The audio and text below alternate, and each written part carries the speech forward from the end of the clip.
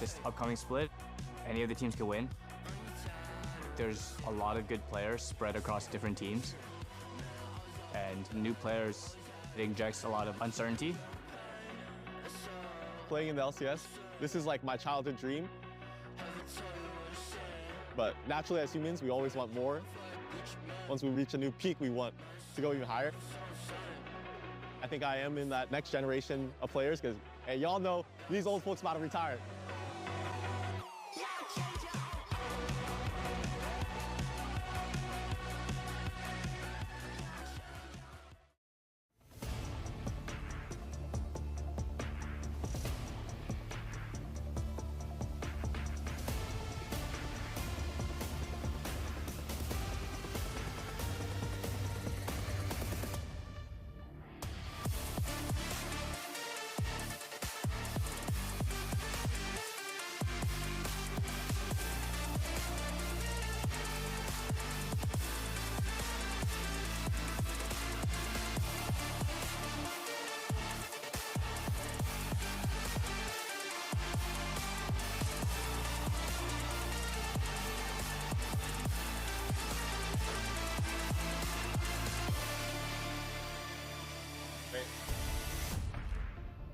Ladies and gentlemen, welcome back. It's 2026 and it's time to kick off some professional League of Legends here once more. There are tons of new changes here in this season on the Rift and here at the Riot Games Arena in lovely Los Angeles. We got just as many changes off the Rift. We got new teams, new players, new squads, and new opportunities to show everybody who's the best and who's the rest. And we're about to kick it off here today. And we're doing it back under the right name, back under the right letters, back as the LCS.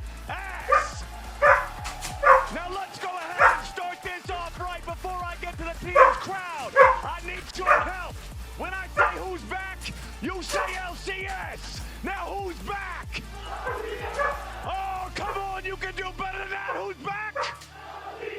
Let's go! Let's waste no more time as we introduce our first two competitors here of the new season. They both happen to be competing in Korea in the Caspa Cup during the off-season. So let's go ahead and get them in front of y'all. Starting with Team Liquid. In the top lane, Morgan. At jungle, Jose Diodo. Mid lane, Quid. AD carry on. And support, David. Core JJ.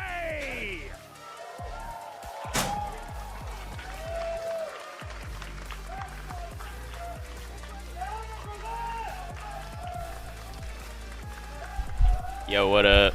And now the bench, please welcome Cloud. My shit was on 720p, my bad. Top laner Thanatos, jungler Blabber, mid laner APA, AD carries Ven, and support APA's got the wizard beard going on. Dude, his beard is so fucking thick. Can you guys grow facial hair? I can't. Time for TL and C9, the first two competitors today, back for the LCS.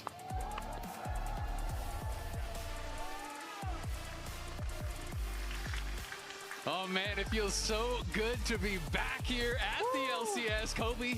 LCS! Oh, it sounds so sweet when you say it. Rolls off the tongue. TL Jose Deodo. Dude, Jose played for FlyQuest. I thought he was pretty good. And then he went back to South America 2-3 years and forget. Now he's back. Hard to know. Could have. Interesting stuff Morgan. there, Jack. Looks like it's gonna be talking about Dude, what a Jose weird up there. roster. New jungler pickup for Team Liquid. I know they are excited. Morgan, Jose Deodo. All right, before we get into Champ Select, we're going to go ahead and quickly hear from the players on stage. Welcome back to the LCS as well. I know you've been here before on FlyQuest. How does it feel being back on the LCS stage now with Team Liquid? It feels great, especially in Liquid. I think we have a good team and a lot of good stuff here. I'm pretty happy to be in Liquid and excited to be back. Hey guys, Jose Deodo, in my estimation, most famous player of any sport to come out of Argentina. A lot of comes from the effort we're putting as a team. Mi ídolo. Jose training a lot Deodo. and playing a lot of solo queue as a team. So we're putting a lot of effort. I think that's going to pay off for us, and we're going to do our best. All right, solo queue, you guys have been crushing. Thank you, Jose. I'll let you get ready. We got Raz on the other side talking to APA. That's right, I got APA with me with a lighter blue on. Look at his beard. Doesn't food get stuck in your beard? You joined, how's it been working with the team in Kespa Cup with the new players? I mean, it's been nice so far. I've actually been enjoying myself compared to last year. Last year was kind of hell. But so far it's been good. The shade. Any expectations, any plans that you have going now, of course, on your new role on Cloud9? I mean, I think Bonzi, thank you. I think we're the best team. As simple as that. You just talked about Team Liquid a little bit. You joined that team. That was the start of your career in the LCS. Now you're going up against them. A message for them? Just good luck. You would need it. And now let's start the show. Thank you very much, Raz and chat. And ladies and gentlemen, welcome back to the LCS. It feels so good to say it again. It's so good to be back. I'm Captain Flowers. The members only jacket. God damn. Here as we welcome back our league, we welcome back our teams, and we welcome our players to show us what they got. I mean, it's just so fun, man. I got to be a part of the draw show. I'm not saying I rigged it, but I'm not saying I didn't rig it. The matchups turned out pretty damn good. What the hell? That's I Will Dominate. C9, you know, one of these expected top teams going up against his former team in the kickoff is crazy. I don't think I've ever seen my man in a suit before. He's going to tackle Jan on stage. He has not yet tackled Jan. Doesn't mean he can't later. Yeah, exactly. It's going to be a long series. We'll get into it. Actually, Pog. It's going to be really, really fun. TL, obviously, a ton of changes over on the other side.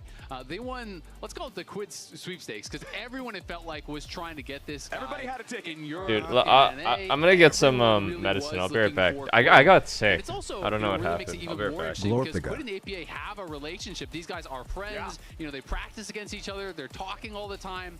And so that dynamic is going to be really fun because, you know, even if you're happy for your friend to get a spot on a good team on TL, you still definitely want to beat them and show them that they made a mistake in replacing you. And one of the big things for Quid is he got to bring his coach Spooks over with him as well. Spawn and Spooks have a long relationship, a long history there, so adding that coaching staff also really should help with integrating Quid's style into this Team Liquid roster. And whenever you're talking about Team Liquid coaching, Spawn is in the building. He is physically here. He is a corporeal element inside the Riot Games arena, and TL fans are always happy to see it. Absolutely. And this year, though, it's going to be a different thing. You know, I talked to Spawn quite a bit. You know, he's saying Spooks is going to be the guy that is handling the drafting on stage. Spawn is going to be more focused on big picture stuff, on the, you know, interaction between the players and how they're actually, you know, really kind of working as a team. Where we are going to have, you know, Spooks more stepping into that drafting role and really more focused on Antonio, Star of O, Chaos, thank you guys for the resub. Be, you know, this kind of tag team duo and new coaches on the other side as well. We got a narrow, but I Will Dominate as well. Suited up. I know. Dressed to impress today. Boys are looking good here over there in double suits. Dude, his beard is so fucking thick. Those coaches. All right, draft is started up, and Team Liquid, they know all too Have you ever well kissed someone with a beard six. before? I feel like that They're gonna cannot be immediately enjoyable. alongside the Jace that we've been seeing a lot of in solo queue. Varus Top Kissing has someone been with a absolute beard? menace. Ooh, That's there's the like big man fucking way. crumbs On the all other up in side, their Akali. shit. Oh, sorry, babe. I was eating some Doritos earlier. Orion is still up, so we're looking at some Orion. Hey, just put it in my mouth. I'm sorry about that. For the mid lane, I don't expect any deviations from that meta. It is. I gotta get used to first pick being on the right side. Movies, thank you for 17 I months. was about to say, it looks like we Holy might have crap, a Azir on one? But Wait a second. Red Red side, I don't like this, by the way. Why did they do this? First pick on red side. I was like, where's their second pick? You know, very classic Where's matchup. blue side's pick? It is really all about, can you force the flash off the APA always plays Azir. Selecting it, which is the expectation. APA not known for his Azir, but he did have some good Azir games last split. I was gonna with do it TL, myself, and Honor has guy. really been working on that, trying to expand the champion pool, trying to beat the allegations about his limited champions. Now, also, we have to think about the top lane here with mid lane taken care of, because with Rumble being banned, Ambessa Renekton is really big priority here. Huge fan of Ambessa if you don't get countered by Renekton. So a lot of times the strategy you can go for is use it as your third pick here. Oriana for Corki. Team A Liquid, Kali and ban then you versus get Quid to makes ban sense. basically safety bans, and you can ban away the Renekton. Or you can just pick it yourself there for Morgan. Thanatos versus Morgan is one of our most hyped matchups in the entire league that everyone is looking forward to. As soon as Morgan pickup for Team Liquid was announced, I went into Thanatos' stream, and I was like, oh, how do you feel about the pickup? And he was actually really complimentary. Azir Nidalee. I'm excited for Morgan to be here. High elo draft. High elo draft. Very high elo draft. Blabber taking away the Nidalee here No from CC here Jose coming out of as mid well is a jungle. really big pick. So, like you say, if you always want to have some CC to pair Nidalee I with, think we're just gonna get Renekton Nidalee. Classic. and then this basically dissuades you from taking the Mbessa on the Team Liquid side, which is what I was exactly Briar talking is about. open. Yeah, I mean, I think Briar it makes is a lot of open. sense. Renekton What do is we also take top? Morgan's Honestly, most played all-time, looks and chill. I think, you know, it is one of his most What does successful, Morgana most like to successful play? champions. Don't pick So Asante, you're getting man. a denial Pick pick Gnar, there. pick You're Gnar. getting Thanatos on Pick a Gnar, lane pick dominant Gnar, pick champion Gnar, pick with Gnar. You Ana pick down as Asante the versus best lane Azir Nidalee, dominator you're in the trolling, bro. league last year. So you're Pick putting Gnar, pick Gnar, a pick lot of Gnar. eggs in the Thanatos basket, which I just think makes so We much lost. sense here. Put pressure on Sion? Morgan, Okay, you know, it's coming into fine. this new environment. And the thing is, when you're playing against Renekton Nidalee, you just want to have something safe that even if they target you, even if they dive you, it's not going to be a big problem. You know, I like Sion. I think Sion's OP. Pretty sure Sion's still OP. And competitive. Really good response, I feel like, from Team Liquid. Renekton Nidalee, even if they're going to get that point and click, you know, follow up. Should be very resilient up there, and Sion is just such an amazing front line here. First pick is on the wrong side. No, in 2026, you can have first pick on red side. Really good responses, I think, from both sides. Yeah, absolutely. I mean, even if you dive a Scion, passive pops up, you farm the wave, you get the XP, and then you have home guards now on this new season that allows you to get back to lane even more quickly. It is very difficult to keep Scion down these days. Yunar are going to get banned away so strong on this current Wait, patch. so blue side picks Yeah, fourth I here. think, they're only worried about that more consistent damage from AD carries, even though Varus did get buffs on this patch and is really popular. So you take jungle. What do you take? Unless you're going on hit Varus. Vi? You definitely don't want to play lethality. Yo, versus I think a you team play that's Vi already Ori, down. actually. In my opinion, Vi is so good definitely versus think here. so, some They more should ban on-hit Vi. AD C9 carries should here. ban There Vi. are some good options. Aphelios, With, Sivir, things like yeah, that. with a lot of the changes on this patch. And meanwhile, C9 going to target the jungle there a little bit, getting rid of the Nocturne. If they don't kind of ban the Vi, opportunity to combo that with the Orianna Shockwave. what other junglers are there? I mean, there's With Briar. Ori, as what are we going to get here from TL? Is it further AD carry focus? And it'll be Alistar instead. Only worried about the extra engage here because that's the one thing if you are locking in Renekton Nidalee.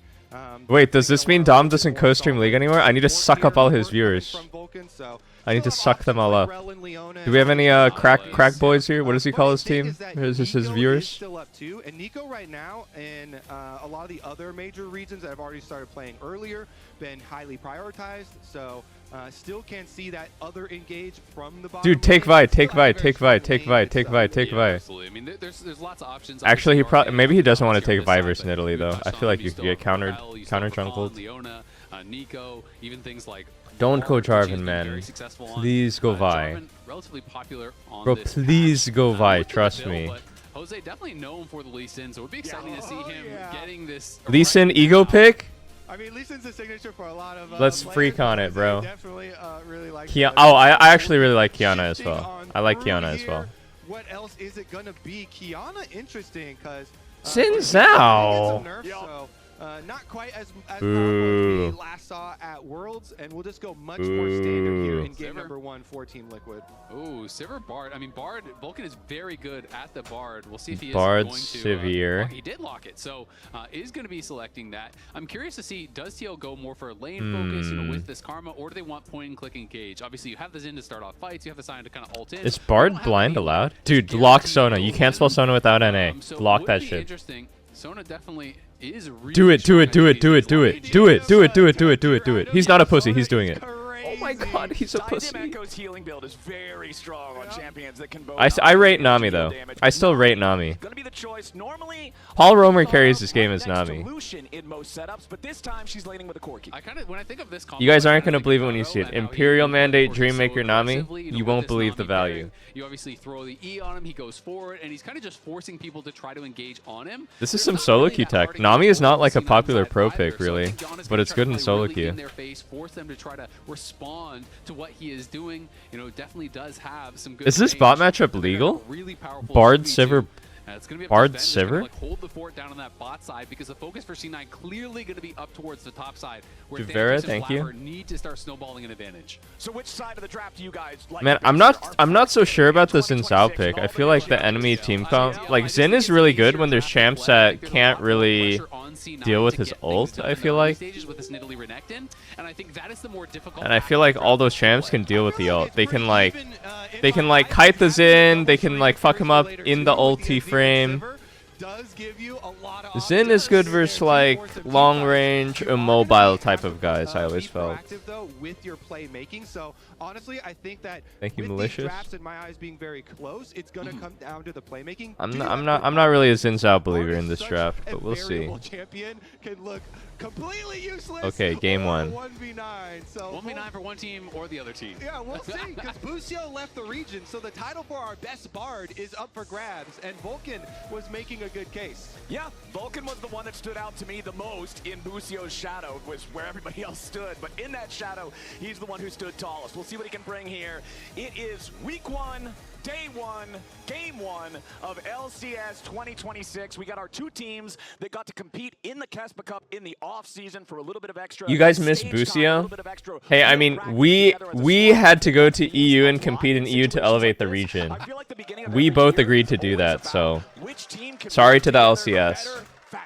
Yeah, I can already see the banter between Jan and the APA. Jan saw APA typing and he goes, "I have you muted, bro. Spell it what you want to say with your hands." The thing about me and Busio and JoJo is that we were all talking together, and we all agreed that the best thing we could do for the League of Legends scene would be to elevate the weaker region, Europe.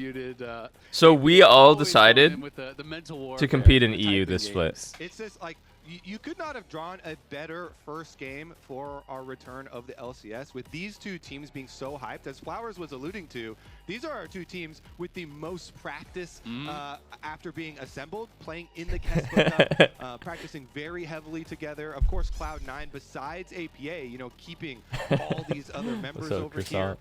So really building up a lot of synergy, and the hype between these 2 teams, these are expected to be, without a doubt, our top 2. And the typing just continues here. APA and Quid as well, starting to go back and APA forth. actually, I think head-to-head has a really good record versus Quid, particularly. Maybe it was a Team Liquid versus 100 Thieves thing. So one of the players, this is the update for the pause on stage. I always felt like Azir Nidalee is asking for a remake, and then it has is to be it real? Okay, was this player error? If it's player error, you gotta deal with it. Is Azir Nidalee a real combo? It's sort of fake because they're both the same damage type and they have 0 CC together, but it's sort of real because Nidalee can E Azir and he just attacks really fast. At least from what we can see, we can't see secondary. I feel like it makes more sense with bigger beef balls on your team, but they have like Bard support, the Croc in top. Croc is a nice guy to have for sure. Did the guy click it and the client didn't register it, or did he just forget to click? If he forgot to click, it's a him problem. If the client didn't work, it's an everyone problem. So hopefully we can get that resolved ASAP, see where it goes. And like I wonder what build Appa will go. Something big like the wrong keystone. It might There is a Dusk and Dawn build on the horizon. Prashant says it's spicy to go Nidalee. This is the first pick in any region this year. Visual bug. So when the player selected their runes, yeah, Nidalee had actually selected the correct rune. Nidalee champ is always an X factor. Holy shit, it's A Lois. They got A Lois on the stands. Who is that? Why are they all on PCs? Who is that? Does anyone know who these people are? They're at PCs. Yeah, we got the Mundo cosplay. One shout out. Chase Arena, thank you. No Mundo picked up as yet in this series though. We Studio Gek? Some hovers though, you know, some. What the fuck is Studio Gek? So we are remaking now then, right? Is that what I'm to believe? They are YouTubers? They booted me out, so I assume they're in the process. How do they just, they're just really not, they're not Azale fans. No, they got some beef with you or something. I don't know. You're going to have to talk to them about that later. But we are going ahead, restarting that one. I'm a YouTuber too. The player did select the runes that they They're anime react guys? Shortchanged them on that one, so we ought to be able to get back into the game. They're actually anime react guys. It should be a fun one though. We're going to have the same champions, obviously same everything except those runes will be changed. You can't can't change anything else up. This is going to be really exciting. Let's I do freaking think that top go. lane matchup should be so interesting. Obviously, we're playing best ofs. We're not having any best of ones this year. Not a single the format one. has Quid been vs. updated, Appa, 9 has to been 16 improved. head-to-head. This is going to be a really fun kickoff. Obviously, with the Swiss stage, we're going best of 3s. Then we're going to be on into full best of 5s for playoffs. Everything W we go through, speed. though, is going to be best Hey, of 3s, best of W 5s. speed in the So chat. we're going to get a lot out of the Fearless. We're going to get to see more. Hey, of this W top lane speed in the matchup. chat, guys. Morgan, I had heard some people even saying that Morgan was potentially the best player on TL based off scrim. So this guy's been playing really, really well. Excited to see how he shows up. But this is all the chat that they were. How do you not know who back and Dumps is? forth I don't with. really watch League content. He's big on YouTube, By the right? way, shout out to, Is he a APA's YouTuber? new giant beard, you know? The only relation of Dumbs that I know in League of Legends is people would call Crumbs Dumbs every time he did something Once it wrong in becomes a game. certain size, it becomes separate from the person. It's the 6th man on the roster. Yeah, that's an advantage. See if he can get in there for the tackle as well. Still expecting some action on stage between these Do you two. think you could get like a WAPA? like, Wait, is it WAPA or LAPA? Can someone tell me if he's W or is he L? Synergies that will come the in. beard bonus. I don't know, bro. If my mid laner's locking Olaf, I'm giving him the report buff. Like that. I'm not so sure about Unless it's that Faker. I mean, Faker.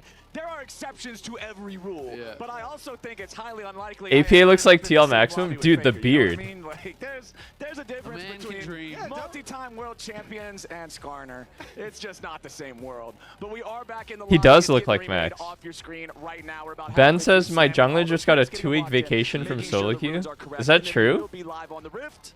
I ended up in a lobby with Cloud Templar, and he inted me. So Wait, did Forcing get banned? definitely don't let your memes be dreams. Also, don't meet your heroes sometimes, because they might just into you. Someone just yelled out, "Kobe into me last week." Somebody in the crowd Fact check, please. solo queue game and was not happy with the results. All I'm saying, I Kobe, have been dabbling can you defend in some, yourself? I've been dabbling in some AD carry roles, so apologies if you got me. Okay. I was going to say, do we need Volley Bear buffs? But it doesn't even sound like we do. Volley's actually goaded right now. Dusk and Dawn is so OP. We'll get into the new items though. There's no way he got One banned. of the funnest parts about the new He's not that is the new toxic, items. right? We don't have any really good Dusk Honestly, and Dawn users in this. Like, sure, I wouldn't really want to have him on my team if I was in his rank, but he's not like toxic to the point where, really good on the champions. It's really good on. Right? That's for sure. I feel like that it's kind of true of a lot of the items. Like there are some of these items that Adolf are Pingler. more specific to some champions. Experimental hexplate. Yeah, exactly, right? But they're super powerful when on the bench right the champion. Kench. So, That's a pretty we'll good be interested drawing. to see- That's a Dusk and Dawn user right there. That is You see those, Phase kidnap Rush videos? Kench. Yeah, kidnap Kench. Just eat him up, go speeding away. Q auto, gobble him up. Bro, this pause has got me tense. This pause got me fucked up. Sorry about that, ladies and gentlemen. This Sometimes pause the got me rules don't thinking get about registered, but actually now putting we the are egg locked rolls in the air Everybody's fryer. ready to go, and we're ready to hit the You know, I've Rift. never Our actually seen these first Pagoda game products here in this best of anywhere. three. Just like Azale said earlier, it's best In of my three, local best grocery of store, five I've never all seen them. year long. Have And you? back Do you to guys see best these at your ones in store? 2020. Is this like a big brand? Here. They've sponsored LCS for years. I wasn't gonna say anything. You know. All right, welcome to the Rift. We got TL in the blue. We got C9 on the red. Our best of three between the two teams that I think a lot of us You see have them at the number 1 and 2 HEB? for predictions at the end of lock-in. Yeah, You know, absolutely. HEB stands for Howard E. Butts. Grocery store magnate of Texas. About, so it will be interesting to see how their season starts off. Look at this. I'm going to intimidating kill you Discord in messages, game. by the In way. game, saved it. Yeah, saved it. You see, line by line, you got to keep reading. APA and Quid are very close friends, by the way. This is I can tweet this, right? this is not unprompted. Holy sh! No skin Ori. I love Quid's reactions to these because he's so. I think this matchup, if you're Giga Chad, you can lane Kingdom as Ori. Yes, we are. But now you're the enemy. in reality, it's kind of just a 50-50 lane where Ori has to play safe after 6. Wow, game start fast now. No level 1 shenanigans. We'll see how that matchup does go. Currently, Quid getting the early Orianna push there. But should be top-down clears here for both junglers, ending up with possible, gank opportunities towards this bottom lane that are trading pretty heavily. Yeah, I mean, they both Dude, one thing I don't already understand about used Corki Corki is why do you on start either Q side. if the lane... Okay, I guess you got value here. Bro, I feel like E-Start is so nice on Corki. If you're going to fist fight like this, like they burn all their stuff. Nice double W. Pretty good sustain. Paul They're Romer looking doesn't for the really do level that, to 2. be honest. Level 2 spike. Going in further. Sven and Vulcan in retreat. Sven down to about 200 HP. We are going to get some pretty intense trading here, but nobody's in lethal range. Good trades by TL. They have Nami sustain as well, so this is hard winning. And this is the core, no pun intended, of the team. That was a really nice double W from core. Here. You know, they wanted to keep Yannick Core JJ for years. We talked about this. It's Cannon Wave. I feel like some bot lane duo that we have in the entire LCS. Wow, Bard took Tunnel at level 2. Did they go so far as to predict that they were going to get fisted in lane and have to tunnel back to lane? And we'll see. I think TL fucked up their bot wave actually. Can they crash this next wave and recall? They should be up in tempo, but I think they're going to be down in tempo. They're going to get the push in at the very least and get their nice. Oh no, I guess it's good. It's good. It's They'll good. be able to get this recall, but Home Guard's obviously helping out Sven and Vulcan. You know, being able to get back. Oh, he's holding the wave, there's man. less of a punish there. Yeah, I think it's just.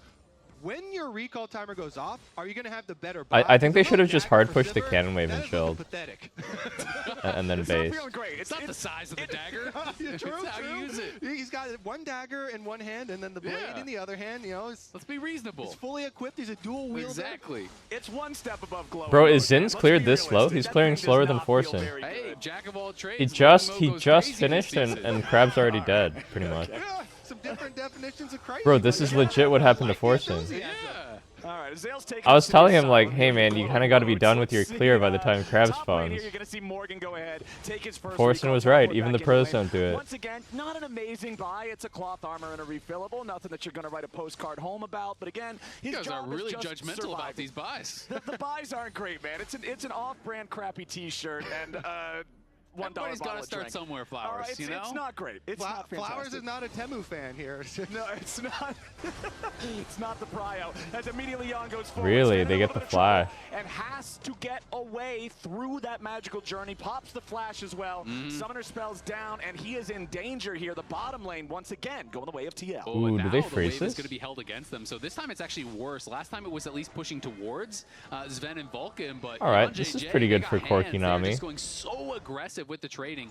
Good punish in this in this lane. I kind of felt like Bard Sivir should be pretty difficult for Nami Corky. Kind of melting here in front of them too. So TL have a really good position with the minion wave. They have massive sustain advantage because the buy did allow Yon to also get a refillable in addition to having Nami sustain advantage here. So TL, they've got the upper hand in combat power. And What if on Corky you just maxed E? Because I feel like the whole point of Sivir versus Corky, you spell shield the Q, which is a lot of Corky's damage. But what if you just max the E? That seems kind of ballin'. But it's not going to be the same. See, he just spell shielded it. And I mean, people have been talking a lot about TL. You guys ever hear the joke about why Sivir and the spelling bee? The tag team duos competition. Yeah, they and smurfed. they took both the top Like, two why did spots Sivir and lose the by spelling a bee? mile, you know, 1K LP or more out of that next spot. Just say it. It's because she had dyslexia, man. It's kind of sad, honestly. It doesn't mean she's like stupid or anything, though. It's just not her strength. Like Team Liquid was so far ahead. The only way that the first place could be upset was by the other Team Liquid duo. It was crazy. Team Liquid have always had that grind mindset, oftentimes led by Core JJ. You know, he was one of the early ones hosting in-houses. Before we even had Champions Queue, and really always encouraged both with Team Liquid's main team as well as their academy team when they had them, that everybody. Whoa, Jan's going tiered. A lot of hours played. Yeah, Spawn. That was the sus Valve. You know, in this offseason, he was telling me how, you know, every season he's always like, I'm an ER truther on Corky. People still going tier build? Coach. And Core's like, no. And he's like, okay, go prove to me you're still good. And then he'll go get rank 1 in solo queue. And he said that's like their yearly tradition. And he's like, all right, he's still got hands. I like it. I like it. Their bottom lane definitely. Dude, I don't know. I thought that joke was fine. Will that result in Dragon priority for them? They've had a lot of prio here, but the gold overall. Wait a second. River situation. A tight spot here. Yeah. We're going to war over Crab. Holy shit. Oh, one more auto. Nice. Nice play. Nice combo. Beautifully placed there as Zin charges Q, flash knockup combo with Oriar. And Quid sidestepped the Azir ult and was able to flash auto for the kill. Go for a flash shockwave play. Quid then following up one last auto attack. Flashes are invested for them, but remember first. Oh shit! Flash Valkyrie? Respect. keeps his AD carry alive, but again, it's gone. Dude, that's the type of shit I would do. I like that. And I was just going to say that it is worth flashing for First Bloods again. It actually feels so nice that they put the gold back on it. It's not just the feats quest. But Jan, what if we just max the W? Think about it. She can't spell shield it. What if we just max the W? You guys have been keeping up with my TikTok saga? Thank you. Yeah, I don't know. My TikTok's just been shadow banned. Yeah, W backwards? I also love that the gold is I back thought in it was first gonna tower. W there. That feels really, really good too. Those are great changes in my mind. You know, it's aggressive plays, but they are able to punish Blabber. And Blabber has not really been able to affect any lanes just yet. He doesn't have any sort of a CS advantage over Jose. So I think TL are super happy with the pace of this game. They're pressuring on that bot side nonstop. And here it is one more time. All right, let's see. Right Zin charges his Q, waits for his W to come back up, and then he flash thingies, hits the thingy. Nice flash by Quid, wow. Blabber has no ability to flash away from that shockwave. Yeah. Jose's eyes were on Blabber. Guess where Blabber's eyes were? Crab. Blabber on crab, tail as old as time. He was looking at that juicy crab, and TL Blabber's getting caught again. Hold on, Blabber. What? Second time it's We're getting soloed in our jungle by mid? With no flash? How is that even possible? For the invade, Orianna, it does cost you, you know, some increased quest progress. How does that even happen? Are going for invades like that into the jungle, but your quest progress. Oh, hell no. Okay, let's see. He walks over here. He has 2 pink wards. So Quid, here we go. He's greeting for the pink ward and he died. Oh no, man. QR. Orianna here, the ultimate came back up for Quid. And he deletes Blabber again. I mean, that was really well played. You know, Blabber thought, okay, I have more than enough mobility. Bro, I mean, if you picked Nidalee and this is your start to the game, literally go FF. We go 15, bro. Holy shit. And just like that, Quid is really accelerated.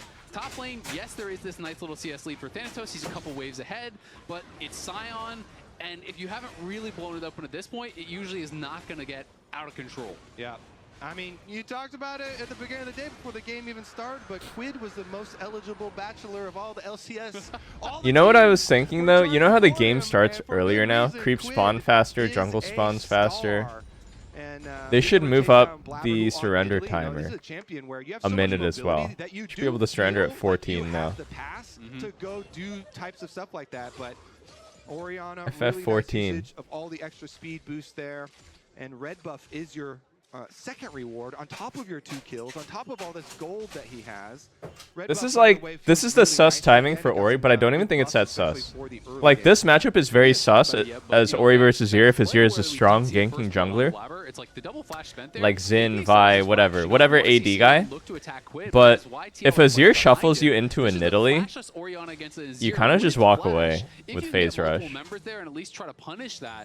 So normally this timing should be really deadly as Ori, and it's just kind of chill. Defense for Quid is a good offense. How are you gonna attack him? Can't gank me if I gank you. Exactly. That's the problem with this combo. For him.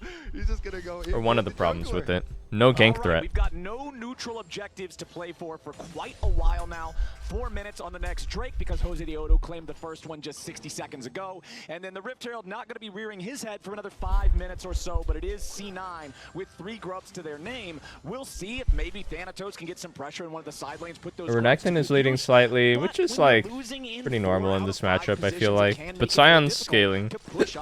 Sion's scaling quite fine. Going to go ahead grab the second plate from mid lane. And honestly, I feel like with the nerfs to... I was surprised he went Sion this game. I thought he might go Gnar. Maybe they wanted to beef your front with the anticipation that they're playing Enchanter last pick, though. You get the Void Grubs. Like that is a super uneven trade, and it was like they kind of forced you into just taking the consolation prize. Dude, these forward Valkyries are not... Wow! I was gonna say the patience to hold flash there, but he just doesn't have flash. Good movement, wow. Make sure that C9 aren't going to get anything else. Wind becomes lightning over the wall from Jose, connects on no target. But as TL reinforced with their jungler, C9's going to walk away. Yeah, that was a near thing, though. You know, Jan getting aggressive.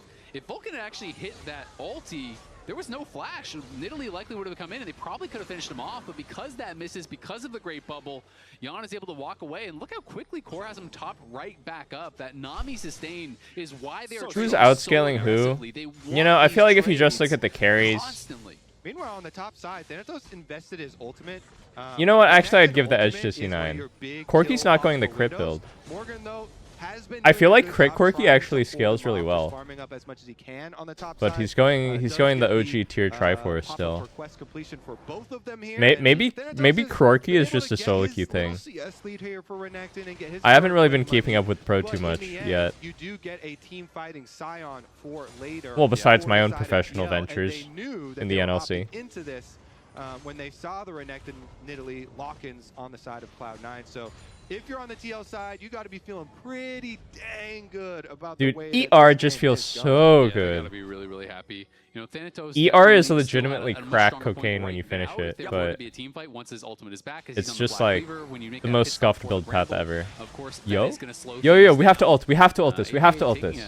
a trade here. Oh, another ulti there from Quid. We have to back. We're Can't do dying. anything We're lethal this time, and APA just runs him through with the spear. Nice solo kill from the C9 mid. Let me see some all chat here. Come on, where's the response, APA? He's recalling. There we go. Okay, he's on board. Yeah, he had to finish up the minion wave. Had to finish the minion wave. That's It's changed, unfortunate. actually. You know, before he would just instantly. I've dive actually into died WoW. that He's like, exact yes, same way and, you know, before. now he's like focused. He's locked in. I got to collect my gold. Then I'll have the luxury to tide.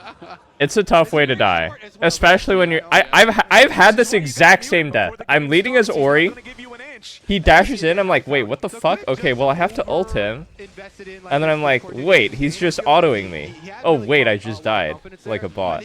I've had that exact same death before. Heavy trade. I have core behind me. It'll be fine. And he just underestimated the extra soldier. Because he has a support right behind him too, so you think like there's just no way, but he actually is just hitting you the whole time. To keep him up, so that's a big shutdown for Cloud9, and this makes it way more interesting because this double Shurima carries I was talking about in Champ Select here. Double Shurima carry. Even though bottom lane's been getting pushed Holy. in a lot, Sven's been farming okay. Wait, they actually have Shurima comp. Renekton, Azir, Sivir. This Azir on one item. Power Spike is under attack. Okay. Smite, smite, smite, smite, smite. Force and smite him. Nice. Oh, Bowser's proxy. Renekton ulted as well. That's nice. This Jose pickup Good here, sequence this for Jose TL. Quid synergy. I'm liking what I'm seeing already, and this is very early on here from them. That's going to lead into Dragon number 2 stacking for TL. Oh, the Again, Dragon plates stacking are getting to me is murdered. just Renekton the is most moving to important, cover. objectives in the whole They game. may not With suspect Omicron this being Renekton removed, move. and top side of the map getting reduced a He's little sniffing bit. it out. Blabber He and stepped Vulcan on a getting trap. little bit antsy here. Oh, Trying to Quid sneak around is the dead line. here. Quid has no Phase flash. rush? They know it. They're chasing after the He's dead, Orianna he's dead. now. He does get caught He with got the Emperor's pincered by Fate. Surely Renekton. This should just be the death of Quid. They want to put that money onto Blabber if they can do it. And there we go. Bard got Vulcan it. Blabber getting Bard the got out it. of Good that death. one. They do at least find the kill, but it is two Drakes favoring Good Team death Liquid. plus top gap. Vulcan unfortunately did take that kill, so no goal for Blabber there. But still, being able to punish that missing flash is really nice. But Yeah. like you touched on, Kobe, it's great to see the aggressive play from Quid and Jose Diodo.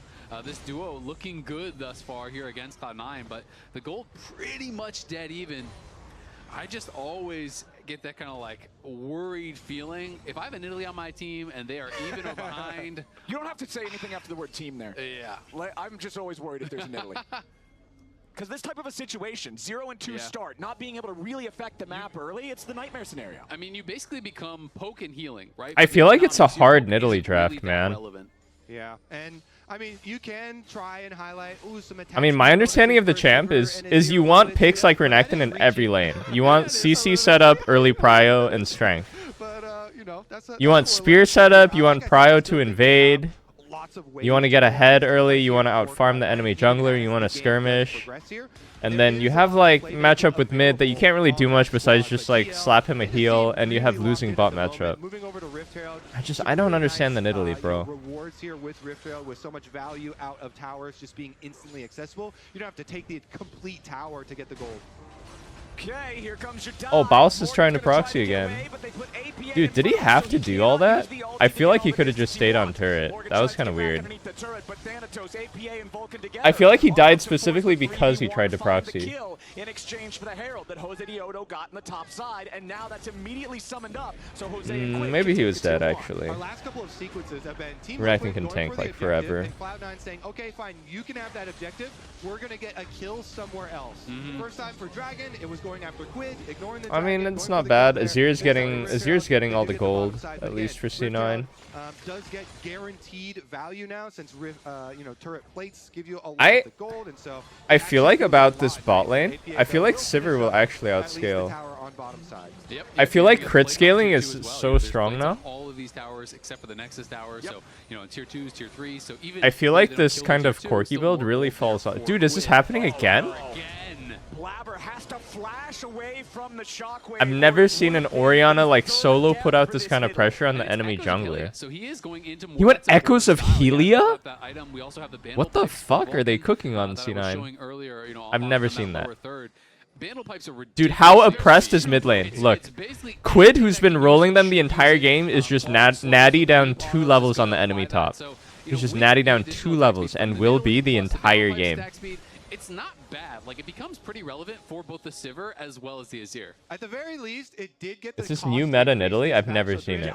300 more gold to still When the get heal comes an in, OP it's going to item, be went from, like, enormously extremely fat. OP and cheap to just OP. Yep. that's that kill he took on Quid. Yeah, That's his 300 gold. Instead of S++, it's just S. Yeah, it's still really good. You can be a little bit more discerning on who you're going to get it on now. Just a little bit. No. you just buy it. I feel like pay the money. Yeah. we've forgotten the sins of the long ago. I mean, times C9 of might Eagles win of the teamfights Legion later Force just through or virtue of stats are Nidalee really pressing strong in E on this. somebody and the carry going speaking of apeshit. the echoes there, it does require, or at least greatly increased effectiveness if you're still doing damage. I really don't believe in this Corki Damage build. is conditional, yeah. So Wow, that was a lot of damage, actually. Super low on that one. Yon and Core JJ are just keeping the gas pedal down against this. But bro, imagine you had Essence Reaver. Yeah, that is just frightening damage. I mean, when you have that mandate, you throw out the E buff, Yon just walks forward. Yeah, that was Sven bad cannot timing. fight that. It's not even close. He had to use I his mean, spell I guess you shield, get had to crit use later the- had to anyway. use the Eventually you ulti. get crit. And really, nothing was committed over on that Oh? other side.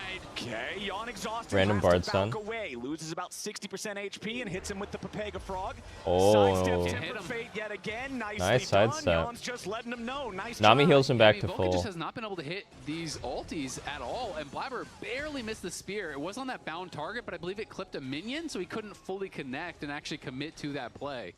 Yon hit some, feet some insane? skill shots here if you're gonna turn That's not really the this way I would've game phrased back that, but around yeah. for Cloud9.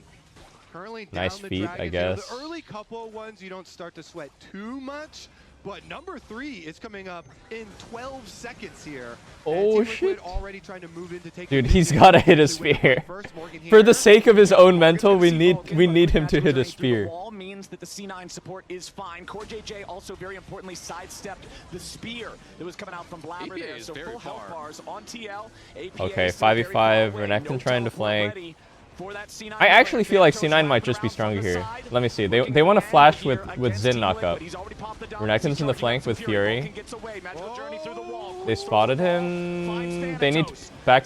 TL needs to back and Kai through Renekton.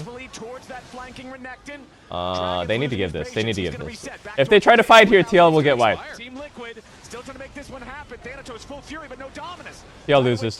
They're engaged with. Trying to stay on top of the dragon. Thanatos here with the flash forward. Tries to be the front line. Instead, Okay, taken TL won. down. Good job, Team Obi Liquid. grabbing the kill, but Morgan is traded back. It's 1-for-1 here on the top lane. As Jose has to try to make his way back into front. This might, but he won't get it here just yet. APA Okay, C9 wins out, as Morgan's dead predicted. body finally gone. Woo! Airball! Nothing. Holy shit, that is yours. Team Liquid.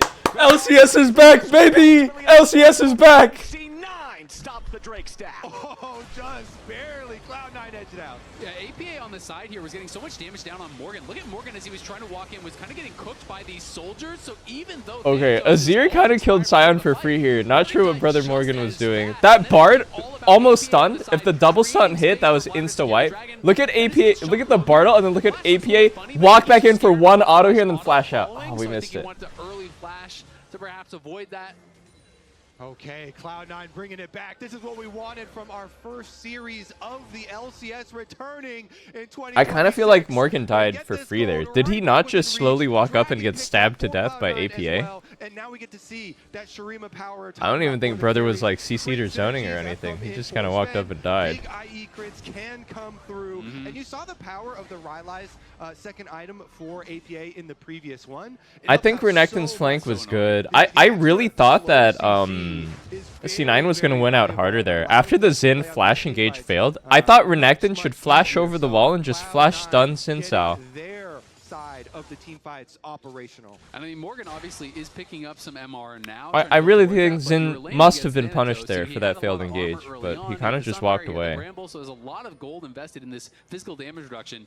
Left him pretty vulnerable to APA, and this tower could just get rushed down. Yeah, they're going for the tier 1. Bard ult hits. Is there any follow-up? TP coming in? I think they're out. Oh. Dude, they're having so many good dodges on like the Bard stuns. If any of these Bard stuns hit, it's a kill. C9 take control back over their side of the jungle. Yeah, Morgan during this whole time is pushing mid lane, so they're trying to get mid lane priority, which is going to draw Sven over to farm the rest of it. And they might even go for an extra play here. Team Liquid on oh shit, son. Damn, that is a tanky Azir. Oh, okay, okay. Wow, they just kill him. His dash got cancelled, maybe? Oh, the driving! The driver's here. Alright, that's a pretty rough sequence. TL gets a lot here.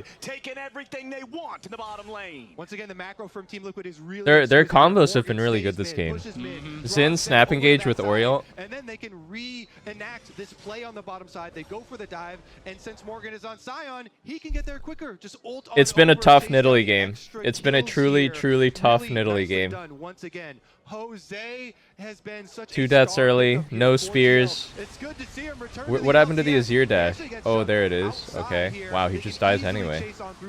With the Nami, with the Orianna, both of them speeding up the extra chase down. I mean, this is just really well played by TL. They send 4 down towards bot. C9 respond with 5. That was good. They had numbers for a brief moment and they just went for it.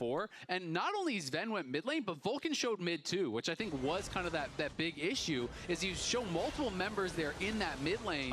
And then of course Quid stole the red buff, man! Bro, he's legit fucking the Nidalee the whole game. Did he not have smite? It is a gold lead for Morgan now on the Sion at this point, and he is going to become guys, what we're seeing, in the front line. Let me mute the stream for a second. What we're seeing, and I feel as if I have a right to speak on this because I've played as a professional. Every jungle player wants to play Nidalee. Every jungle player watches Canyon play and they want to be that guy who's up 100 CS, fucking landing spears, carrying, invading, fucking them the whole game long. And then, you know what? A lot of teams are going to be like, well, I don't know about Nidalee, man. She's pretty hard to play. She's pretty hard for the team to play. High skill ceiling, you know, really low floor. I'm not sure. And then the jungler is going, trust me, bro. Please let me pick Nidalee. Please let me pick Nidalee. And then in a scrim, he pops off. He actually does carry. You're like, you know what? Sure, let's pick it on stage. You pick it on stage, this happens. Rest of the year, Nidalee privileges revoked. Mark my words, bro. They're not picking Nidalee again after this game. Harder it gets for these comps that need to land the poke, that need to find these big engages. Yeah. C9 has just not been able to really hit the skill shots when it counts. Almost all the Bard ults have missed at important moments, where I feel like every time we're seeing a Spirit's hitting a minion. It's a tale as old as time. You see it happen every year on multiple teams. Every single time, bro. When it really counts, and it's just going to get harder and harder. When we get to the stage that Morgan is just perma-grouped, the spears are just going to get tanked by him. Yo, what's up, Eve? How you doing? Those have been few and far between. Yep, Core's going to be able to heal himself up. We do have the next dragon alive now. Okay, they got the Xin. He has R. He's chilling. He's chilling. Brother Morgan? Whoa, wait. Appa no dash? Do we have Orior? Oh, he has Zonya still, and he has R. Okay. In the poke war, I feel like the Nidalee side wins out, but Nami has heals too. Everyone's a bit chunked here. Nami can't heal all this. She's trying though. She's trying. God bless her heart. So massive resistances, massive front line here for Team Liquid. They're trying to bully Cloud9 anywhere away from this objective. Every single good fight for TL this game has gone off. Whoa. Scary, scary. Every single good fight this game has been Xin snap engage with Oriar. Xin needs to charge Q here. 1, 2, he has the charge. Let's go. It happened again. What a surprise. Block the exit, block the exit. Poorly timed Q by Sion. It's okay. Holy, Jose Deodo's in there. Bro, this Sion's sus. Sion is sus. I think they win out though. take it. This is what C9's Drake last time bought them. This is not Soul, but TL arrive at Soul Point. Yeah, and they've got control of the map. I mean, Okay, that's pretty good. You also burned Azir Flash and his Hourglass that he's not close to completing. Onto the Azir. Let's take a look at the resources blown by APA, and it's just Jose hit his W onto the Azir as he's moving back and forth, and it cost APA his arm guard and the flash. I'm surprised they couldn't fully CC chain that off the Xin thing. They must have fucked up. There must have been a way to Bro, there must have been a way to chain like Cyan ulti into Nami bubble or something, I don't know. In his debut with TL. I swear, for me at least, that W is hard to hit. It's kind of skinny, okay? But he has been nailing it every single time. You talk about spoken like a ball of bear. All right, we got a 1600 shattered arm guard in the inventory here. Also, it speaks to the discrepancy between hitting your skill shots, and you know, a lot. Yeah. You know, Sivir's starting to hit a strong break point. There you go. Sivir may start to hit a strong break point here. I don't know, man. It looks kind of fucked up. Maybe Sivir 4 items? Oh, he actually got the Zonias. He's rich, actually. Hey, Trader Joe's, thank you. Sivir DPS check. Sivir DPS check. Well, the other thing I really talk about. Actually, is Sion a much easier target to melt now with the new the new Last Whisper? Because it has the Giant Slayer back, which makes you deal more damage to guys that have more HP. And Sion's a guy that has more HP. One in the Baron pit right there, so you know C9 has no forward vision. If Renekton just What are the rules icons signifying up top? Quest completion. And that's mostly what these team fights have been for Thanatos. He has not been able to find a single good angle. You know, even in that one where he's wrapped around behind. They should probably just remove that once everyone completes their quest, I feel like. Was the one furthest up and gets hit by a Xin W is within range of that is because of, you know, a frontline difference. No tank. Sion difference here. That's why even when you're getting, you know 20, 30 CS advantages for some of these matchups of, you know, I still feel like C9 can win. I mean, their picks just scale so well. It's Azir and a full crit 80 carry versus a non-full crit 80 carry. C9, let's see what you guys can do to come back into this one. We do have Baron on the map. He's been there for the last 9 minutes or so, but nobody's confident enough to take a stroll over there just yet. And like the Nidalee is pretty useless this game, but she's kept up in farm. And you know what, guys? She can press E. Even if she can't hit a spear, she can press E. And the attack speed steroid is insane on Nidalee's heal, if you didn't know. That's like a 60% or 80% attack speed buff. It's actually like huge. So really, honestly, maybe he just needs to press E on Appa or Zven and they just click on heads. So does this make it that much less scary? Is Ven in a capable, you know, place right now? Are they able to peel for him? Is he able to auto attack actually? Because if that Sivir can fully auto attack, I guess this Corki build is actually still strong. Like you go IE now and then you're quite strong still. Yeah, I completely agree. But the difficulty is that question, like, can you actually auto attack? And that's always the tough part when you're playing AD carry without a big front line. Is there's no one 6 Sven. for you, right? Renekton can't really do it. That's why APA is forward trying to chip and poke and prod and get damage down, because if you just allow TL to play how they want to play, it's a shield on Yon, it's heals and speed ups on Yon, and he's just stepping forward and chipping your HP away until you can't even take the fight. So it's going to be difficult for them to find the correct positioning to actually make sure their carries are hitting without... Their quests are completed. I don't know how it looks when it's not completed, but those are definitely all completed quests. Dude, this Corki build, you legit just hope you get lucky. I mean, you have to crit them eventually. And when the crit hits, it feels really good. You don't need 100% crit is the thing. You don't need 100 if you only have 50 and then you hope you get lucky. You know what I mean? So minions pretty nice here, but Cloud9 with the pushback. Yup, they want to let the minions eat the crust, but C9 is going to take some of that themselves. Crust, dude, I started that. That's what it is. Minions love crust. Holy, we exhaust those? Drops the exhaust on Jose Diodo. That's an important cooldown not to have. C9. Alright, G, I wonder what TL's gonna do. Are they gonna charge us in Zhao Q and engage on someone with Ori Ball again? I would be really surprised if that happened. In I would be really surprised if they pull Drake here, and then Xin Zhao pulls off of Drake after charging his Q 2 times, and then flashes on Azir or Sivir with Orianna's ball on him, and then they CC chain with Orianna's ult. That would be really surprising. Oh, Ori ulted already. Oh? Wait, they got a kite. TL has to kite, TL has to kite, TL has to kite. They fucked up their combo, bro. Vulcan with the flash? APA! APA! APA carries the fight! Always plays Azir. Holy shit, the Scion passive. That's Drake and Baron.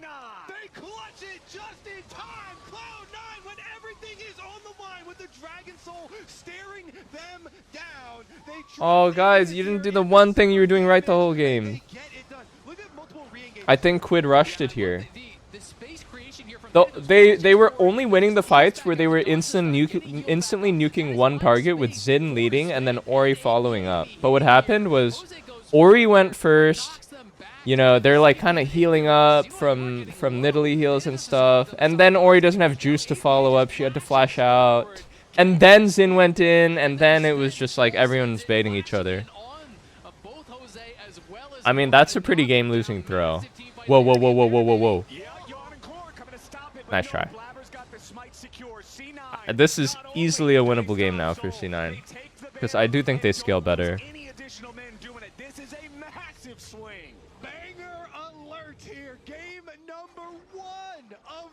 Azir lost enough fights in a row. Oh, Azir lost enough fights in a row, so they unlock Renekton. And they have the really OP synergy now. Fuck. Hate that trait. Dude, Blabber, I would be so happy if I was Blabber winning this game, bro. I just need to E my guy. Just give Azir a heal, sit back, relax, kick up my feet. Try to force and engage, but that would be difficult. This one's gonna go down really fast. Force and engage? Dude, this is weird, right? Oh, it works? Holy shit, this is freaky. AP is just in there. And he's out. They're falling apart, they're falling apart, they're falling apart. We gotta get a listen in on the comms for TL there. Dude, it's APA 1v9. They are reacting to a magical journey like that. I mean, yeah, CoreJJ walks back to the magical journey where the rest of Cloud9 could take it in, and the Orianna is off in Narnia and top lane over there. And Cloud9, now with this Baron, they blow the base wide open. Narnia is not a friendly place this time of year, my friends. C9 are bringing the violence to the Team Liquid half. I think like the draft flaws are starting to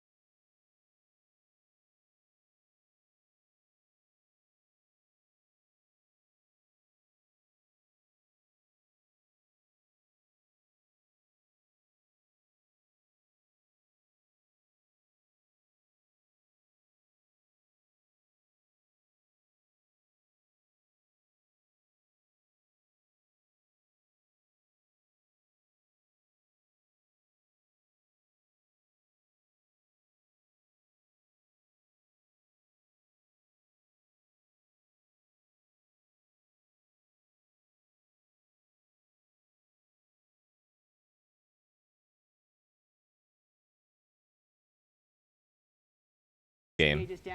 They say The literal single play of the game that they didn't do Xin engage into Oriole.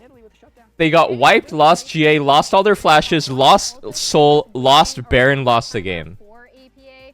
Previously, we've had a lot to say about APA's Azir, especially in team fights where he would be looking for these angles and it'd be disconnected from the rest of his team, right? Dude, Azir is just that guy though, where if you give him one fight like that, he will carry the game. Another Pagoda moment play. Just spam that Pagoda emote in chat because there's going to be a few of them today. And something else we're going to be doing. Holy crap. Guys, can we spam the Pagoda emote? So player of the game every single game. Our votes are in for this game 1.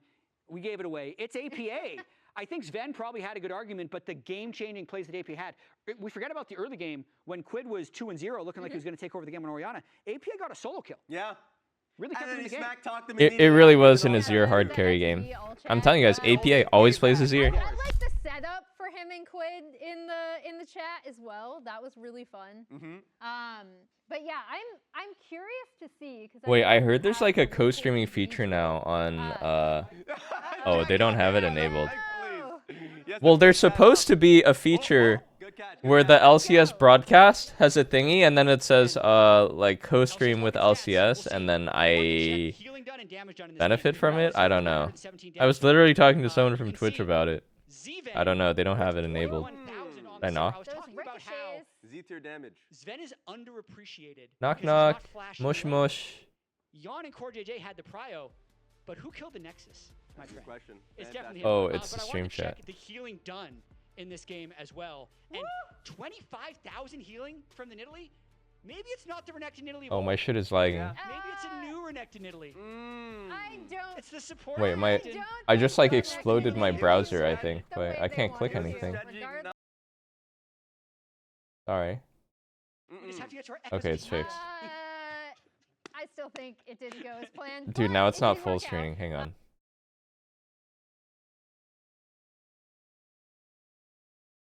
Would go in as this Renekton. There we go. Not only something he's really good at, but a takeaway from Morgan, as the cast already pointed out. That's Morgan's like most famous champion, and he'd just be topped up.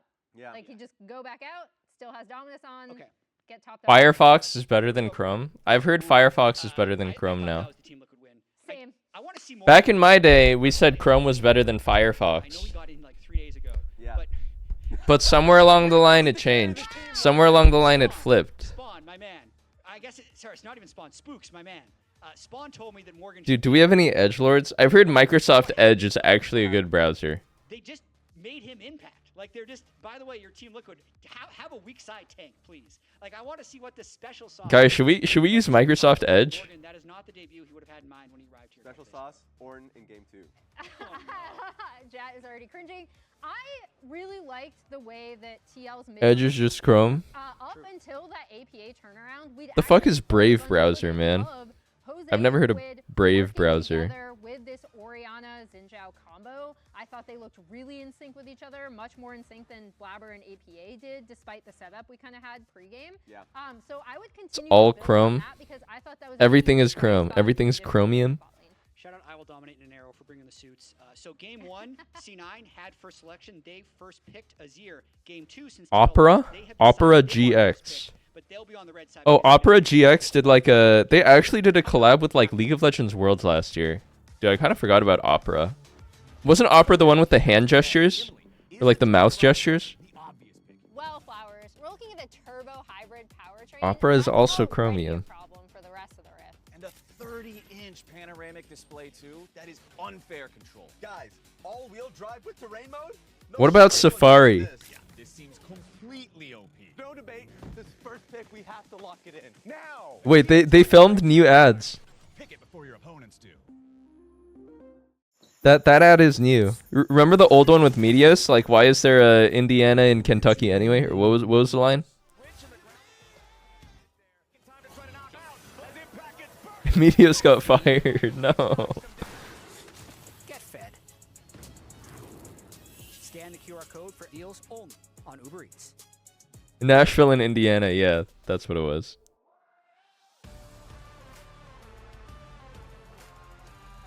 '2027 Kia Telluride. Why is the meta for naming cars is that you name the car 1 year after the current year? Like, we just started 2026. The Kia Telluride cannot possibly be 2027. That's next year.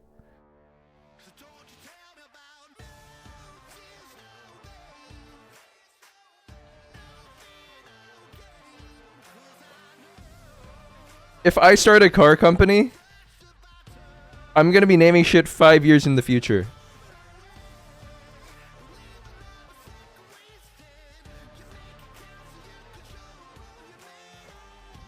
Is it specifically because Kia's Korean?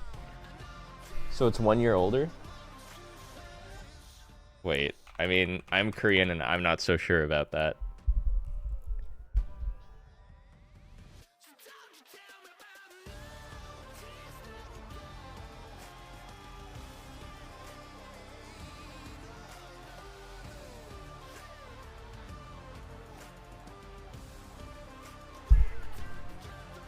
These cars are so big, man. I don't know if I would ever want to drive such a big car. I guess this is like if you're a dad. If you're a dad and you have like, you have to drive like 5 dudes. Dude, they have so many models.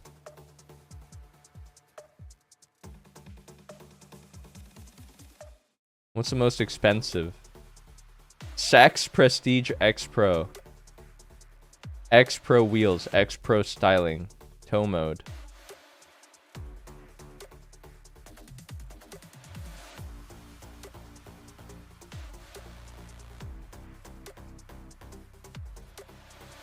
Is this gonna dox me actually? Holy shit, let me not do that. I wanted to build the most expensive car.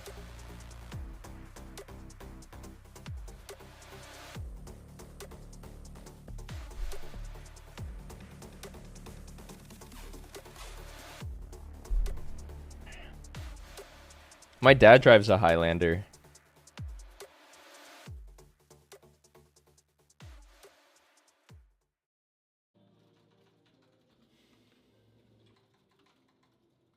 About the PowerPoints, I normally don't really ever do them.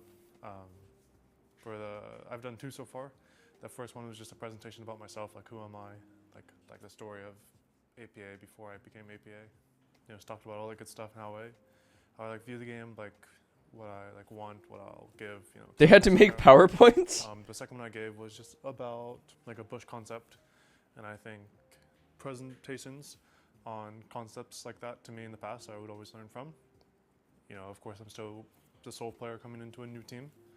Like, I'm sure they have ideas how they view the game, and of course, having a few days scrimming with them, they do.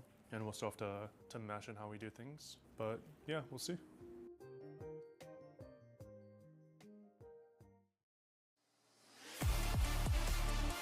You think Dom assigned the homework?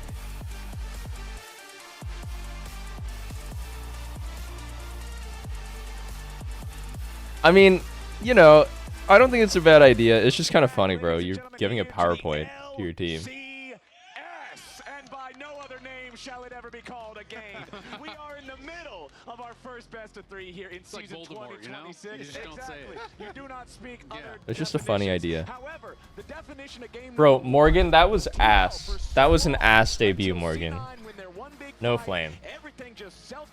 Let's see Morgan on a carry. Isn't this guy known as Lord Bro Morgan? Was he not one of the top LCK top laners? There's no way you flew across the ocean, got a visa, just to play Cyan and get right-clicked to death the entire game by Azir and Sivir, man. Let's see something good. Let's see something good, bro. That was not it. What's the pool looking like? That's Morgana. The back and forth, but Liquid probably don't feel that way. So game number 2 here. Let's see them Renekton into Champion Select and see if they can kind of rewrite history. Oh, brother. Why didn't you guys just keep Impact? I'm really curious to see how TL will look starting off game 2, simply because I wasn't really that worried about the lost team fight that they had in the river. These are all Impact okay, champs. C9 kind of outplayed, but the game is going to stabilize. It's going to go on. I was more worried about they lost their minds in the jungle. They see Okay, this let's wall, not pick we're not Mbessa. even Let's there. not You pick full Mbessa. sent it. That cost you the game. Like, to me, that was the I'm game. not even judging by the win rate, guys. He had to play on Bro. He's playing an LCK.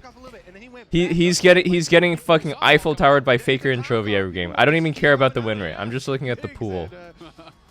I guess, and you know what? That was the meta. That was the meta. You know what? You know what? That was the meta. Let's see what you got, man. They are going to continue to ban out the APA Ziggs alongside Malphite and Ambessa, while C9 taking out Ryze and Jace. I'm feeling Taliyah here, boys. Ryze is banned out, and Orianna and Azir were already using game number 1. I really like some Taliyah combos. You know, Taliyah Vi, good old classic. Any sort of Taliyah plus AD. What is Morgan's solo queue count? You know, I think he just got to the States, like, very recently, so I don't think he's been playing much. Yo, Rumble was 16-4 recently. What is that stat from, by the way? LCS. This is the first match of LCS. 16-4. Last year, last split. In my ass. What are all these win rates from? They're just slamming Varus and the Jarvan coming through. I can understand Morgan though. You just Yo, what's up, Angela? 20 minutes under your tower against Renekton, and then you lost in the team fights. And when you play that role for the team, it is so. I have heard word on the street that Varus is broken. All right, let's see what they can follow it up with. I've heard from confidential sources that Varus is broken. As far as the team comp does go. You know what? I always thought Sven was quite good at Varus. Your lane is fine. I don't know though. Varus getting the recent buffs on this patch. I actually thought that those buffs on top of Varus's already like pretty high pro presence was gonna mean that he was gonna be perma, 100% basically pick ban. And so Varus top, see Varus mid. How powerful it currently is, because they buffed both his Q damage for lethality build. Vi Rumble. See, why didn't they just pick the Vi last game with the thing? In pro, we're not seeing it top yet, but in solo queue, I feel like this thing is kind of starting to run rampant in top lane. Yeah, it is oppressive. Yeah, it feels Garvin like there's Aurora. almost nothing you can really do in a lot Is of these matches. Appa Just kinda take always it. plays Aurora? Getting outranged, but also there's high No, no, percentage no, damage. no, You no. can shred tanks, you can burst you Oh, down. I think Aurora So top I do for have that kinda Thanatos. in the back Okay. of my mind, like, maybe Thanatos could swap that up. Yo, Kennen, no? But we are, of course, expecting, given that it is pro play, that Sven will be piloting it. And for my 2 cents, Aurora's better in lane. Aurora matchup into Rumble. I feel like Kennen stylistically is such a good champ versus Vi though, because Vi will always build a comp around going inside, and Kennen is so happy to play versus comps that go in. Oh, okay, so I'm receiving the 2 cents. I was so generous. I said you could have more. I'm a cents. Kennen You're like, truther, man. Yeah, I know. I'm a Kennen truther. The problem is, the knowledge is lost. These top laners that play these days, they just don't know. They don't know about Kennen. If Smeb was playing, if Marin was playing, bro, if I was playing, Kennen's pick or ban. No cap. No cap. So we'll see how they want to focus their bans here as the clock ticks down, and we still don't see anything other than the Sylas for C9. Yeah, the Sylas to me always makes me think of, Malphite's already banned, but then also Alistar. If you want to play Alistar, you really do not want to be leaving that Sylas up. It is Okay, so it's gonna be much Aurora power top versus play. Rumble. That's pretty There's a classic. couple You know of what's nice things about you Pro can now? chance No that fucking really swaps well. at 3 So minutes. they're all That shit obviously was so Alistar ass to things watch. like this, so definitely leads me to believe C9 is looking for some more guaranteed hard engage for Vulcan. All right, let's see what else we can round it out with, because the supports are. Dude, they should put an is there an indicator as to who it was first pick in the game? Hang on, who was first pick? Was it blue side first pick this game? With a melee engage, although In 2026, red side can be first pick now. I think that you always want Vi plus something. You don't want like. We take support. I think we take support on 4. What do you take with Varus? You really do need that extra bit of damage to get over the top. Of course, you have the Rumble Equalizer. Morgan can try to get in there, but having some sort of What do you take? frontliner Do you flying take like a at the Rel same type time of guy? would be really Alistar strong. type of guy? I like the Cassio ban here, taking that away from APA. So they are Alistar or Rel type of guy? Definitely could be Aurora top as an answer into the Rumble. Dude, if they're really committed, they could just pick mid here. Maybe you just blind mid here, actually. Actually, I think you just go mid here. Pick some mage. What's it gonna be for our Yeah. pick of the There we go. draft? If this does get Safe locked counter in, pick for it's bot going lane. back to what we were talking Mid about laning at the phase very doesn't matter. beginning of this this draft the potential of the Taliyah when you have Rise banned away, when you have Azir and Ori out through Fearless. And Okay, if it were me, guys, if it were me on TL here, I'm going Lissandra. But no one does that, to be honest. At that time was maybe his best champion, so it's definitely going to be something that fits well for him. Jan hovering. Something that goes with Vi. Ari is banned. Something that goes with Vi. Galio looks bad here. I don't know what you go here, actually. Let's see. Tackle them if they win or if they lose the series, you know? Jan's going for like the victory bow. Whoa, Yone. Holy fuck. Okay, that's just a quid pick. Yone's a very spicy pick here. Into Taliyah Aurora is hard. Of all time on Yone. So let's see, Quid Yone with a Rumble and Vi. Quid is kind of Zika at home, I would say. Quid is just different, unlike the Akali Yone. To have a very, very difficult time moving around at all in these team fights. That dive for the Varus is just so well. This is just a matchup where both sides are under a lot of pressure. I feel like Taliyah Yone.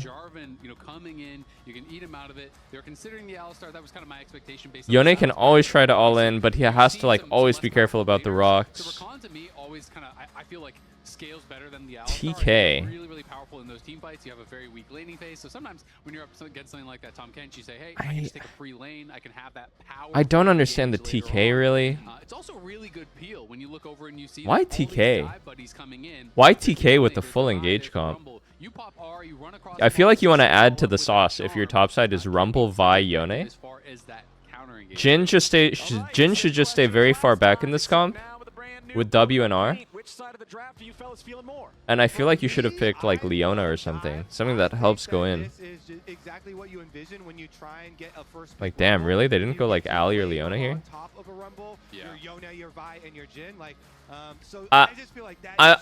I'm calling sus on the TK pick. I'm calling major sus on TK here. I'm not saying it. It's Varus top, and unless it's super good in lane, I'm not saying it. Varus top I was mentioning because this is Varus top is like unlaneable. And okay, never mind. Wait, is it? Okay, I guess it was messed up in Champs Select. It was visual bug. Okay, so it doesn't look like they actually did. I'm gonna grab a snack. I'll be right back. On my screen in Champs Select, it was showing that they had. I guess there's some weird things going on in Champs Select with the remake last game, so we're just gonna wait until we're in game and not trust what we see in Champs Select anymore. All right, let's get into a game number 2. If you didn't see game number 1, by the way, you should catch up on that real quick. Yeah, check the bot, put it on 8x. That was a banger. Let's see about the follow-up here. Will part 2 deliver as well? All right, let's check it out here. C9 up 1-0. Remember, it is best of 3s here in the Swiss stage. So let's see how the second one goes. 43 seconds into game 1. Sven muted the entirety of Team Liquid and also his own mid lane. No, I like this. Fun facts here. That is a fun fact. That's a very fun fact.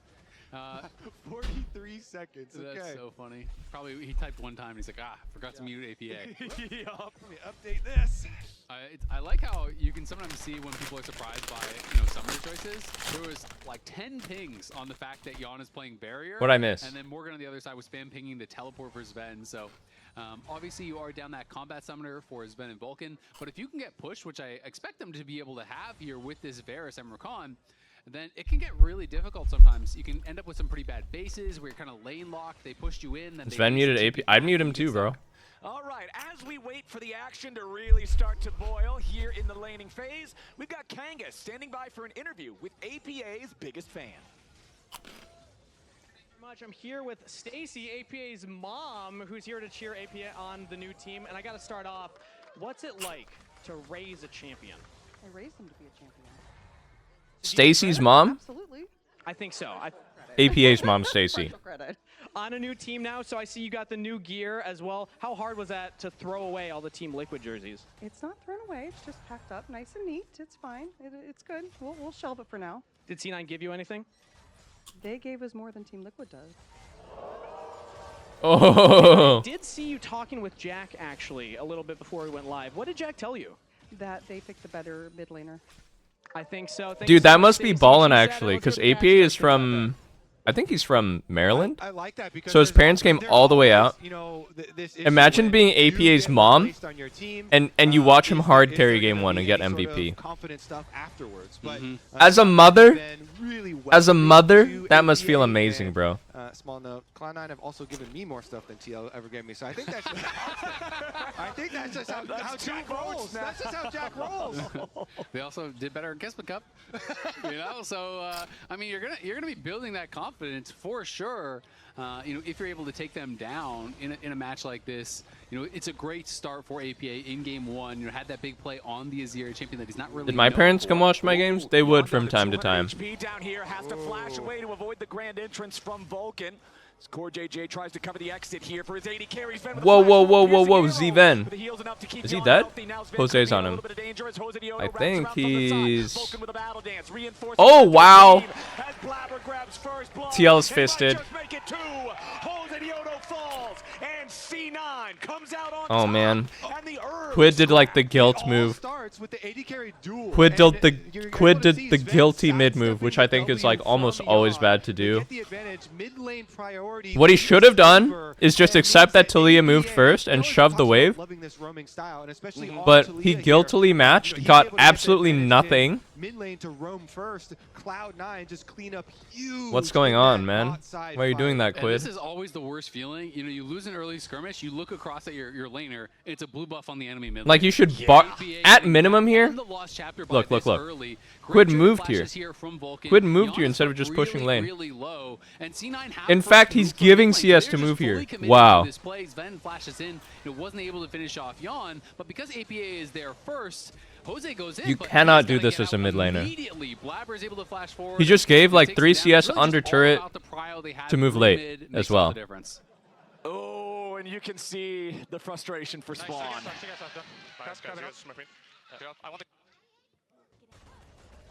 Locked in. He's still locked. Oh my god, he's actually getting owned. Quid here. Big Dude, you know what I think? I think APA all chatting actually hurts Quid's mental. And we remember the beginning. I think Quid actually gets tilted. But you know what? I don't even think Quid realizes he's getting tilted by it. He like kind of plays along with it. I don't think he realizes that it's like messing with his play. I mean, Quid is just like not playing his game right now. Just 5 minutes into the game. And again, the reason I like this side for the team comp is that you can be so proactive. This is not Quid. We have an invade from Blabber. What? Take away Gromp. Jose's gonna find Dude. APA's looking for solo kills. Yeah, there's no way for the mid laner from Team Liquid to do anything about this. So Blabber just takes his Gromp prize. Jose Diodo is left a camp down. And tough showing from Quid. Things are going early. I mean, APA is blasting this mid lane right now. You know, dude, imagine being Stacy right now. I'd feel so good. Right? Now you get to have this debut on a new team against TL. He gets that kill because he had push early, and that is really starting to snowball this mid lane because Quid gets set down. He doesn't get an early Berserker Greaves buy. He doesn't get that early Vamp Scepter to try to heal through some of this damage. APA gets a blue buff, early lost chapter. You can really start to slam home that advantage in these. Is Taliyah favored? Matchups when you have that kind of a start. And APA as a player. I mean, Taliyah can push. Taliyah should not be this ahead. The reason why she got this ahead was just because Quid didn't push the lane when Taliyah roamed first. His whole time on Team Liquid, you know, had like if you're Yone, you should just accept that you're a piece of shit early, and farm as hard as you can to get to the point where you're not a piece of shit. But he guiltily tried to match Taliyah's early prio, and just like kind of ruined his lane. Because Taliyah got a kill plus blue, which is not ideal. But so as Yone, you should get an advantage. You should you know, get a wave advantage, maybe take a plate, and then it's like, okay, I'm gonna hit 6 first and we can play the game. I'm gonna hit 6 first and we can look at Taliyah no flash. But he didn't do that, and now he's just mega behind. I mean, 2.5k gold lead, and we are not even 7 minutes into the game. That's a crazy start. Especially for pro play. Even in a game of solo queue, if I see a team up over 2,000 gold at 7 minutes, it's a pretty crazy start. But in pro, this is quite a mountain to have to climb up here for Team Liquid very, very early. Another nice seismic shove there from APA in the mid lane as well. Constantly hitting these onto Quid. He's up almost 20. No tier Taliyah build? I wonder what he's going. Yeah. And his Ziggs is his Most Taliyah goes champion, Seraph, but I always felt like Taliyah but she's pretty squishy. was his second best champion. So we'll see how he plays out the rest of the game, because Taliyah with ultimate very easily can capitalize on something like an Aurora ultimate and kind of try and roam up to that side of the map, or keep playing off of bottom side, where Sven and Vulcan will soon have their ults, high CC available, just playmaking all over the place. I don't know if it's just me, but I've always kind of thought it was funny how much discussion there has been about APA's champion. I still feel like issues, but it's like he came in, everyone's like, he's a Ziggs one. Ah man, I don't know. It's so hard to make anything happen mid. And then there was the AD carry meta. He can only play Tristana and Corki. I feel like the TK pick is so bad too. Really play Taliyah, and it's like, okay. No, I feel like you need to play to top side to do anything with this draft. And it's not like this is just From behind, you can't play to bot side at all with TK support.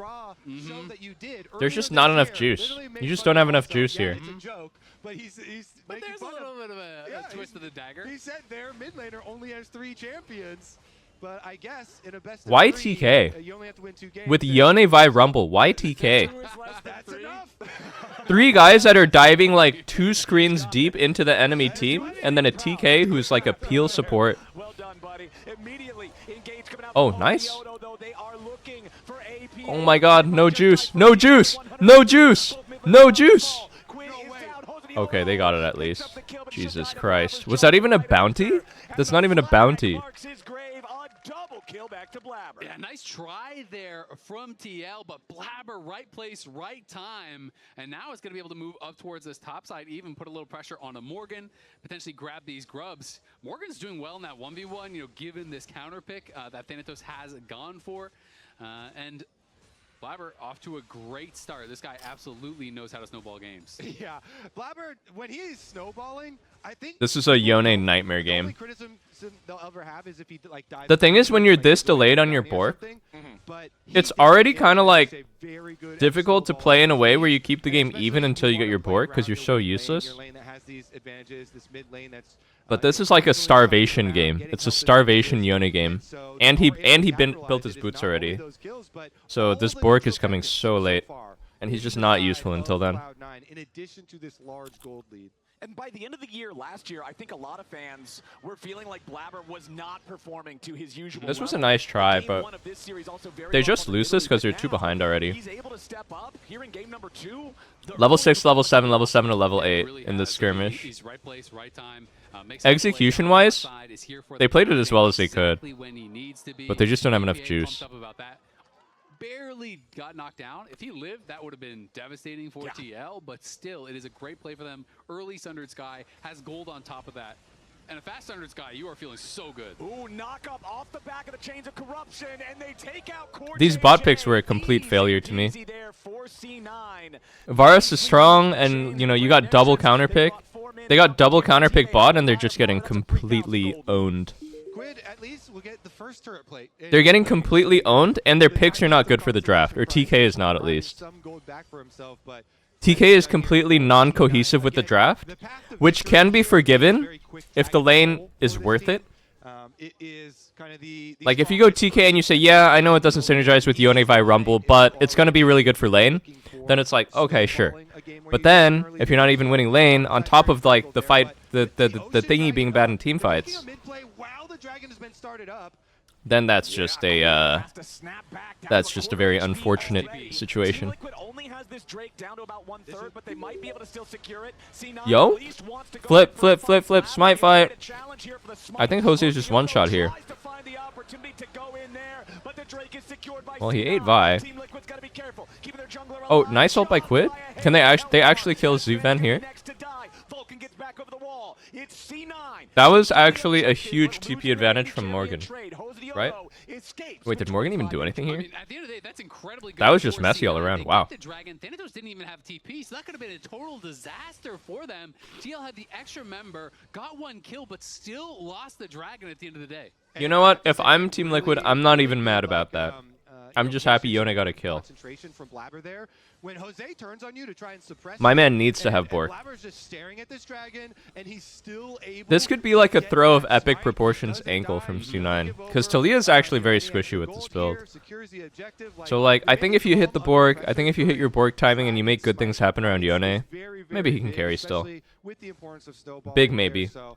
You know, Big anytime you maybe. see a jungler under duress, Jungle is very being behind. able to 80's get very these, behind. Smites is going to be big, and even bigger with the new season where they buffed up some smite. What am I damage. eating? Once we see these things Bro, I got transition these here, like bougie ass hot already fries has from the Whole Foods, and honestly they kind of suck. They kind of just taste like veggie straws. It really further emphasizes farming your They camps just and taste like getting the veggie upgrades straws here with like so some that you cayenne can pepper on get it. these. And honestly, I really like the changes, you know, with Smite because you also deal less damage to the dragon, and the objective. I wish I had just gotten some of like the Chester's hot fries with like the red 40. I think the red 40 makes it taste better. I don't know. I think it's great. It always feels terrible if it gets stolen away by a random spell. Jinx rockets, dude, they're the worst. Vagar late game. That guy's got 2 smites on basic abilities, but. Oh yeah, he's not going the Dusk and Dawn Varus build. He's going lethality. 1400 on both them, and laners are doing way less to it. It's gonna come down to you. It makes sense. Lethality is more effective with double AP on your comp. It's hard to auto attack versus Vi Rumble Yone. And lethality is stronger in lane. Looking to steal away the blue buff. There's going to be no contest for this. TL so far behind. 2 Drakes, 3 Grubs, 3,000 gold. Not even 14 minutes into the game. I still see 14 minutes as a checkpoint. Do I try to go healthy with my snacks? Dude, sometimes like the healthy snacks are really good. In the game, even though they no longer fall off. It could be your checkpoint. Yeah, it's my Like, I got some pita chips and hummus. Can I just say, bro, like, why the fuck did I have to pay $8 for a bag of pita chips? Am I the only one getting ripped off at the store? I couldn't believe it. But I really wanted some pita chips, so, you know, I got the pita chips. And TL is just struggling to find a part of the map that they can plant their flag right now, because it seems like this very modest 90 gold lead in the top lane is about the biggest thing they have to write home about. Yeah, absolutely. And I mean, it's interesting because, you know, coming into this, everyone that I was talking about. Immediately, though, it's a full send into the bottom lane, and APA Nice. Nice catch. They need to find these. For TL, the Fate Seal does exactly that, and Quid cashes in. This was always like what I really didn't like about Taliyah is you're so vulnerable. Coach pretty much, you know, doing interviews with them, and then I talked to a lot of the players at Draw Show, and everyone was telling me that they are scared of TL. That TL is the team. Everyone says Team Liquid looks strong. A lot strong. of respect to Cloud9 as well, but people were all telling me, yeah, my coach just told me, just don't get TL. That's the matchup you want to dodge. But C9 coming out here, you know, happy about getting that matchup. Xanto said that they were gonna stomp them in a less nice word, you know, and so far, so good. They win game 1, they're crushing it in game 2, and Cloud9 not deterred by all of this hype. Yone 5 minutes ago was in abject poverty, but he's actually ahead now, like a decent amount. Look at the scoreboard. People only remember the score. He continues to win 1v1 the whole time. I mean, the thing about Yone versus Taliyah is like, you think as Taliyah the E field is really good versus Yone, right? And it's kind of right. But Yone's ult is he teleports behind you. So he teleports over all your rocks and then he's behind you. Like fucking Naruto or some shit. So that's one thing to consider. So Taliyah is actually quite vulnerable. And he went a very greedy, high DPS, very squishy build. No Seraph. And Team Liquid is already putting men in the river to get early control. Yeah, I mean, they absolutely have to stop. I genuinely would have gone Zhonya second here as Taliyah. There's just no other counterplay. I genuinely would have gone Zhonya second versus Yone Vi. Such a playmaker. He had an incredible 2025 individually. You know, even on a team that wasn't, you know, winning championships, he was looked at as the best mid laner in the league, had some massive individual plays, got signed by TL. And these are the kind of games that when you are signing a player like this, you expect him to carry. You expect him to be able to take over, to save you in these positions. Yep. You got to put the eggs in the Quid basket and hope he can make it work. Well, they're going to slam the Rift Herald egg into the Tier 1 turret basket, and all that stuff is falling all over the street because that turret is gone, gone, gone. First turret for C9 brings the gold lead closer back up to Okay, 3K. we 5v5 here. Rumble TP's in. Alright, let's see the combo. Vi, Yone need to engage. Yone can't charge Q anywhere. Oh, Vi is caught. Vi is caught. Hang on, hang on, hang on. Vi R, Vi R, R, R, R, R, R, R, R, R, R, R, Quid, R, Quid, Quid. Okay, they got him anyway. Quid still has flash. He's okay, I think. Oh! Nice E flash by Thanatos. It was not... The hitbox looks so strange when you do that. That was smart. A lot of Aurora players would have Q flashed there, and then the play doesn't work. But E flash makes it work, because all you need to do is hit the insta slow. is enough for them to chase down the extra kill here. This fight, Jose kind of got caught here. Let's see, Jose kind of got caught. I think Rumble's ult was just like kind of weird. Rumble's, yeah, I mean, I don't know. I feel like you need to combo all together. I feel like this team comp, you need to combo all together. Like Vi, Yone, Rumble, ulting one guy. 07. But how it kind of happened was like Vi got caught, Rumble panics, drops his R, Yone's follow-up is kind of late. And you know, TK is just running back and forth, doing absolutely nothing, because TK just doesn't synergize. Like, what is Kench supposed to do in this draft? Actually does take 40 years. All right, right back out onto the map. W Stacy, W Stacy. Liquid, they sent multiple members top side to ensure that Quid can maybe get some turret plate money. You know, Core JJ up here trying to shadow. Why TK? They know. All right, yeah, we still need to put as much money into. Why the TK? Like, they're still hoping, Azale, that Quid basket is. It's looking rickety. Even though it doesn't have a lot of gold in it, you still gotta try and get more into it. It's the best basket you got. You know, you don't really have a lot of. No Koi and K Corp fans. Oh, do the French and Spanish fans go crazy on LEC broadcast? You have all of this great mobility here as Quid, but Vulcan is gonna press R and jump on your head, and you are charmed. Like there's no avoiding that. And I feel like it's exactly what you guys were talking about in the draft, right? Yeah. You're not going to get punished in lane. We clearly saw that in the early game. And now that Rakan is ready to run rampant. Thanatos tries to escape here in the bottom lane, goes between worlds. Jose Diodo has no opportunity to make a truly impactful play there. Good escape by Thanatos. Their opponent back. It'll allow Morgan to take the tier 1 turret at least. But meanwhile, C9's doing the same thing on the other side of the map. So even trade tier 1 for tier 1. When you're behind, you always feel The French and the Spanish are natural enemies. These are supports Why do the French and the Spanish dislike each other? In the LCS, from the oldest, most experienced players to some of the youngest, we have obviously some of the most experienced players here. Vulcan, not yet 27, but has been playing in the LCS for so long.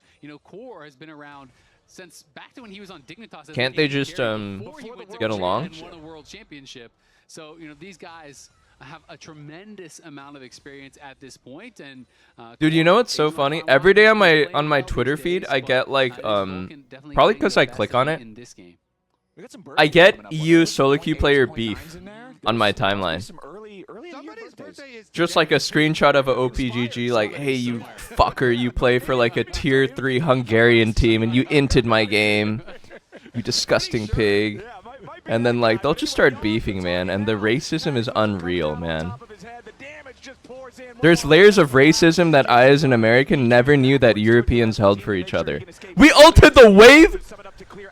Morgan! Morgan now could be the target. He has to try to escape through the slow coming out from Thanatos with the between worlds. He's overheated. He's slowed by It truly made me realize there's levels to this shit. But a nice escape thanks to Core means that Morgan survives. I mean, technically, meanwhile, Quid is making money still here for TL while they're, Cloud9 are chasing Morgan around the jungle.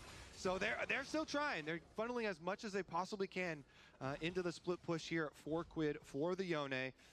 2 items currently for him, and trying who is Team Liquid scrimming with if Morgan just made it to the States? And all the teams are saying, hey, we're so scared of Team Liquid. But you have to get that really dream engage here to try and get an assassination. Competitive ranked racism. Sven has definitely been a big issue from the backside of these team fights. This lethality, Varus, as we said on the new patch. Wait, you guys? Extra little bits. Yeah, I wonder who Team Liquid was scrimming with top lane actually on short notice. Like a player who could flexibly play top lane and have a flexible schedule. We know a fight as well as keep confidentiality that is not associated with other LCS professional teams. I wonder who could have been subbing for them top. Everyone has to send it. So then you have 3 or 4 melee stacked up, and that's where Vulcan becomes so damn powerful. Yo, is this a solo? Oh, he missed a W! Wow, that would have been like a legit game-changing kill, because she has such a big bounty, man. Oh, he actually missed his W at the end. When Jose Diodo is hanging around the area in case somebody from C9 was there to try to snipe the last little bit of the kill. Critically though, gentlemen, it's not the top side of the map that matters at all right now. It is less than 60 seconds until the Drake spawns. That is soul. That is Hex Tech soul if C9 secures it. Absolutely massive power spike just 23 minutes into the game. Nightmares are made of Hextech Soul Lethality Varus, by the way. Sven Poke is already doing tremendous amounts of damage, and it's also going to slow you, and he's going to land his next little Hey, bit thank of you, Sir poke, McTrollington. much easier, so. We do have all 5 Unleashed teleports ready on the map right now. Remember, Yeah, I don't know how you win this game if you're Team Liquid. extra map-wide utility You there can't win through Sven 5v5. taking You that just non-combat cannot play summon spell. 5v5. Thanatos gonna keep the You need pressure to on the hope mid Yone lane. finds that kind of Ultimate like tries pick to again show and up actually to gets the contest kill. this That's the only early way to play. positioning on the bottom If side they of the tried to map. 5v5 here, this game's over. They're trying to 5v5 here, this game's over. Alright, let's see. Alright, let's see, bro. We have TK support with a full dive comp. Yone can't walk up and charge Q, and we're 5k gold behind. Rumble's split off to mid. So far away right now. Rumble's showing on the mid wave. So Cloud9, now they need. Let's see, I'm waiting. What do you got? All right, let's see how it's gonna go. Okay, we TP'd, we had to flash instantly. Vi 60% HP. Yone had to E backwards. It's a horror. It's a horror. Rumble actually got the Drake. Vi wasn't able to ult. TK's running. Run, run, run, run, run, run, run. Now Jose Diodo's down to 200 HP. Blabber on the front line. Jose's already down. And Core tries to get away. Blabber's still chasing. And Core JJ's next to die. Yawn meets the business. It's a disaster. And C9's already picked up 3. They're not done yet. You're going to see Thanatos go for the recall, but he has teleport to join up with the rest of the team if he needs to. Nearly a 7,000 gold lead. Baron's going to be the target here for C9, even though they lose out on the soul. You did stop the soul. You did stop the soul. Can't really help but feel like it is better to give the soul in this case. I mean, it's sort of a lose-lose situation, but that went better than it should have, guys. I mean, Rumble randomly managed to steal Drake. Realistically, it was like you lose the fight and you lose the Drake and you lose Baron. So maybe just give the Drake and push top instead. They will happily not achieve a soul if they can get a massive team fight win into a Baron 7,000 gold lead. C9. I mean, it is just almost. Morgan looks lost a bit, man. Maybe he needs some time. I think he just made it to the States. We can go for it a little bit. No, try this choke. I don't have vision. I'm going for it. I'm going for it. I'm going for it. I'm going for it no matter what. I'm going for it no matter what. Holy shit. I'm going forward no matter what. Now Quid is in some serious danger. He has to snap back, but he's immediately thrown back on to those stones that'll mark his grave. C9 picking up another one. Enemy mid laner down for 35 seconds. I love that confidence in the comps listening in from APA. You know, the new guy on the Bro, I'm going to say that. I'm going forward no matter what. Fortune, I'm going forward no matter what. And him giving multiple presentations to the team, but now Blabber's in. Yeah, Blabber's already dropped the Cataclysm. Zven? Zven got all his damage off. Even if he dies, it's okay. Oh my gosh, he doesn't even die. They're cooked, man. They are so cooked. It's over. Health bars are shattered. Morgan is broken. Brutal game. Still yet to respawn. The C9 aggro continues. Yeah, I think like the bot picks were a really big problem for TL this game, and I think Quid's guilt hover. Dude, Quid's guilt hover to chase the Talia's prio to bot on that first crab situation was honestly very bad for the game. He really ruined his game there by chasing. That's like a solo queue habit, you know what I mean? Like in pro, you just say, he's moving first, I'm gonna push, and everyone goes, okay. In solo queue, you're like, oh man, my jungler's gonna like curse me out if I don't match here, so I need to move. But in pro, you can't do that. Yeah, the damage has been done. Cloud9. You just can't. Full supremacy on the Rift. TL, they need that real magic now. You gotta be like 5 people in a brush and hope that somebody's out of position. You gotta be praying. It is going to be tough. Cloud9 though, feeling great about their new look debut, looking to try to put the finishing touches onto this one. Bringing in the new coaching, the addition to the coaching staff here with the Narrow, and will dominate. Who can we credit for the team? For the absolute dominant performance of C9. APA in the mid lane. I will dominate as coach in the suit. This is game 2. If you're playing best of 3s and you can give me 2 good ones, that's good enough. And C9 are looking to take this one here. The tier 2 turret in the bottom lane is going to fall. Stacy? Is it Stacy Diff? Me with the co-stream? I mean, I don't know how to say it, but like, yeah, you know, it was at least 30% me, sure. Not to brag. So control over this bottom side of the map is going to help them one way or the other. Yeah, they're going to go about this the safe way. No need to rush into an ending play where there's even any chance that you possibly throw the game away. Just wait for the Dragon Soul to come up. Yes, the Dragons are like Stacy's son has got it going on. Been a pretty good series from APA. But that's not going to be a problem at all. So just get complete vision leading up to the Dragon. You know Team Liquid will be squirming and feel the pressure and make them come to you. And I mean, Yana and Quid aren't even close to getting their IEs. They're both on no gold. They just bought. Yana is doing no damage. When he is hitting Blabber, it is just not even moving his health.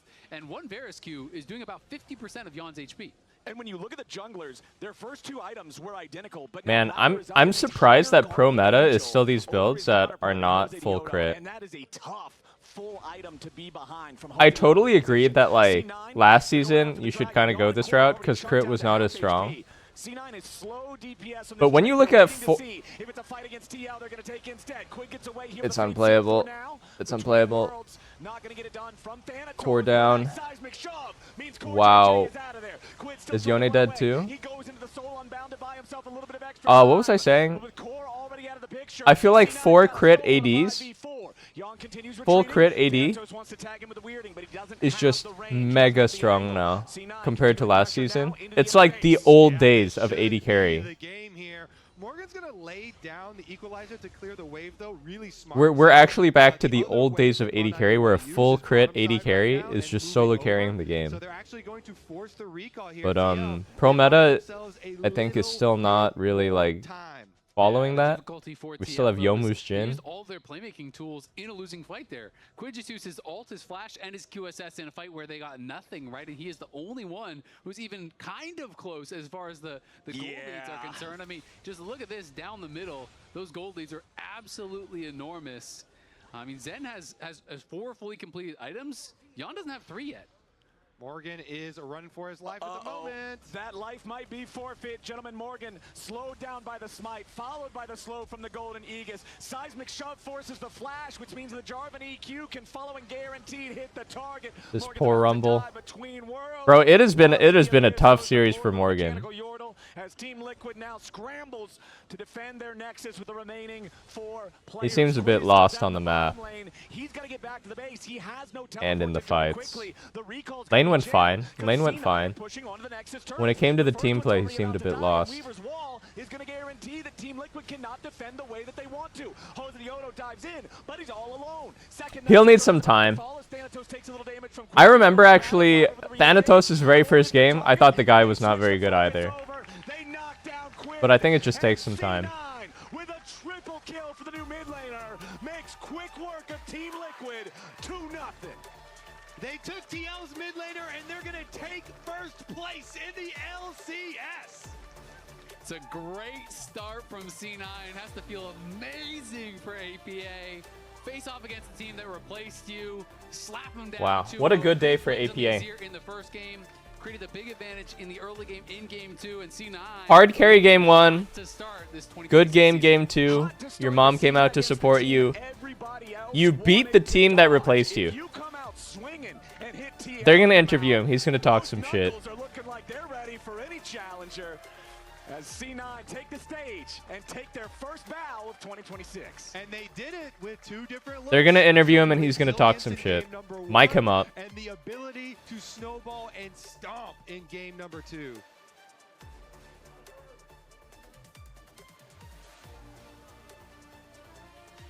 Going to be a really fun year, man. I feel like we have a lot of great draws to kick off Swiss. Yep. I think this lock-in tournament is going to be incredible. And this is that final fight. Really dude, he does kind of look like Bjergsen with the beard, right? Desperation hours at this point, but C9 knows they can really just send it on pretty much anyone. Yeah, I love APA saying, I'm going no matter what. We can look. I can go. I am going no matter what. And they get in there to finish it off. Remember, APA also on the Azir game made the decisive play at the Dragon to go in. So This guy, yeah, he has just picked up onto the team, but he's fitting in not only in comms, but also playmaking in-game. The confidence is really showing for this Cloud9 squad early on in our lock-in tournament. Yeah, I think if I'm giving a player of the series to anybody, This in music one, is pretty it would be intense. EA for me. I think that, like you're talking about, the playmaking when you're behind, that's what brings you back into the game. And the absolute bloodthirst when you're ahead is what guarantees. Get Bjergsen on the co-stream. Honestly, I don't really know him like that. Just the icing on the cake here as Team Liquid felt like We played against each other for many years, and I respect him very much. But because we were always opponents, I don't know the guy at all. I'm pretty sure he's like, C9 gets the win, and now we're joining Kangas and APA in the fan zone. I don't know. He seems enlightened. Thank you very much, Captain Flowers. I'm here with APA. Congratulations on your first win wearing the new jersey. And I got to start there. What's it like, your first transition to a new organization in the LCS? I mean, so far it's been good. Like, C9's been very welcoming. I enjoy, I mean, only have teams here, but I enjoy everyone on the team. Like, all the staff is very nice, and like, I feel very welcomed. It's just very enjoyable so far. Well, we're One times times. the new team, but I also got to say, what's it like having LCS back? Because that's also awesome news to have. I mean, I debuted in LCS. I wasn't like the biggest fan of the LTA name. I kept calling it LCS no matter what. So I'm very happy to have LCS back too. Does that mean that you're going to be an LCS champion again? Is that your expectation for C9? Because I think that you've, and the team in general, have set kind of high expectations for yourselves coming into this year.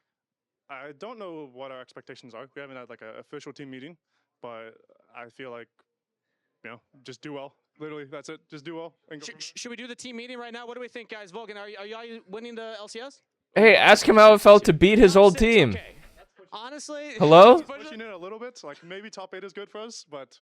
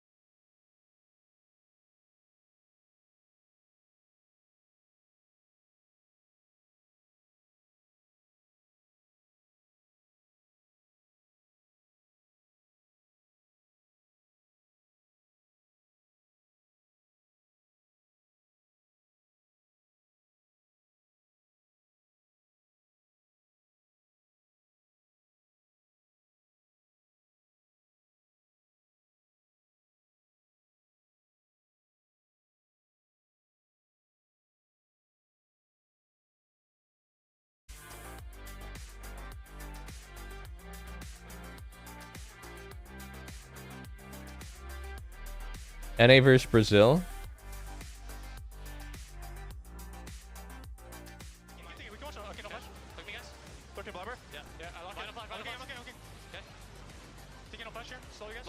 And the winner of the America's Cup gets a funded boot camp during MSI 2026. Bro, shouldn't the losers get a fucking boot camp because they're losers? I don't know. All right, that's cool. Their jungler might be dead, but they'll be happy with the outcome of the battle.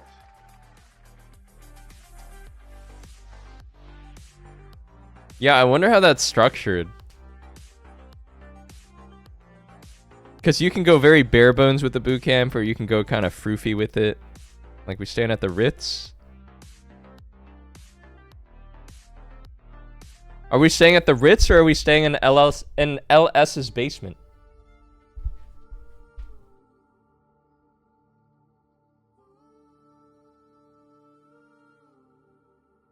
They should give our team a boot camp.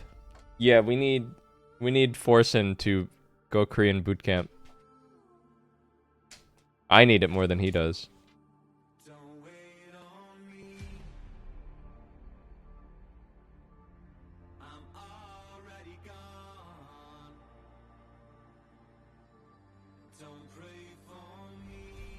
Okay, so it's Sentinels versus DSG.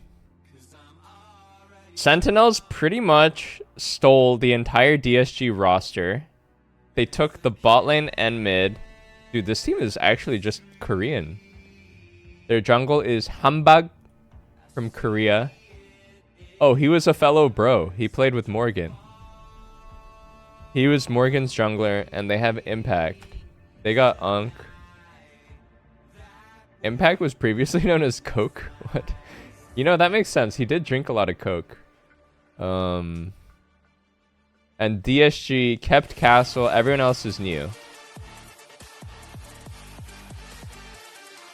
Their jungler is actually supposed to be Kryra, but he is having visa difficulties.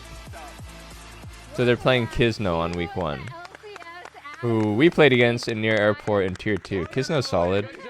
Their mid laner is Calmy, who very high ranked Korean player, played for Nongshim. Their bot lane is Sagged and Lions. Sagged. Maryville Sagged. I'm not too convinced on Sag, but we'll see. Lions was yeah, I don't know. We'll see. I don't know too much about these guys. If you're not in League of Legends, get on my face. They're a true League of Legends organization. Remember, this is Phoenix 1 coming back. This is not Valorant Sentinel. And like I said at the top of the day, I'd forgotten that they were Phoenix 1 until they themselves mentioned it. Nice. But we do have to. Is it a soft J? How do you pronounce his name actually? I always call him Sag. Sag, but yeah, I actually don't know how to pronounce his name. Sajed? What happens if we take them now? Sajed? I mean, this is the tough thing for Disguise because they're the only team. I'll see how the casters call it. Spot at the end of the year, which means, hey, your team could be relegated. Your org might not even be in the LCS next time. So, you know, it does make it more difficult for them to hold on to players if other teams are interested. The only remaining player on their roster at the end of the day was Castle, and that's who they decided to build. I feel like this team looks like a disaster, the DSG roster. Of course, Kisno's coming in. Last year was playing on the side of Dark Zero. That looks like a tough lineup. I don't know how they communicate. And Kryra is an incredible carry jungler, and I guess the strategy was. It's like two straight up Korean dudes. That being said, you're gonna have to change that a bit. Still, I think. Is there anyone to help them, like? Lions, who I felt like had what's the term I'm looking for? Last year, though, I would have loved to change. Acclimate. Because now you're no longer online. And your Lions, you're still confusing me, buddy. That's a little bit. But Sajid, I think, had a really standout performance last year when he was in NWL. Integrate. You know, nicknamed the mayor Assimilate. of Copperville. I felt like I'm interested in seeing what kind of picks he's willing to play here because he was playing picks like Vayne and stuff all of last year. So that will be nice, but it should be a slow. Hey, thoughts about South American player Jose Deodo, Team Liquid's jungler? Dude, I was saying this earlier. I think Jose Deodo is the most is the best sportsman to come out of Argentina. That's what I think about Jose. You have this carry style jungler, and you have these kind of like stable laners around them, and you know, he's supposed to be kind of given that agency to go crazy. And it's like the whole identity of the team was supposed to be around him, and it's like, oh, we don't have him. Yeah. He's not here. So that's going to change things up a lot. I think Castle Can't think of a single guy who's put Argentina on the map better than Jose Deodo. I think Colmy should be stable for them. The big question is, you know, how are Sajid and Kisno going to perform? Because Sajid, there's a lot of hype when you talk to people about him in tier 2. Yeah. People are kind of looking at him as like the next Masu, so to speak, right? You know, someone who is really more focused on team fighting. You know, is really Who's Messi? team fight stage. Not He's the boss of football. In the laning. But you know, can you take that to the next level is the big question, because some players really struggle to transition that. Yeah, especially in the AD carry position, I think, where you do have so much reliance on your teammates, and additionally, the current meta. Who is boss? He's the Jose Deodo of LEC. Right, we've been talking a lot about how there's the extended laning phase. There's going to be the extended bot 2v2s. So we'll see how he does there. Back to Kryra, I do think I'm curious to see whether Disguise decide to continue to go with that and just lock in a carry jungle, kind of stick to their plan to keep the rest of the team on the same page, or what they want to do. Pretend Kisno is Kryra. Yeah, exactly. Of course. In my mind, it's already that. That's my plan. But I think whenever we make comparisons to like Masu or like Danny and JoJo when it was on EG, like those comparisons are made real by the veterans on that roster being able to like basically give them a speed run of like all the concepts, and especially like a strong At Pope, call me looks exactly like my ex-girlfriend WTF XD. I'm sorry, bro, what? Gambit last year at the beginning of the year, you know, it was like a question mark how it would work with some of the players coming. What are my expectations for Sentinels this season? Retool and change their mindset. So I wonder if I feel like they are middle of the pack-ish. I think about their roster. Of course, going from winter to spring. Well, Like they're all right. They brought in, right? I don't know. And Hell are now on. Let me look at all the rosters. I am curious to see what you guys thought for predictions going into this. I did, just because of a lot of the roster substitutions, did go 2-0 for Sentinels. I do think this is going to be a really tough. I think they'll be mid-tier. For Disguise, but I mean, I think possibly Dig and DSG might be like disaster tier rosters. You know, it's also going through a lot of those things where it's like so much. Lion looks good. I think FlyQuest. I think Fly Shopify Sentinel might be like solid tier, like mid-tier, where they can still beat the top teams probably, but probably not as consistent. And I think top tier would be like C9, TL. Like 6 or so when it comes to my power rankings, and I know that'll be a discussion. Maybe Fly will be top tier. I'm not sure. But what kind of impact will we see? Will we see impact from last year? Fly, I'm not sure how good their rookies are gonna become. Like Dark Wings, even though like he was really raw. We know Quad and Masu are solid, but I don't know how their rookies are gonna become. I really need to see the level that they're coming in on, because conceptually having veteran players like Huhi and Impact and having a coaching staff like Golden Glue and Deo, like that is a big win. That should mean. I feel like there will be at least one roster that looks really good that's gonna bomb though. I feel like it might be Lion. If you tell me this is how it should I don't work, know. I agree with I'm not sold on Lion when Gaming. it comes to how Impact would work. So I'm not sold on this combination of players. Yes, I do have him 2-0ing DSG today. Yeah, you know what else we need to see? Something doesn't click, Check it man. out. Sentinels tailgate earlier. Ooh. I'm out here at the LCS. Of course, Opening this is all tailgate, just and I'm random walking through the Sentinels conjecture. booth, and it says I can get a free Sentinels jersey. How do I qualify for one? Yeah, so if you trade in any old team's jersey, that includes like TSM, CLG, Golden Guardians, any team that's not in the league anymore, we'll give you a free Sentinels jersey at no cost. Also, for the fans at home, if you have any old team's jersey, you can go to the Sentinels YouTube channel, and there will be a way to redeem a jersey if you're not able to come in person. Wow, the good thing about this is I always come prepared as an old school LCS fan. So TSM for life, I guess. Apparently I get to keep this too and get a Sentinels jersey, so looking forward to that. Wait, do they take in your old jersey? Yeah, I would want to keep my old jerseys. I actually have all my old jerseys still. For 7 years would eventually pay off. Eventually it would pay off. Yeah, you don't still have it on under there. You're not going to do the actual switch, right? I do not. It'll be too warm. Well, thankfully for me, I never owned a TSM jersey, so I'm unfortunately not able to do that. Maybe I'll take a look. Wasn't Jad on a pro team at one point? Hey, listen up, kiddo. I used to compete versus Jad. When I was 13, I would play online versus Jet. In mid lane, call me. At bot, Sajed. And support, Lions.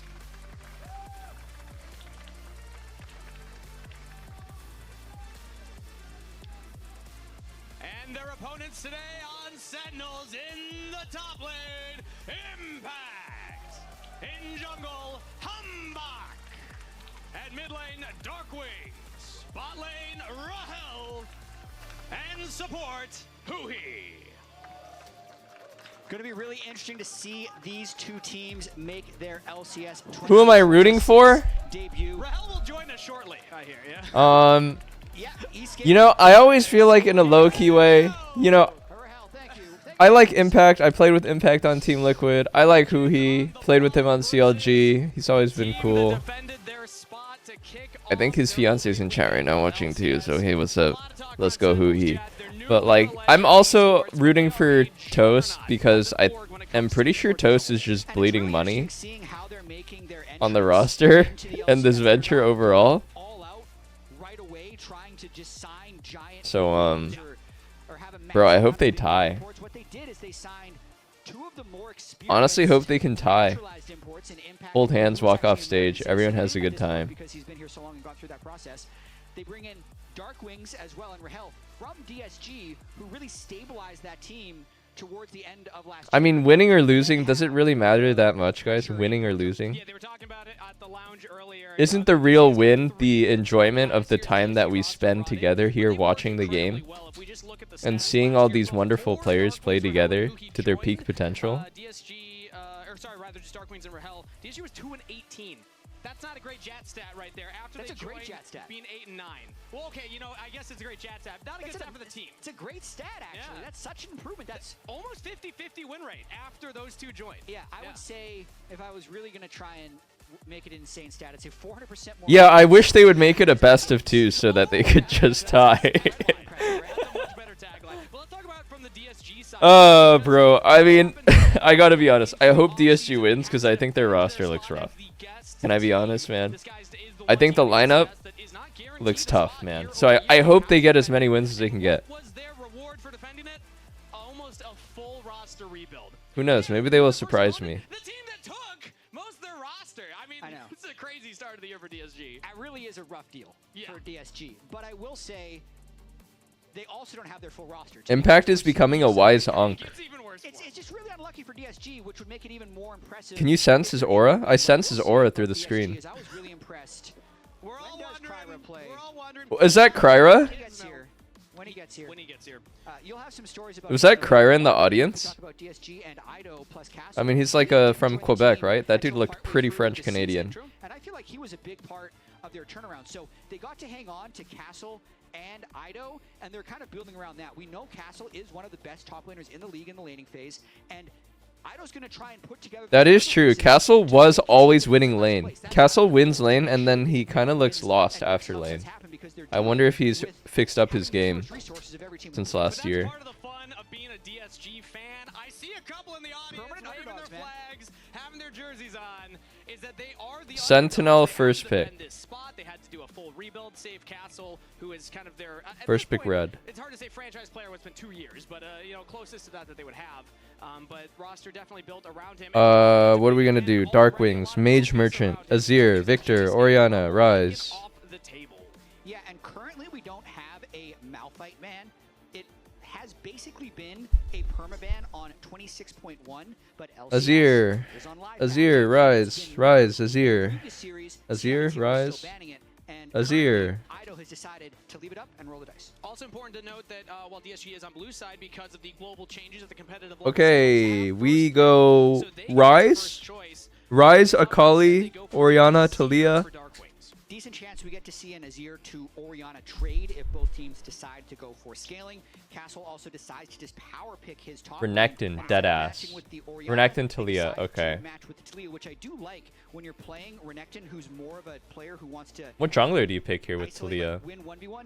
if you have push and roam from your mid lane, you can snowball that top lane matchup even more. Exactly, and also you're up against Impact, who historically has been. Are you maybe you go for like a Xin Zhao kind of guy? We talked a lot about how Impact had a rough year, if not his worst on record. Kiana.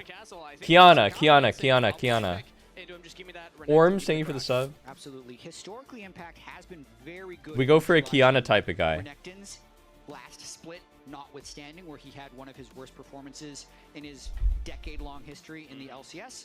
And it would be a very standard first 3 picks for Sentinels if they decide to lock in that Cassante and throw him top. Quiana. Cassante are going to be locked in for Sentinels, so we have a lot of our carries, so we're saving the jungle and support pick for second rotation, but we do at least know that, yep, it will be the Cassante trying to equalize that Renekton in the top lane. Biggest surprise, actually, is DSG Panth jungle in 2026. Right now. It's going to be a support jungle flex. Bro, can you still play Panth jungle in this season? I thought the clear was too slow.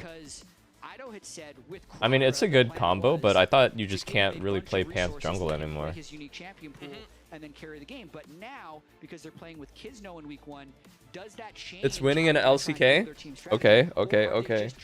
I mean, the champ for sure is like very good.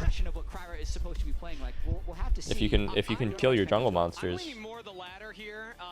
As a support main myself, Pantheon is a little abysmal at the current moment. I really don't like a lot of the matchups. His win rate incredibly low. If the tempo is a bit slow, maybe you just have to play around it. Because the kit is just broken. The skirmishing's broken, point and click CC, a lot of damage, immunity with the E, and the global. So the kit is OP. So it's possible, but possible. The kit is OP. Heavily dependent on matchup, so we'll see what Sentinels lock in for their support role. Right now, they're focused on the 80 carries as they ban out Lucian. Alongside Nautilus, DSG will take out the Poppy and the Bard. Man, I love seeing some Bard. I was hoping we would get it every series. We still might. We could. It's next fearless. Game. Yeah. If anything, this means that we can delay it so that, you know, next game it's not fearless banned. But Nico is on the table. That one I am expecting to go into the support role. Yeah, this will almost certainly confirm that Kizno will be playing the Pantheon in the jungle. A lot of engage and hard CC coming out early from DSG. And it's Hambach, actually. He's going to give us our first carry jungle. Hambach. I don't know much about this guy. His name makes me hungry, though.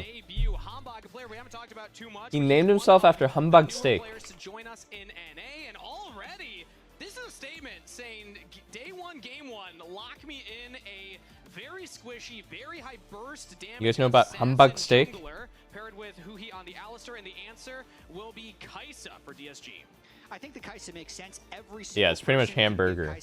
It's like Hamburg. Fly into the back of a team fight if things are going well, but you just have to see the standard nature of the Sentinels team comp. When they feel like they're going to be the stronger team going into the game, very stable lanes, safe blind picks, good scaling, strong front line, with the only... I feel like Sentinels has like an extremely ho-hum team comp. In the Alistar, very ho-hum. that the composition for Sentinels makes a lot of tank sense. top laner, an Azir, a tank support, an 80 carry. To me, the Kiana doesn't really fit, actually. The Kiana is like a bit explosive. Kiana's like an explosive, volatile champ that wants explosive follow-up, volatile game. But all the other picks are very ho-hum to me. It's unlikely to actually be a... But a little teaser, because maybe. I fell for exactly the same thing that Azel has fallen from. I think it's still going to be Pantheon jungle. But it is. It's Pantheon jungle, Tulia mid. They didn't do a switcheroo on them. But it's DSG versus Sentinels to kick off their LCS. I think it's a bit of a snooze fest draft. They're either going to win very slowly or lose very slowly. For the new kids on the block versus the team that defended their spot, Sentinels, welcome to LCS Disguised. Welcome back. Happy to have you again. Both of them up against each Briar other. was open. To start off the year. Bro, APA went crazy today. Veigar V2, was that you? It's because of Veigar V2 that APA went so crazy. Send everybody top to kill Castle. Get revenge for him to not coming over as well. Who's gonna win, Veigar? Which team is better? There's been a lot of early game changes. Which team do you think is better? Specifically around the minion spawning, but a reminder, congrats to DSG. They defended their guest spot here in the 2025 promotion tournament, but it's not over yet. I like DSG's draft more, for sure. We need to remind them that the clock is ticking. They got a little while though to get everything. Way more playmaking, like 20 billion times more playmaking. This is a team that's going to have to take some time to kind of get things together. Absolutely, and diving into this game a little bit already, I want to talk a bit about Sentinels and why I actually. I wonder how good this guy Call Me is. NA has sort of just become like where tier 2 Korean players go because it's impossible to find a team in Korea. Like a bottom tier team for a lot of the year, and then Impact, who had a bad split on Team Liquid. But when I just look at the way, Like we have what, Call Me and Zini now, and those guys were both apparently GOAT tier in tier 2. Actually, Call Me played in LCK a lot, didn't he? He actually won a series versus C9. Call Me was one of those guys that played in LCK. I think he was not great, but always like rank 1. Like literally always rank 1. Was doing poorly on his control mage pool, and I'd say like Bulldog. That can actually be amplified, bringing in those carries as well as who he is, the shot caller. Like 80 carries just have so. Call Me played in Turkish League. With cashback and the inflated gold from the roll quest. Scumbag Golden Glue, that's crazy. I think Golden Glue did a good job putting this team together. He didn't have massive amounts Crust. of resources, and I think he has carries that make a lot of sense. And if you're going to have a hyper carry like Rahel, why not have one of the best team fighting top laners in the history of the league in Impact if he's able to have a bounce back split? Bit of a CS diff in mid. Azir missed 5 CS already. And I think because the fit is so good between the players, they might surprise a lot of people. And you did rank them much higher than I'd say the average for Sentinels, and even much higher, still only 4th place, but still. I like the look. Higher than I'd say the average was for Probably them base, across your the oom. board. So, Tier we'll see if they're base. able to deliver. And yeah, I'm speaking. Azir will on cancel this, no? last year, it really was. Like, he's coming in for one split. I talked to him a little bit earlier before coming into the game, and he was like, look, this is still basically my rookie year, because he only got the one split. This is his 2nd split, so I'm still looping him in with the other rookies that we have right now, kind of like the APA treatment that we gave a couple years back. And yeah, he was solid, but now is a chance for him. Wow, Pants Clear was so slow, no? But maybe they just put the resources into Rahel regardless. Either way, though, catching up on the game. It's forced in clearing. Junglers are just He's so slow. He should have based for broadsword. Game action here, but I still, when I look at DSG's comp, think that they're the one a little more pressured to go for earlier plays if we're going to see any. They really are, and they have tons of river vision at the moment as well, utilizing the new super ward spots, the Phalites, to get extra vision in the river. You can see that bottom lane is just completely lit up, but they're not really able to do anything with it because both junglers just full cleared, got the crab, and are likely on their way back to base. But it does mean that DSG have a lot of vision protecting Sajed. Another of these rookie players Sajed. in here. Sajed, you know, most recent winner of MVP, Most Valuable Prospect, an award given out to NACL players. Some were confused thinking, well, why did he not win first team All-Pro? Because Prospect is not player. It's not that he was the best in his role. It's that we felt confident he would be a great prospect going forward. He was the most valuable prospect. Busio, okay. Dola, big names have won this award in the past, so maybe some pressure as well on Sajed, but so far He just stacked on the combo. Revoke his reward. Nice W. Give him the award back. Finding tier 1 LCS success, and it's only 4.5 minutes in, but DSG is sticking with him. I wonder what the coordination is going to be like, because I know to make matters worse in the offseason, and these are just the difficulties that they're going against and why DSG Talia is fisting. Seen as an underdog. They did lose 3 of their players, and then on top of that, being power ranked below most teams, they also have their full roster. So they're really playing Roxy? with a lot of difficulties for this first game. So how about let's do this? Let's catch up on Kizno's early game here, because as a emergency sub, didn't have a lot of time to practice with a team, if any at all. How would you kind of expect, if you're putting yourself in the coaching position, Ido to approach saying, okay, this is how I want to play around a Pantheon jungle right now? I mean, for the most part, if you're dealing with a player that's not going to be there long term, you kind of actually want to mold your team a little bit around him, make him as comfortable as No kills, no kills. It's gonna be a fucking slow game. I mean, they picked snooze. They picked a snooze lane in every single lane. It's Cassante, Azir. In that case, they really have built a cohesive team. It's Cassante, Azir, bro. It's gonna be a slow game. Anyone who goes in and lands the first CC, whether it's on Kiana, Azir, or Corki, everyone else kind of flies in and tries to one-shot that squishy. And I will say as well, Maybe they can look mid with the Azir 6. Oh, is he gonna shuffle here? Panther's here. Panther's here. Talia's trying to bait. And also the one with the most experience on the team, at least with this organization. So, also good control for this crab. Basically just lore dumping Kizno right now. That was my goal coming into the series. I was like, we're gonna get some Kizno fans in the audience. This pink setup's pretty crazy. Somebody shouted out right there. Fun story I heard about them. He was actually a recommendation from Sajed coming in. So the two of them, old Double friends, pinks this early. Wow. This Talia buys a lot of pinks. He pinked the bush already, and he's gonna and he has another pink. Bro, I used to buy so many pink wards actually. I don't know if solo queue rotted my brain or the game changed or both, but like I actually did buy so many pinks when I played pro, and now I buy like 0. Who's experiencing some visa issues. I mean, things looking good for them so far. Pretty uncontested. Bro, do people not call them pinks anymore? Has held push in mid lane. I mean, they're pink wards. Nico support has appropriately kept the Alistar pushed in. They've had really good vision in River. Bro, it's so funny when I said buy Ninja Tabby this game and Fortune didn't know what I meant. Because they had so much River control. Yeah. That's a good first 7 minutes of play. Not too shabby coming in here from, again, the emergency sub for DSG. They get the shove in the bottom side as well. Still, Sajed is maintaining his CS advantage. And I'm happy that you highlight the fact that Lions helping out that a lot. Actually, oh, what? Nice flash. Wait, can he 1v2 this? Dude, no, he went for the 1v2 and he trolled so hard. What? First blood to Sentinels. That's a nice way to start your LCS life there. Your mid laner goes flash for flash. Even though Call Me felt pretty safe, you're near walls. And you're near Yoink the Raptors too. Instant punish there by Hambach. Has no problems getting the one-shot button off on the Kiana. Yeah, sometimes you just get a little overconfident there thinking, okay, I outplayed the 1v1, but Hambach committing flash as well. That is a 2-for-1 summoner trade, but that first blood gold being back in. I see what Call Me was going for. He was actually going for the spicy 1v2 kill. But I mean, Kiana was just in your face, bro. Can't do that. Stealing Krugs as well. I don't feel like that's going to be able to get mashed by Pantheon, as Pantheon's on the other side of the map. That's a completed item. So that is a really nice job of making sure they have something to play off of, and that Profane Hydra could be huge. Watch this. It's kind of weird to go for this play when you don't have Q as a Azir. Wants to get back to the wave. Hambach's on full vision. He just doesn't respect the EQ flash into ult, because that is a perfect one-shot angle for Hambach. He needed to keep running backwards. Beautiful play. Yeah. So, unfortunate oopsie from the mid laner of DSG, but that is only first blood. Kind of hard to play in this matchup without flash. So, slight gold lead now for Sentinels, but all that going to be on the Kiana for now. Quick call out as well. I feel like your team needs to be really good for you to win as the Talia side of this matchup, because you need to play just so scared and so safe as Talia.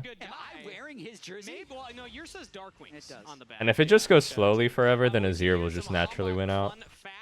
Newer player coming into the league. Kind of a storied player himself. He's new to NA, but he played through the OK Bro pipeline. I also played with Morgan a little bit, new top laner for Team Liquid. Support gap. Support gap, have to give. Are posturing around the grubs, but Sentinels currently bully them off. Hambach with that big power spike on the item completion. Yeah, you don't want to mess with that Kiana. If Kiana and Pantheon are in the same place and there's no numbers disadvantage, the Pantheon has to run at this stage. Hambach can absolutely run the map. He's got the 1,000 gold advantage. Pretty good lead for Kaisa so far. One grub did go over to Kisno. Is Kaisa strong right now? I feel like Kaisa didn't benefit from any of the change. Oh wait, actually, does she go Dusk and Dawn? I haven't really seen any Kaisa. And now a lot of camps cleared behind as well. We see 71 to 89. Hambach having a great debut. Also, fun fact, he's played with a lot of players that are coming into the league. He played with Castle a little bit back in the day on KCC. What's the Kaisa build? On Shopify Rebellion. So Hambach might be new to North American audiences, but not new to a lot of the players playing here in North America. Yeah, the KT Challenger roster now having 2 players in the LCS this split. We'll get to see Zinni tomorrow. Hambach was on that team in 2024, was not on that team in 2025, and now he's over here in the LCS. And I think a lot of the success of Sentinels will hinge on is Kaisa build the same?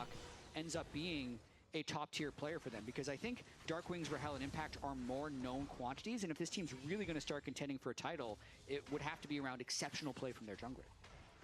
And that is one of the things that I guess we'll see what he builds. Upgrade as well. When you look at kind of the difference between DSG to the Sentinels rebuild, yeah, getting a player like Hambach is a big boon for players like Darkwings who can play more stable mid lane and then just give resources to Rahel. This Panth looks like he's clearing his camps real slow. I'm still impressed that Sajed has been able to kind of hold things down on his own down there. Gonna go for a reset here. Maybe that's gonna be a first item completed. Kind of looks like he's just naturally falling behind. Rahel, who expectations was, I definitely thought Rahel would have kind of the advantage. Like they're both kind of just clearing their camps, and he's just kind of falling behind. It does have to do with the matchup. Nico into Alistar is always going to be more Nico favored, and it's harder for Alistar to roam to, say, top lane since... I don't really understand the quest indicator. It's not really that easy to tell when it's completed or not. I guess none are completed right now. Because that's a 70 stack cull already from the Kai'Sa as well. Yo? Actually finds the third and Topo strike, looking for the solo kill on Castle. What the fuck? Wow. All right. Dude, I did not think that was going to go like that. I thought there's no way Kasante kills her, actually. Yeah, he's still got it here, so... Wow, I think he predicted the flash with his Q3. That was pretty crazy. Getting the solo kill onto Castle, beautifully done. He's teaching these young kids how it's done. Oh, that was almost a kill. Holy crap. Flick back on the seismic shove. Next dragon's up. Sentinels. Not only do they get a solo kill, This looks kind of unplayable, bro. I mean, Panth just can't do anything. disguised off of the second Drake. Panth can't do anything. Let's get another look at that. So Castle, he's trying to get the wave in, and it's just a TP from Impact. Yeah, so EE? you can see Castle pushed up the wave, was just trying to clear it and then go back, but Impact realized this was a time for him to go in, despite the level disadvantage, knows he has the solo queue. Wow, oh, I wonder if his W is down at the start. I feel like Empowered stun, and Kasante is just dead, but maybe his W is down at the start. That's some calculation from Impact coming in, and that was the question on my mind, was which Impact were we going to get? MVP Impact from 2024 or last year Impact? Just because you're the oldest player in the league. Gatgos is 18? Impact is apparently turning 31 like next week, bro. 30.9 years old. Yeah, I mean, it's just a decimal rather than the months. Yeah. Conserving We're getting solo killed by 30.9-year-old top? You don't say how many months old you are, you know? 31 soon. Yeah, soon, TM. Not the oldest in the league, but yes, definitely using that. Dude, that's not even that crazy. I was watching the NBA. Fucking LeBron is running around. He's like 45 years old. The 30-year-olds here. As we have an invade. Hombox actually pushing Kizno, one of the young kids, out of here. Oh, you have that one too. Yeah, I mean, I'm ready. I have stats. So, Corday, as you can see, the oldest player in the league, but Huhi also very experienced. But again, like, I think in the past in esports, you would... Honestly, when I started in the league, people were saying, oh, if you're 25, your hands are going to fall off. That is clearly not true. Faker's 30, Core JJ's 31. You can see who he's over 30 as well, and they're still at the top of their game. Impact getting a solo kill onto Castle here earlier in the game. So I just turned 30 a couple months ago. So what I'm hearing from kind of want to see LeBron still killing it at the age of like 60. Your life to League of Legends for multiple years, you still have an outside chance of making a challenger roster. Hey, I did play on the play. Imagine if LeBron was still in the league at 60. He would be the hope, the pride, the joy of like 60-year-old hoopers at the YMCA. Whoa, dude, I always think it's so funny when Kiana Talia goes like that. Oh, and he got the Raptor. Or the Krug. Oh, Sajed! Okay. Oh, he greeted too hard here for the camp. An extremely goofy play that we just saw right there. I need to catch myself up on it because it appears... It was worth. We got the camp. Too deep. The Talia wall created such an interesting connection. I've never seen that. For the Kiana ult, because the Kiana ult is going to track the nearest terrain and just circle until it runs out of terrain. So I feel like that delayed the I feel like Corki is mad behind. There is travel time on it, so and it made a huge amount of Not where you want to be as the Corki, to be honest. The lane must have been pretty hard, I think, because of the support matchup. Yeah, for sure. But I mean, just looking at the numbers here, he is pushed really deep. 3. That's 4. Oh no, just 3. Okay. Yeah, it would have. It kept going. Yeah. Because of the Talia arc. Amazing. But it also means that they're just completely outnumbered. I think this was a bad invade by Hombach. And then also DSG doing a good job of collapsing and completely staying in the game. Almost a mistake there. Yeah, Corki, I mean, the Kai'Sa scales so well. To be this ahead of a Corki this early is not good for Corki. The LCS on this stage. So moments like that do happen. Still have the flash to get the kill at least. That's gold into the pocket of Sajed, who now has a sizable lead over Rahel. And this is a Kai'Sa comp. Yeah. So him having the 1.7 thousand gold lead, 1 from the laning phase, 2 from stacking his cull, and then 3 from getting that shutdown on the Hombach. That's exactly Epic Pogoda moment. And DSG's absolutely in this game. One thing I want to track now, though, is what Just Tom, thank you for 15 months. Because at the NACL level, yes, he's MVP. We have level 1 summoner spells on the Huhi. Ghost Exhaust. Wait, I think the game gives you Ghost Heal when you download the game for the first time. does a team like Sentinels punish that more? So eyes will be on Sajed going forward if he can stay safe. Does Cassante getting a solo kill actually do anything for the champ? In the end, he's just Cassante. Cassante is Cassante. Whether he's 0-1 or 1-0 or 2-0 or 0-2, Cassante is Cassante. So giving up Rift Herald, but they're sending the squad. It's actually 5 thinking about heading up top. Sharks are circling onto an Alistair and a Cassante. Holy fuck, they're gonna dive the Cassante? Azir's TP. Azir's TPing in.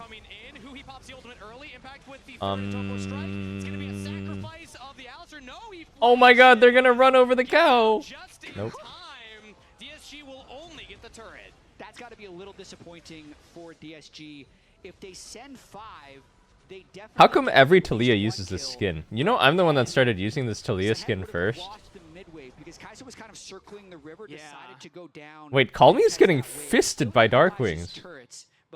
Is that an accurate CS number? 206? Dude, it's 17 minutes. What's going on?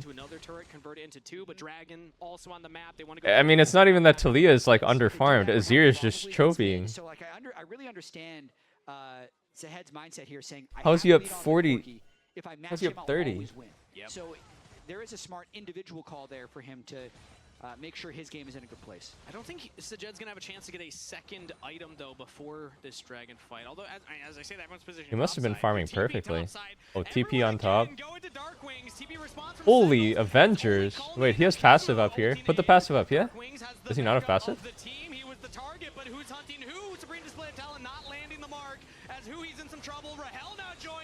What the fuck is happening? Double TP flank?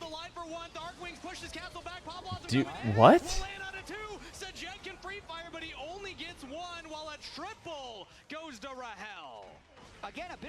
That was so random. What the hell?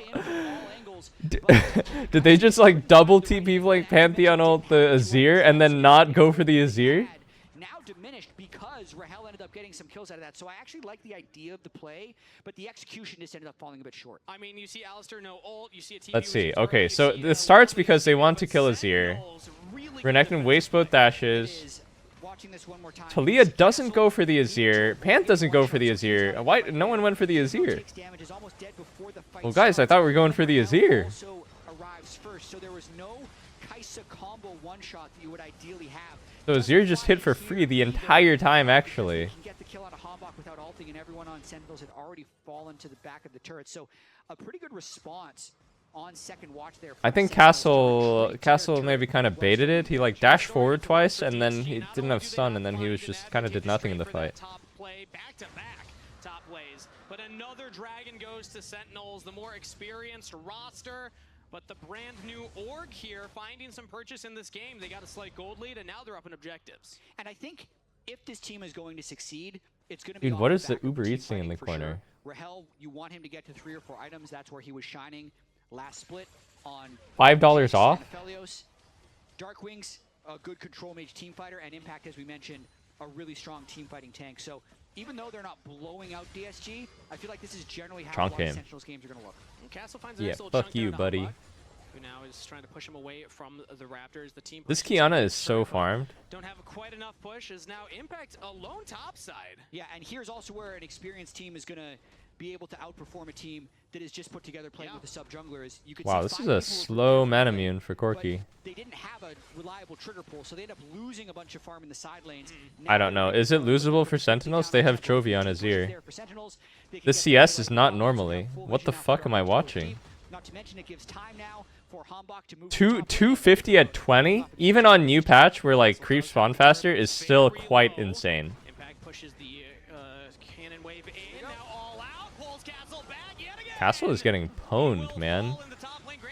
Was committed by Kizno. We can clear out the wave, some damage on the Impact, but I don't know if he's fine, right? To actually threaten the kill. Impact is trading it right on back. Hambach says, "I think you got this, buddy," and Impact says, "You."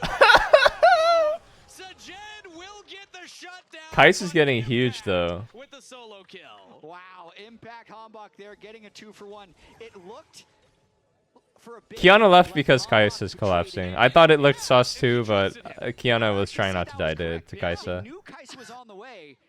He needed his bot camps. If Kai'Sa arrives, I think he kills them both. So he protected himself. Impact got the kill anyway. It could be a Kai'Sa 1v9. This Kai'Sa is huge too. But DSG, we have seen, even though they're falling behind, this was a composition that we highlighted needs to make early plays. They are trying to defend. They're trying to be aggressive as well. Kizno coming in here. That's so crazy that that's a kill. Kasante, what a champ. He was thinking he was going to be close enough to Cool tank, by the way. from a gank, but the one-shot potential from the Kiana. And yeah, this just looks like the biggest betrayal, but it's because the entire Kasante is river just such a controlled strange champ to by me. DSG, so they don't want to give away Kiana as well. Really, Kizno needs You know what's so strange about Kasante is he actually has the lowest utility, I feel like, of any tank. But he has the strongest dueling, which is the exact opposite of every other tank in the game. Every other tank in the game has like the worst dueling, the worst scrapping, the worst laning, but they're so OP in teamfights. But Kasante is the exact opposite. So Kasante just always does something super OP like that, but then he's kind of useless later anyway. Just a weird champ. Actually play Summoner's Rift, and Sentinels seem to be doing that very comfortably with also a very new roster. 3/5 the same for DSG last year, but DSG will commit a lot of members again to the mid lane to clear this turret. 2 TPs coming in. It looks like Sentinels actually want a fight. Impact on the What was the flank. flash? Was ready for it, I looked away for a second. How did he lose so flash? they actually commit 2 TPs, not going to land any kind of engage. I mean, the biggest surprise this game is how starved Rahel is of gold. Leandri's on Azir instead of Rylai. Most Azirs go Rylai. Most of the resources, but he's, you know, a good 30-40 CS below Darkwings, and the Kai'Sa's 2.2 thousand gold ahead of them despite being equal in kills, so that's still going to be their window back in the game. 3-item Kai'Sa right now. This is where AD carries really start to take off, is around the 3 or 4 core item marks with the AD. Can someone explain Fry's group meme to me? They're taking what I think was What is Fry's group? a slight increase to 80 carry income, and now they're getting 1,000 gold a game from Another great Cashback. Starfall onto Darkwings. That is a teleport from Huhi this time with the Unsealed Spellbook. So Sentinels, man, they got TPs for days, always defending these top lane plays. DSG not going to find it again. Yeah, they'd love to get this turret eventually. I think they might be able to get it on the next wave, because they're going to see Kai'Sa on mid, they're going to see Renekton on bot, and maybe be able to push up, but they have to respect the Pantheon ultimate. No, sorry, the Pantheon ultimate is down. He had just used it, so yeah. they might be able to push in and get it, but Huhi's left, so they're just going to I continue see. to trade waves. Yeah, Sentinels happy to just keep a slower paced game. They do have great scaling tools available to them. And the pressure's on, I think, for a player like Sajed. 3 items completed. T1 made a YouTube video with me. Oh, the Nautilus brand game? That was a pretty funny game. Last split. And a player like Sajed, yes, he's not new to competitive play. He's been playing since high school. He was in one of the Riot-affiliated high school leagues, so he's been playing for many, many years now between Tier 3, Tier 2, and NACL, but still, rookie at the Tier 1 stage for LCS, and now he's got to put on a big performance here. Yeah, Hambach lying in wait, hoping that someone squishier walks through. He's going to go for the steal. So much damage. Yeah, not Kizno spotted. does not even realize it yet. Kizno, I think, is maybe reading that there could be an invade. TPing in. It's fine. Yeah, Sajed's very far forward. Rahel, they still have Hambach on the flank. He's now spotted. DSGC, the lonely Kiana. Nico ult guts 3. 0 follow-up. The Croc. The Croc. The Croc. Oh, he couldn't get Corki. Corki flashed 1 pixel. Somehow Azir died. Talia's in there. 1 HP Corki. Gets a stun. Oh, hits the W. Wait, DSG's actually going to win. Holy fuck. What? I didn't know it was possible. I didn't think it was losable. How did Azir die? Anyone see how Azir died? He died with ulti up. Bro, Rahel flashed in like 1 pixel. That was funny. How did Azir die? Gets hit by Kai'Sa W. Gets sneak ulted. I didn't see any follow-up here though. Still rooted, hitting. Flash stun by Panth. Zonya'd. Oh, wow. Man, the fight was just so split up. They have to play off Azir. If everyone just protects Azir, Azir would kill everybody, I'm pretty sure. The rebuild roster, the guest team that had to defend their spot, are getting themselves in a very comfortable position in this debut. Dude, great first game from Sajed. He's having insane impact. Didn't build any new items. I was wondering if he would go Dusk and Dawn or something like that, but this is just like, this is just the OG Kai'Sa build. Slingshot that we see in that game, in this game off of that fight. I mean, just You would expect Sentinels to have a cleaner fight setup, but I feel like Hambach getting spotted, having to kind of retreat, use his ultimate solo on the Renekton, allowing the Kai'Sa to free hit his front line. Puts him in a powerful position. A 3,000 gold lead now for Kai'Sa. Insane lead. For DSG is playing with the sub jungle. Yep. Again, I mean, we've talked about him a lot, but there's a lot of reason to be excited about a player of his caliber. He was Masu's replacement on FlyQuest Challengers. We know kind of the expectations. We have a player for Masu now, and Sajed was the one that stepped in, filled his shoes, was able to win the same award Masu did, now in the same league as Masu. And having a pop-off game number 1 makes you wonder, what else is this kid capable of? The promised Tier 2 and Tier 3 pipeline bearing its fruit here in 2026. I always felt as when I don't know, I just fucking. We're good. I mean, Sometimes I forget what I'm gonna say, or like, sometimes I can't verbalize what I want to say. You know what I mean? I'm sorry, I'm sick right now. Let me try again. When I play Azir, sometimes I feel like it's hard to carry against Kai'Sa. Dementia? I hope not, bro. When I play against Azir, I feel like it's so hard to carry versus Kai'Sa. She just goes stealth, man. You can't hit her. She attacks 4 times, I can only attack once.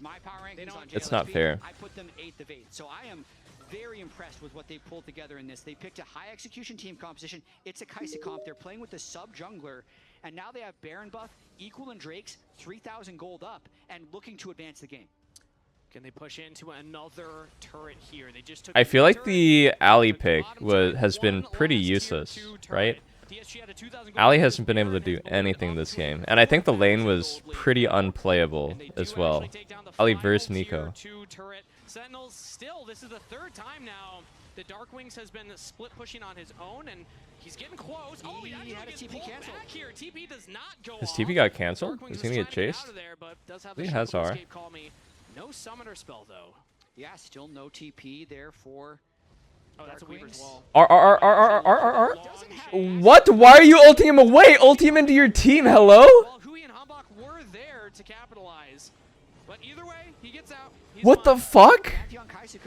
Yo, Uber Eats Talia is just flying into your face and you ulted him away. He said, nah, thanks, I'm good. He's off screen right now, but that Kai'Sa ultimate can always follow up on one Pantheon W. So DSG with killer instinct, looking for the play, but Sentinels do get their mid laner out of there. Just costs a Wow, I can't believe he ulted him away there. Before the next big objective. Speaking of, it's a minute for Dragon. It's not Dragon's soul. So Sentinels again can scale, and they did a good enough job of slowing down the Dragon stacking of DSG that they even could give this one away and just continue to catch waves if they wanted to. I mean, DSG really looking to make a statement here early in game 1. I know they still haven't won this game. We still have a best of 3. But are you trying to caster curse them? It feels like you're trying to caster curse them. I mean, maybe a little, but it's just... Listen, for those of you who haven't been following, like... Bro, the Azir has so much farm, but... This league was a top 2 in TL and C9. You gotta know how to fight, too. You know what I mean? You gotta know how to farm and you gotta know how to fight. Then there before, right? Shopify, FlyQuest, Sentinels, if you took the averages, it would be exactly that. And then DSG and Diggers, just everyone's 7 and 8. But DSG in game 1 now with a 4,000 gold lead on their young 80 carry are going to try and, I mean, if they win one more fight, they could potentially end the game. They've eliminated 6 turrets already. And it's not only the young 80 carry, it's a jungler subbing in. And it's Hey. Kiana? Caught? Ooh, caught. Nice engaged by Lion Z. Dude, I feel like the mid jungle was so farmed from Sentinels this game, but then they kind of just threw a lot. If you throw even like once time with a lead, like 40 CS lead is gone after one throw play. That's how I feel. But damn, those boys are farmed. That number is looking good. If you'd asked me ahead of time what my expectations were for this, I would have said, unfortunately, rooting for the players on DSG, but I'm expecting a 2-0 for Sentinels. Thankfully, nobody asked me that ahead of time, so I don't have to admit that, though, because that would have been a little embarrassing. Sentinels, so far, have not been able to really... Hambag was smurfing earlier. Honestly, if this was solo kill, this would be... If solo queue, this would be a 20-kill Kiana running the game. With it. Now, again, the scaling, I do want to keep reminding So Jed has 360 CS now? Dude, is there an issue with the in-game timer? Why are they so farmed? With the Kai'Sa, like, yeah, you can still blow somebody up, but if you give a Cassante 4 items, if you give an Azir 4 items, it can get really tough to end the game. It can. I mean, if Darkwings is able to get one more item, he's really Minions spawn faster? I'd even say Rahel, even though individually he's 4,000 gold down on the Kai'Sa, if he Really? completes an Infinity Edge, he's going to be a strong Corki as well. We'll be able to kill squishies in a couple auto attacks. But at the moment, like, this is previously what a completely full build Kai'Sa would be. He still has a slot for yet another item. Yeah. The number is so big. Curious if when we see more of this, like, what is going to be the 7th item build for all these 80 carries because it's previously unexplored territory. Usually we wouldn't even get to that point in a pro game. We're 31 minutes in, man. He's got 17. He's got 18,000. Bro, I kind of thought I was just CSing better in my games. Gotta be honest. Also, Call Me with a decent enough lead over his lane opponent, too. Really, the only lead for Sentinels is Hambach, who just got picked in that last play, just lost his spell shield. Yo, Baron's killing them. What the fuck? Guys, you're dying to Baron. We're dying to Baron. We're dying to Baron. They're actually half. That's a bad news for DSG, so Sentinels do push them off of the objective. He took way too much damage there and actually doesn't have any lifesteal in his build. He took Legend. Baron Shred is so scary now. Has Absorb Life, which gives him 21 health per target killed, but that's actually really bad late game if you don't have Bloodlight on an 80 carry, because you start Baron, and Baron itself will actually take you like half health, so it really diminishes their ability to force Nash, surprisingly. Yeah, maybe Force something a to Nash? look at for that 7th item. Yeah, think about it. A little bit of lifesteal, but he's the AP. I want a death cap. Yeah. I want that death cap. I want to see so somebody much get AP. one shot by a Oh Kai'Sa. shit, Speaking of Quiana Hambach, is out. supreme display of talent. What is a crocodile doing there? Able to find a How the flank fuck did there a for crocodile Q9, get there? Always terrifying for squishy junglers, as Hambach will actually walk back into the jungle. Call Me's lying in wait.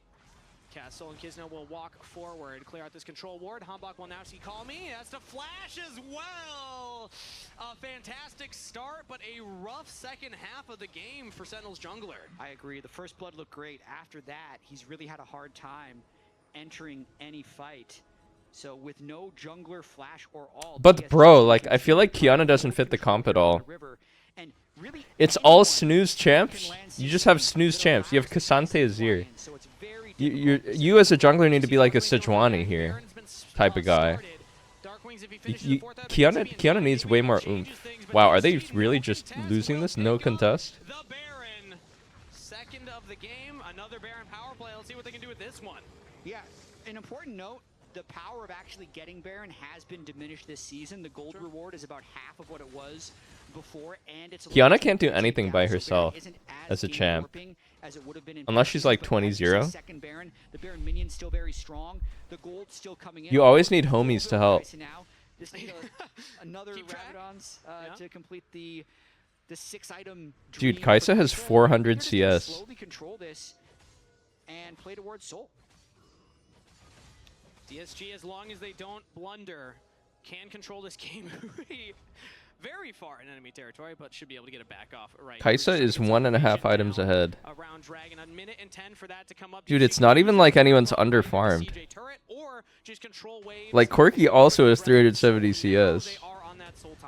Yeah, they don't want to overforce too much to give Hambach's Kiana a big angle, but I don't even necessarily think that with the big front line and even with Azir Corki that they're necessarily... Dude, this is whack. Do something, man. Sentinels, do something. Wait, Nico engaged? Look at Nico. Oh, I think Azir's okay, actually.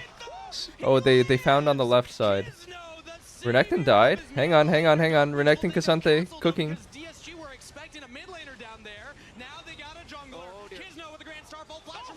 Oh, did Sajed snipe? Sajed's actually going crazy mode on it. W snipe? Look at Kai'Sa W. Look at Kai'Sa W. If he hits W here, dude, this is like Wild Turtle. This is like Wild Turtle. If he hits W here. Okay, he didn't. Sajed gets even more gold, so he's now 5,000 gold up, but you could see the Azir. I think Kai'Sa fadeaway sniped Ali here. The pick attempt there by Hambach. Call Me really sloppy moving between those lanes. That's the moment where you'd want to be able to get the pick. You can see they do get the kill onto the Kiana, but that... Bro, what's his name? Cassante? Look W. A, W. Cassante just died with flash up. Oh my gosh. It's just Rahel's damage is actually starting to be real here. Oh my gosh. It's tough to point out that Rahel missed one rocket on. Yeah, we see the coach cams right there. Rahel missed one Corki rocket onto the stunned Talia. If that had landed, Dude, I don't even know who's coaching who and who's reacting to who. These rosters are incestuous. Sentinels just stole half of DSG's roster. Who's even coaching who? Like Golden Glue used to coach for DSG as well. I think he's the Sentinels coach now. I'm just realizing they kind of assumed coming out. They denied Soul, so it's 3-3 dragon count right now. That's really makes things fortunate for Golden Glue and why he was the one excited after that fight. If they couldn't secure the Soul right there, that makes this game very even. And now they're actually on a bit of a timer because the Kai'Sa's 6 items, the Corki's 4.5. So Kai'Sa cannot build 7. Nope. You got your boots. That's the joke 7. That but is yes. the 7. So it's a real 7-item build. This is it. This is the full build. You can get a, you know. Guys, that was not a weird word to use there. It's perfectly, it's apropos. What word would you have used? Does not get stronger than this point in the game. 664 AP, level 18, every item he wants. He could start becoming an AD if he wanted to get more gold to sell all his items. Just unlock everything. But I think that last push was their strongest window. Oh, another Weaver's Wall now. Calmy's really fishing for these Grand Starfall as well. DSG Apropos wasn't a right word there? to try and catch out members of Sentinels, but who he just walks away from the pop block. Really? Hang on. He had a fatty... Dude, he dealt like 3 damage. That was a fat Kiana ult, though. Kiana is actually... Oh, he finally did something. The Sajed is dead.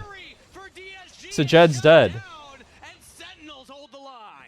This is still anyone's game. You can see them pushing back the mid lane. Azir finally stepped up.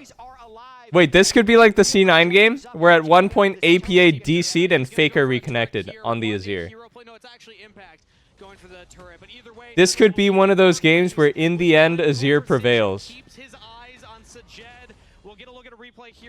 Dude, this is an absolute slobber knocker of a game. Are we going for a 50-minute banger? Both teams have 3 Drakes. Next Drake is Soul Point. Kai'Sa finally got caught out here by Azir. Kiana's ult was nice. Oh, it actually didn't deal the damage to Talia. That's a bit unlucky. But he then sticks around with no ult, no summoners. Watch Darkwing's up in the top here. Yep. Waits for the stun. Sajed wasn't quite in range. He was trying. I feel like Darkwing's positioning is so weird in teamfights. Like he's just walking into Pant. I know it worked out in that fight, but the way he's playing is weird. Like as Azir, you shouldn't just be like walking into Pant and he can stun you. You know what I mean? You should be like using your range advantage, hitting him. He can't get on top of you. Yeah. But he just couldn't. But like it worked out because he hit the R on Kai'Sa, but it was just like it was sloppy. You know what I mean? It's sloppy. Yes, now 5 items has come back in this game, but Darkwings is the one that's actually pulling off some of these big plays. Whether Azir is dead ass 6 items. Kai'Sa has 7 items. Kai'Sa swapped to Sork shoes, bro. My expectation for him was like, okay, how does he stand out this year? He's still technically and potted. And he was solid. But how does he stand out as a mid laner? He's up more money in the game than some of you guys have in real life, bro. 4,600. Yes, the NA hope here. 47. Sentinels, but they kill Baron very quickly. They just have to be careful of getting Snap engaged on because they won that fight, because it's now a 5-item Corki who's still one-shotting people, and because it's a max item Azir. That 3,000 gold lead, as you mentioned, when you're this late in the game, doesn't really matter that much. And if you look at the front line, especially this Cassante with the Protoplasm harness, with how many resists he can get as well, it's going to be extremely hard to kill. So the front line is much stronger here for Sentinels, unless they can get some type of assassination onto either the Azir or the Corki. And that's, DSG was able to get their gold lead initially around a dragon fight where they out-executed. You could say the same thing. If Sentinels just find their one pick, if they find the Kiana ultimate into a wall on somebody like Lions, even somebody like Kizno with the GA, you can blow somebody up. Dude, I keep thinking supports are not buying any pink wards, but it's in like that tiny little slot below their rune. The Azir ultimate, now the Weaver's Wall yet again. Darkwings barely gets over and gets back to his team. Now it's Castle. The Croc? Holy fuck, Azir almost got one tapped. Azir's one. He needs to base and TP back. confident to push forward because What the fuck did he get so chunked by? I think he just got W'd by Kaisa and then RW'd? No counterplay? Flash and Corki either. Sentinels, that was a tough moment there. They thought they could turn on Castle, but DSG were ready to actually pounce. Yeah, Darkwings ended up being at the back of the chasing party, and now they're going straight for Baron. Yeah, Darkwing's back. Burst this down. Darkwing's backed and healed, and now a TP answer from Castle. Darkwing's gonna hold the wall over there. Who he TP's in as well. DSG though, almost got the pick onto Impact, but he's got the unstoppable. Baron Shred is real, and they've also given away position on Soul. So if DSG just push them off here and then move towards Soul, Bro, oh shit, the minion finds an insane engage. Are they even winning? That's not a good sign. When your support lands the god of all engages and then you didn't even win the fight. That's crazy. They one-shot Rahel's Corki, but Darkwings and Hambach and Impact fight back the... Wait, they get Soul though. So, but this is important. To me, Soul for Baron, I'm taking Soul every time, and Sentinels is actually teleporting to control the Baron, but Soul is going to be going over to DSG. Yeah, this would be the third Baron of the game. First for Sentinels, they commit to Dragon. DSG get that Soul. Call Me is here to watch the Baron go down, but will back off wisely. Away pushing top, away pushing mid. Sentinels are giving away a lot for this Baron. And now they will pick it up, but the Soul for the Baron trade and a basically dead even gold game 42 minutes in. This is one way to start your LCS journey here. If you're Sentinels or these players on DSG, Sajed really wants to have this be his pop-up moment. He has changed his items.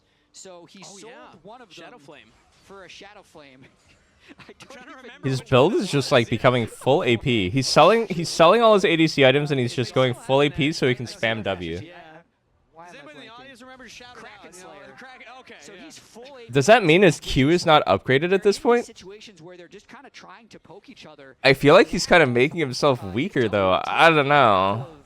The Azir or the Corki's health, but they are losing the poke battle because they have no sustain. Yeah. And Corki Rockets or a couple of Azir autos are chunking them out at the start of these fights. It's part of how Sentinels has stayed in this game. But now, we're definitely in a lull state because the team that was getting pushed in got Baron, so their minions will push back.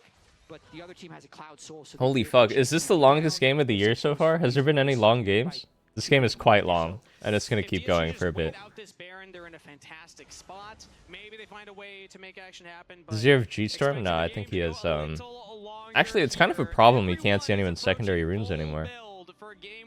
T1 KT was long? And what a way to start the season. Okay. That's one right there. Think two more and he just dies. If you land another, it might even kill because he would proc. LTA was a better name? Honestly, true. Shadow Flame additional damage. ARAM Kaisa at the very League of the Americas, LTA. You would play AP Kaisa and ARAM, wouldn't you? Yeah. Who doesn't play AP Kaisa if you have Kaisa in ARAM? I like tank Kaisa. I think it's fun.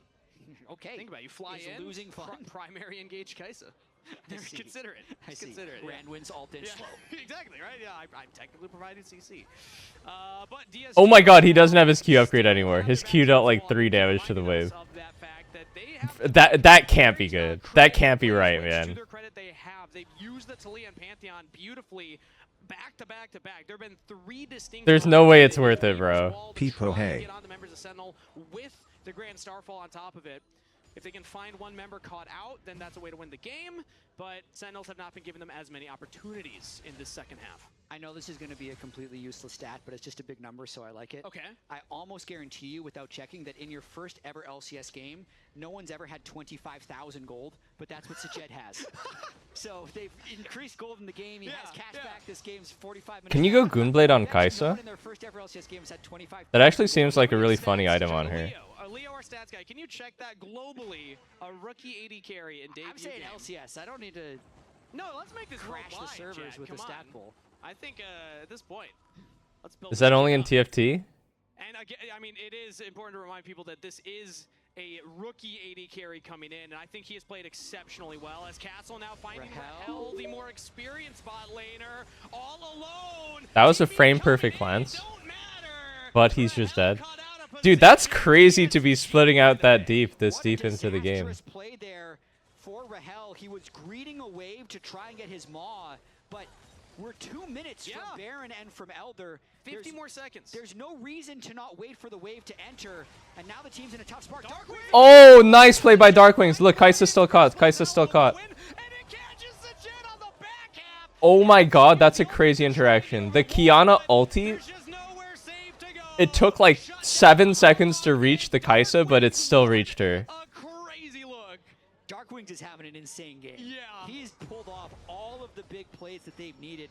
They lose their 80 carry 45 minutes into the game. Holy fuck, bro.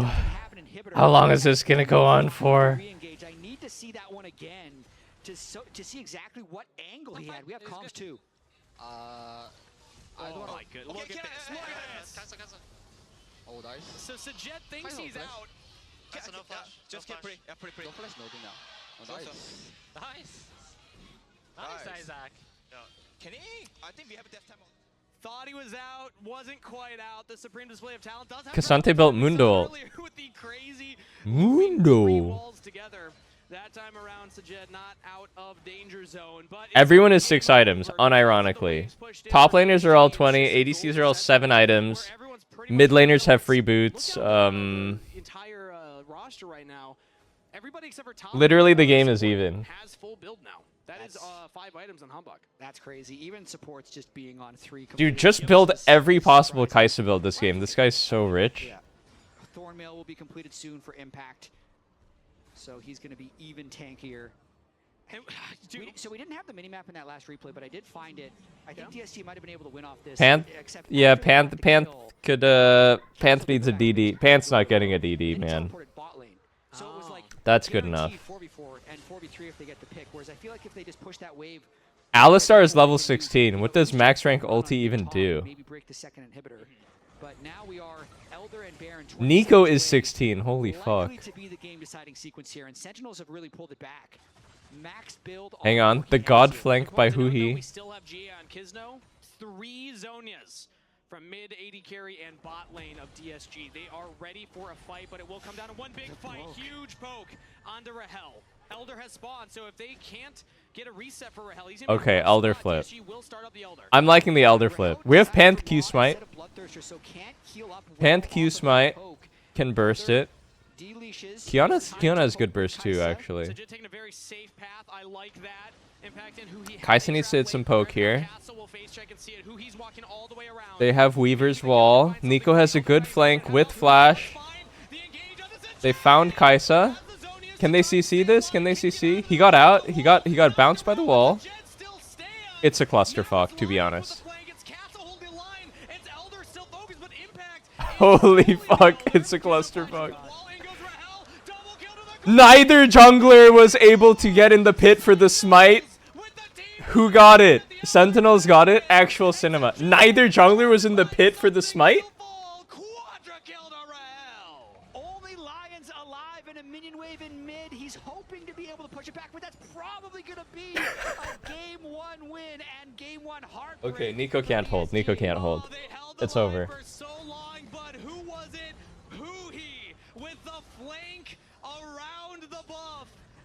Dude, DSG lost this game?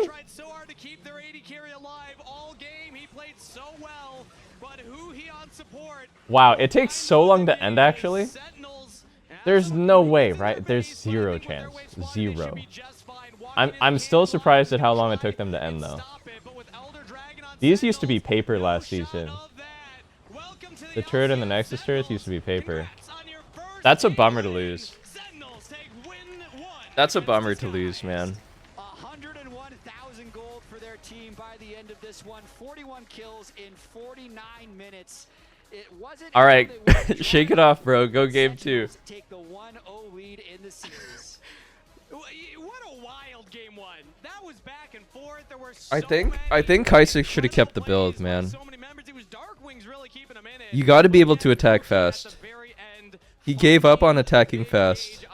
He tried to big brain it too hard. Wasn't able to live the entire time. Yeah, Lounge, good luck. Let me know what happened. What do you think of this game? Well, we started planning this quite a while ago. So what we were going to break down may not feel as relevant, but it's still pretty cool. I mean, the game started out, it looked like Sentinels were going to stomp it. I thought. Dude, there's got to be like a Goonblade Dusk and Dawn build, yeah? DSG that kind of brought them back into the game. And then, of course, chaos ensued later. But I want to go back to this earlier Dragon fight and talk about how DSG actually at least, pulled back their position in this game. It was really all off of this fight, and so much was about this engage here from Lion. So watch the Nico up in the top right there. That is really, really critical. Also the fact that Humbok here is going to get marked on this flank. They played Dusk and Dawn Kaisa in LPL. LPL Kaisa builds are always the most like fucked up thing you've ever heard of, and somehow it will still be cohesive and lead to all your upgrades. LPL Kaisas will build like Brutalizer, Redemption into Crit Cloak, 2 longswords, sell a longsword for Cull, sell your D-Blade and buy D-Ring, and then you'll be like, okay, sure. And then you hit all your upgrades, and it's actually a cohesive build. You always see the weirdest Kaisa builds from China. Sajed as well as Call Me, go forward, get all of these kills, take away the dragon. And to me, it felt like this was going to be the defining moment of the game. This was going to be the moment that really swung things. Of course, it was not. Yeah. It became a very wild game of kind of back and forth plays. But it was a lot closer, I think, than we really kind of expected. Does Azir just run our region? Both the early game and the mid game, and kind of I think Azir might run our region. Oh man, my boy Humbug's doing so well. Oh no, Humbug, what are you doing? The incredulousness that you had throughout the game, where it's like, well, DSG should just win this game from here on out. They got a major pick, like on towards Corki. Like, surely they can end it here. Just doesn't happen. They ended up getting Soul, Cloud Soul for Baron. You'd think that would be more meaningful, but honestly, Cloud Soul. Those were some heroic plays by DSG this game, though. The Nico engages, the Kaisa. That game was chaotic with reason, I guess, but it was tough. Well, you also brought up Azir, right? Yes. And Darkwings was... I can't believe neither jungler was in the pit at the end for the Elder finish. Was the person kind of keeping them in... What a clusterfuck. His shuffle ended up being kind of the... A Bellier's Pales Scroat Slap 2 base. Thank you, guys. Surely this one. That did earn Darkwings Player of the Game, and here we see that all-important shuffle. The big thing was that they managed to get onto Sajed, who was so incredibly fed for the vast majority of this game. He was true 7 items at about 35 minutes into this game, which I was asking. Dude, what is that? Is that the Duolingo thing? Like item completion stats. It feels like there's just so much more gold in the game right now that it was ridiculous how quickly he actually finished that. You guys think the laptop is too small? That is kind of like a small little laptop for a bunch of dudes to be crowded around. He reacted with the flash, saw the flash follow, then Zhonya's it. Like, that is pretty insane. Yeah. But just forcing out all of those tools meant that then Humbug comes in, the ult lands, there's just nowhere really for him to go. And to me, it just felt like DSG and... Why are they outside? Why do they have to leave the room with all the TVs and computers to go outside? Because you gotta hit the vape, bro. You gotta hit the Benjamin. What are you talking about? Right? All they needed to do was walk a little bit more slowly, clear out the brushes with Nico clone, but instead, they're kind of face-checking these... I'm not even kidding, bro. They have like 4 Korean players. I'm sure a couple of them at least indulge. That Sentinels had from that spot, so credit to them for finding those plays. But I felt like DSG really lacked kind of polish and some patience in moments where they should have been able to close the game. You could say the exact same thing, rewinding the clock towards the bot siege on the inhibitor turret. Yep. The fact that they were able to get a kill on Hanbok, because it seemed like Hanbok had a pretty good play, but then he got completely taken out by the Toledo. Is vaping meta in Korea? You know, more people smoke cigarettes there. In the US, there's like a very strong anti-smoking initiative in the US, and you know, smoking's not really that popular here anymore, but other parts of the world I've been to, a lot of young people smoke still. Korea included. Bro, I remember one time I was in Korea, I saw these guys doing cardio, like jogging around the city. I was like, okay, yeah, whatever. They took a break from their cardio to start smoking cigarettes. It's the weirdest thing I've ever seen. Towards their opponents. Right now, we do know that DSG have chosen first pick, and Sentinels have chosen blue side. What a surprise! Who's shocked? Not me. In Korea, they have specific containment rooms for cigarette smokers while you're waiting for the train or waiting for the bus. When things were looking bad they were smokers. happy, I think, to kind of walk away with that win because it did look like it was going the other way. But during the LCS lock, Super set for their lungs, yeah. save your MasterCard on file and make a purchase from the Animation, guys, no, you're not animation canceling the cigarettes by doing cardio. I don't think that's how that works. Dude, they're deadass just communicating in Korean. 다 죽여.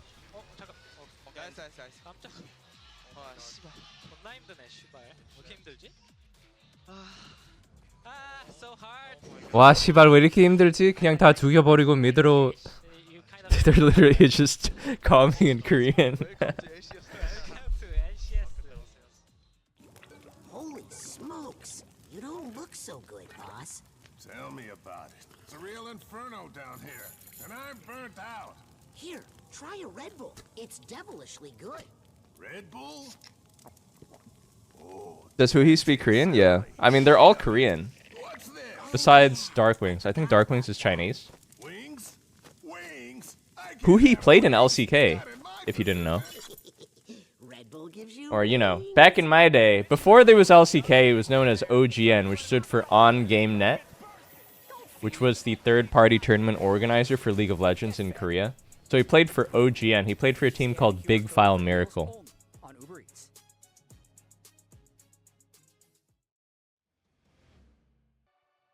If you didn't know. Dude, it wasn't that long ago. It really wasn't that long ago. How do I still remember this?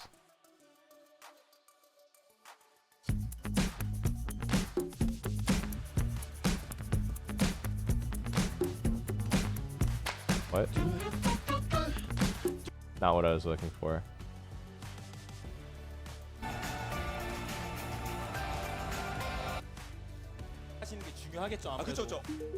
Six, seven, Yuinli, thank you for 5 months. Dude, did he play? He played with Core JJ, by the way. Right, I forgot about that. His ADC was Core JJ.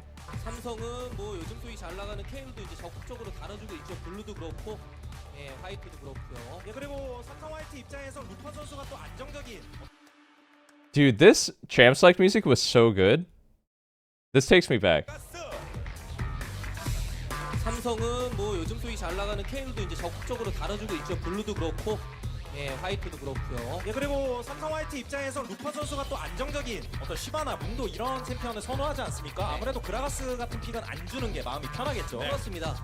근데 요즘에 저는 개인적으로 볼 때, 룰루. Oh man, they were really behind this game. Dude, you kind of would just be down 6k at 14 minutes back then. I think this was when Dragons gave gold.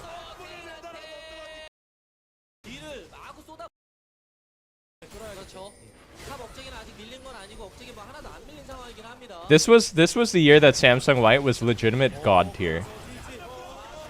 So dominant. I don't think teams will ever be as dominant as they were in this era of League. Like, Samsung White was god tier.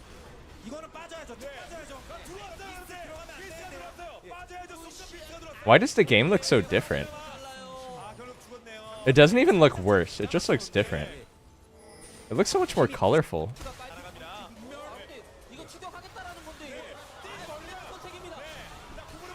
Alright, anyway.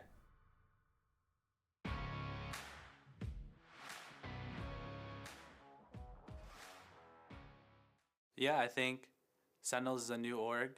For our team, it would be important to get the stage matches in. So us going into new org for our first match would be kind of nice because maybe the enemy team's a little nervous to try to look good for their new org. They don't want to look bad. And honestly, they have 3 ex-DSG members on their team, and we're kind of like the new DSG. So in a sense, like old DSG versus new DSG, and you know we're gonna show them that we're the better DSG.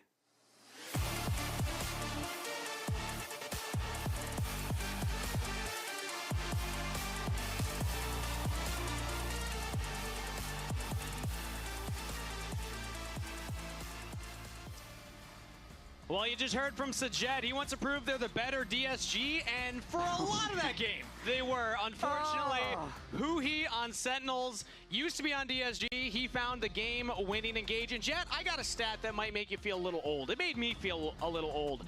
Huhi role swapped from mid to support. We talk about that a lot, but he did that in 2019. It's 2026, which means that he has now been a support over twice as long as he was a tier 1 mid laner. That's a cool stat. How crazy is that? Yeah, I that's still awesome. think of him as like a mid laner that rolls off the support. This is over double the time in his career has been spent in the support role. Great find there at the end for him. Even if it was Dark Wings, it was finding a lot of the plays that kind of kept them in the game before that. I'll give you one more. Yeah? As a former CLG fan, when CLG won Summer Split in 2015, Smithy had visa issues for Worlds. Huhi was the mid lane substitute, so he was going to play jungle for that team at Worlds if I remember that. visa didn't come through. I never knew that tidbit. Doublelift knew that. I also hear Doublelift is streaming with Sentinels right now with their CEO and Tarek over on their co-stream. So, Bro, we were playing with Huhi autofill jungle. God bless him. He was trying his best, man. Have you guys been watching our games with Forsen? We were playing with Huhi autofill jungle versus like Prime EDG, Clear Love, Deft, Pawn, whatever, bro. The Sentinels was going to win, but the question was by how much, and then It was tough. should have lost that game, man. Yeah. We had to like petition the Filipino government. We had to petition Philippine congressmen to get Smithy a visa so that he could play at Worlds. End of that game, and then just DSG's inability to play cleanly and cohesively as a unit because they are playing with a substitute jungler and they're also a newly assembled team, ended up costing them. And then Dark Wings really clutched up in some big moments there for Sentinels. And funny thing, Worlds was not in the Philippines. Smithy was he was like a Filipino citizen. I think he's a US citizen now. I forget what the entire ordeal was. It was literally a decade ago. But back then he was a Philippine citizen, and so he needed a Philippine visa to play in EU. Covering the Lucian, so maybe a focus on the bottom side. Worlds was in here. EU that year. Lucian Nami, I've been seeing In the propping up France. here and there. It's a great pairing with the Lucian. yeah, I like the fact that DSG in both games has just decided that Castle is going to blind pick because they want him to have prio over Impact. They don't think Impact's going to be able to get a good counter pick, and just opens up They know the draft. their draft. Nami Lucian. Sign right there. And, oh, it's up. Somebody's about to be very happy. Nami Lucian, the classic. This would be a very early bot lane matchup. Vi Lucian, not the classic. I'm sorry, fan in the audience. Maybe it's coming later. It could still come on pick 3. Okay, and Mbessa, what are you gonna go jungle? Zinzao. That is highly counterable here on Zinzao. 2-3, so top lane Zinzao carry. type beat. Likely to see jungle, and then they have to expose themselves with something. It'll probably be an 80 carry pick before this 1-2-3 is done. Aurora mid. Oh, interesting. They just Okay. powered both solo laners right away. Okay, so Wait, this could be Mbessa could be jungle. Mbessa jungle. We have seen Mbessa jungle. Hey, I just said that. Here and there. It's one of the changes from the off season. Things like Malphite and Mbessa, I didn't expect to be junglers, but here we are. What do I want to see? I want to see some spice. I think this game will be a lot more active. I mean, last game was Cassante Azir, so it was pretty slow. But this game, both sides have very active early picks. Carry picked here for DSG to kind of hold that flex for as long as possible. Sources say Yunara is broken right now. Counter pick support a little bit, but support will get fairly That's what targeted. word on the street is. Fans in the 4-5. I think you take mid here. What do you take? You just pick some boring ass mage, no? Do you have to go Nami? Okay. There we go. Yeah.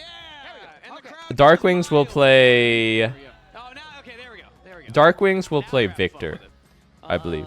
All right, so Lucian Nami a bot lane into the Inara. DSG will have to find a support that will help keep I believe he will Inara, just play Victor on 4. you know, alive, but also powerful enough because Ben Nautilus, Ben Blitz. Are you scared of Blitz? I was shocked at how aggressive you can play Inara in the 2v2 from level 1 because your Q alone and your passive, you have so much power. So Dude, Impact's hair looks crazy. To try and answer the Lucian Nami, even though that's a little scary to think about because they're a very powerful duo. Victor's banned out. Also doesn't necessarily get that strong. Dark Wings is a mage merchant. All he does is play mages. Fighting in the bottom side, and I do wonder how Rahel actually is dealing mentally after that game 1 because he was getting. He's gonna play like. He's gonna play Hui if he has to, losing bro. mistake getting picked in the top lane if Dark Wings didn't bail them out. So he's the big one for me really He's gonna play Syndra. He's gonna play Hui. He's gonna play fucking. Also AD carry that notoriously can get punished if you're out of position. You have one mobility spell, but you're still. Would he play Ahri? This is actually a decent Ahri game. So can be tough to play into things like the I wonder if he'll actually play Hui here. I think Hui is the go-to mage when all of these mages are banned out. Ahri, Syndra, Victor are all down. If he picks Hui, that confirms in my mind that he's just a pure mage merchant and will never pick anything else ever. Solo lanes are the name of the game for them here, Oh, Cassio's still open. Okay, Cassiopeia. Currently hovering the Cassiopeia. They're trying to target ban Dark I think Cassio is fake.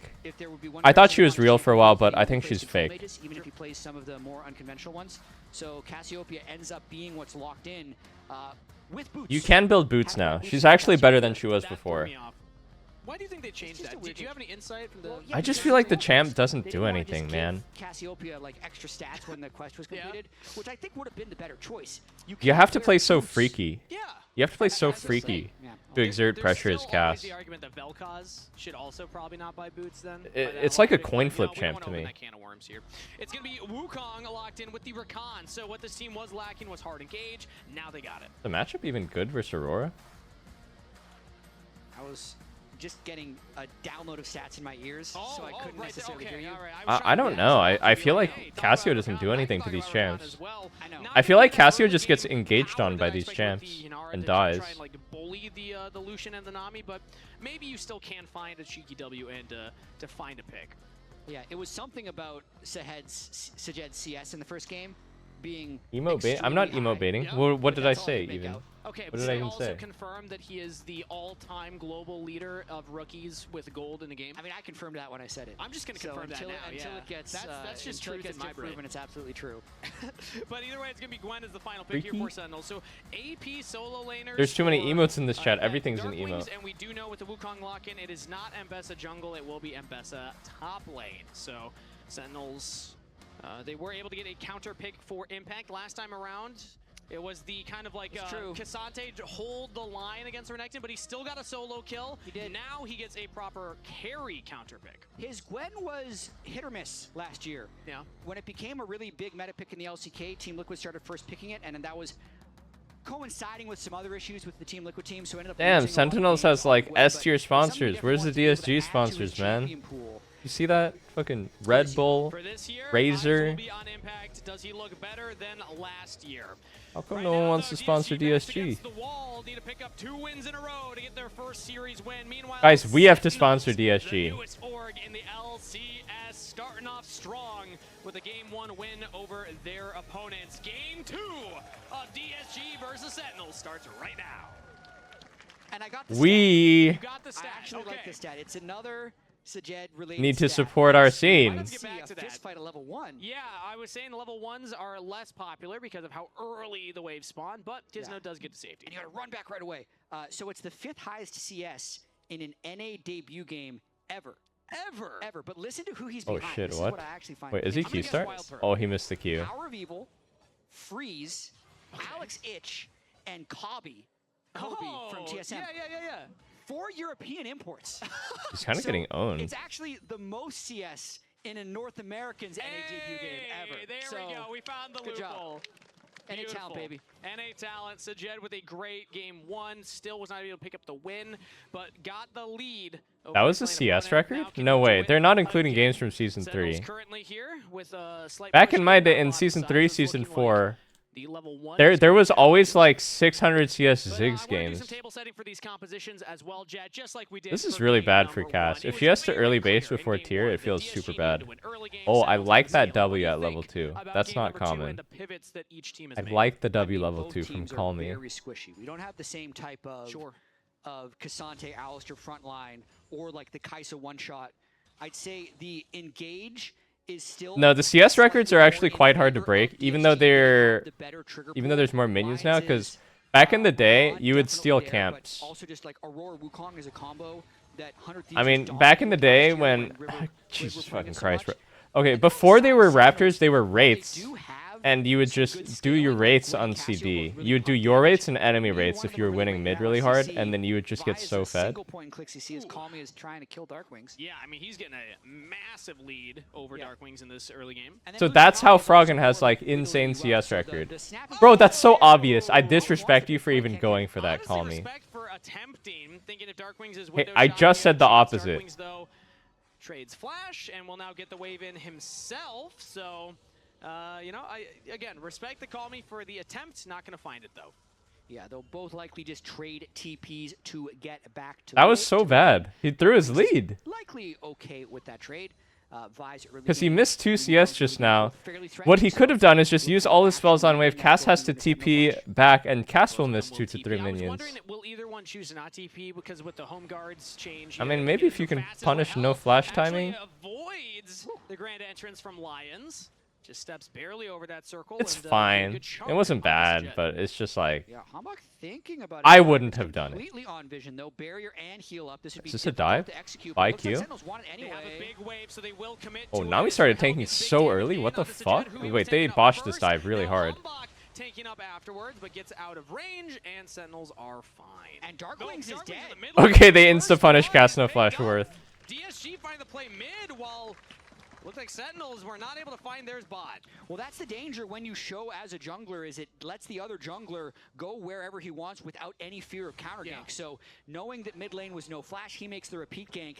And then not only was it going to be a difficult gank with heal. Oh man, I feel like they could have dove bot, but Nami started tanking a bit too early. Hambach's VIQ just gets straight up interrupted by Lions' Recon, so the gank fails miserably.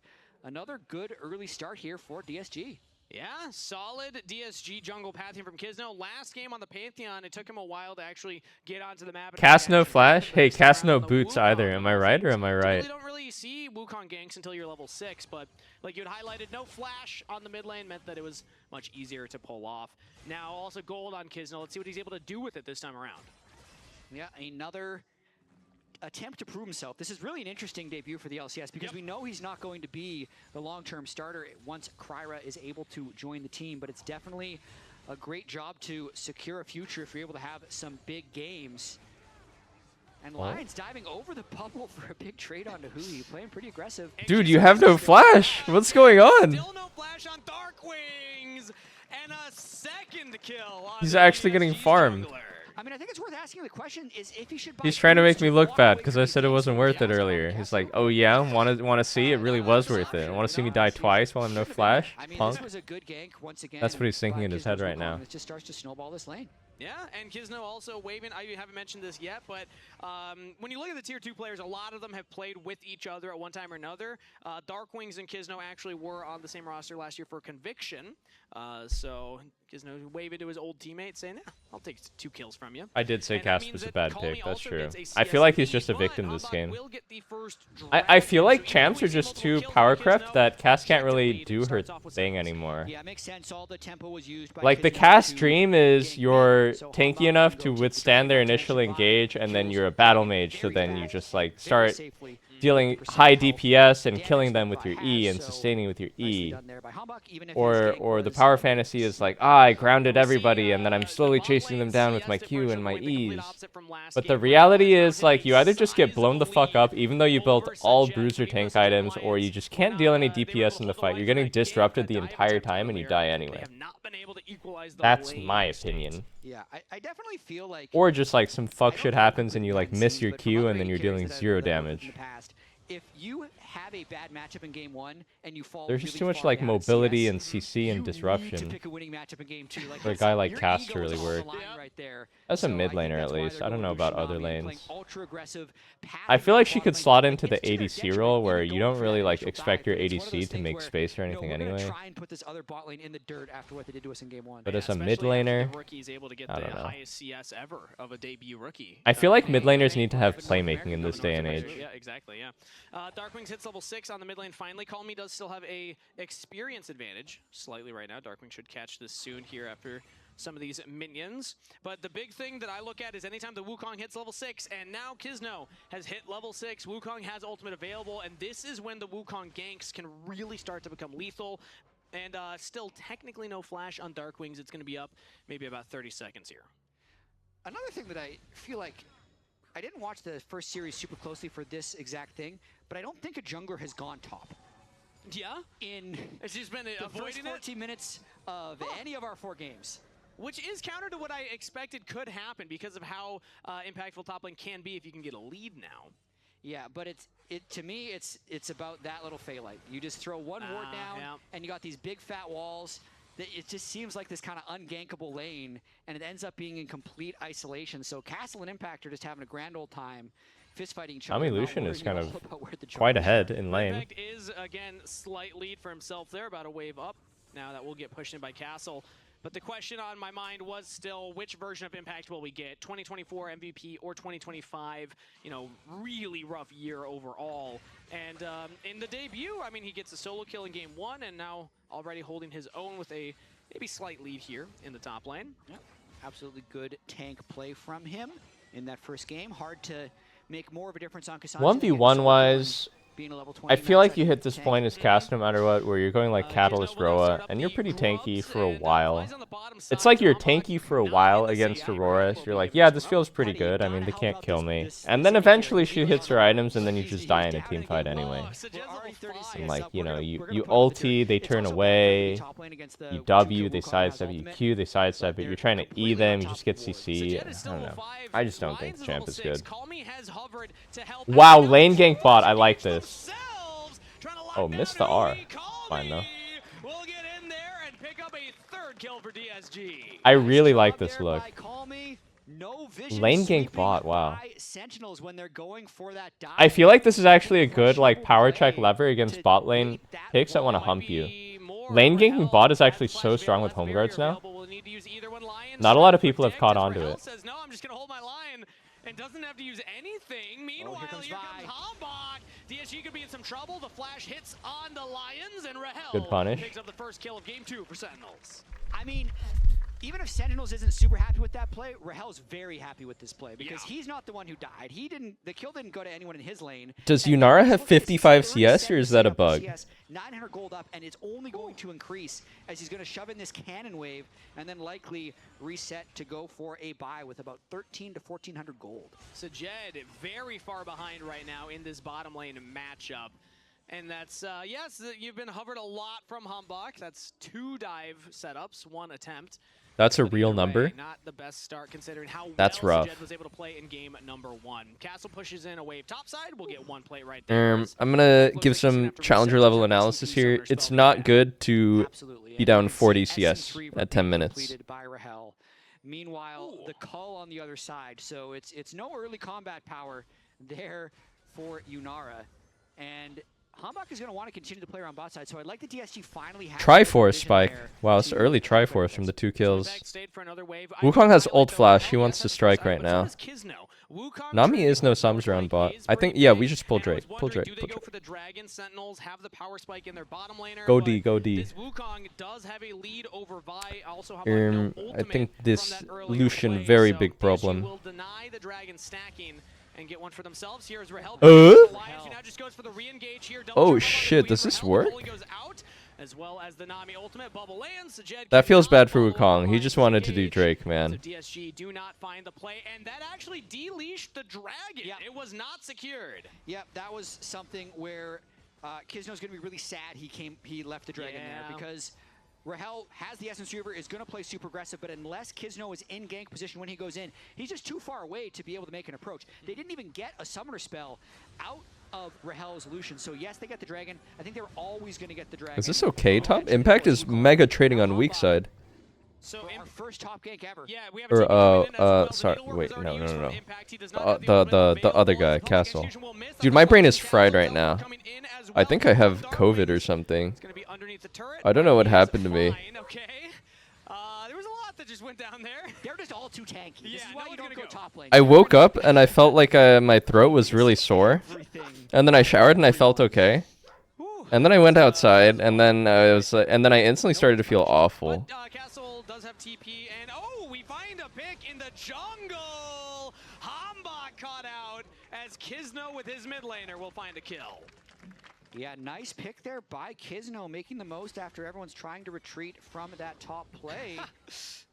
Castle says get out. Yeah, I shouldn't go outside. To flash away from Darkwings, though. Wait, what's Cassio doing? Cassio's fist fighting in zone from mid. Is very strong with that ultimate available, and Rod of Ages completed, but not strong enough. He wants to catch his mid wave, and that will be a blue buff stolen by Kisno. And now call me. Ooh. Yeah? I fake myself out. The thing too with this Cass build is it's so slow now. Because I feel like he should really be buying. I actually think Cass is like a tempo champ now. Cass is a champ you pick to like fist lane and like build boots and like go crazy mode in lane, in my opinion. In my opinion, this Cass build is dog shit now. Cause like you need to build boots now on top of this. There's no way. You need to build Roa if you want to go Roa Seraphs on the champ plus boots and you're a Cass. Like it works on Kassadin and Ryze because the champs are very mobile and they have playmaking.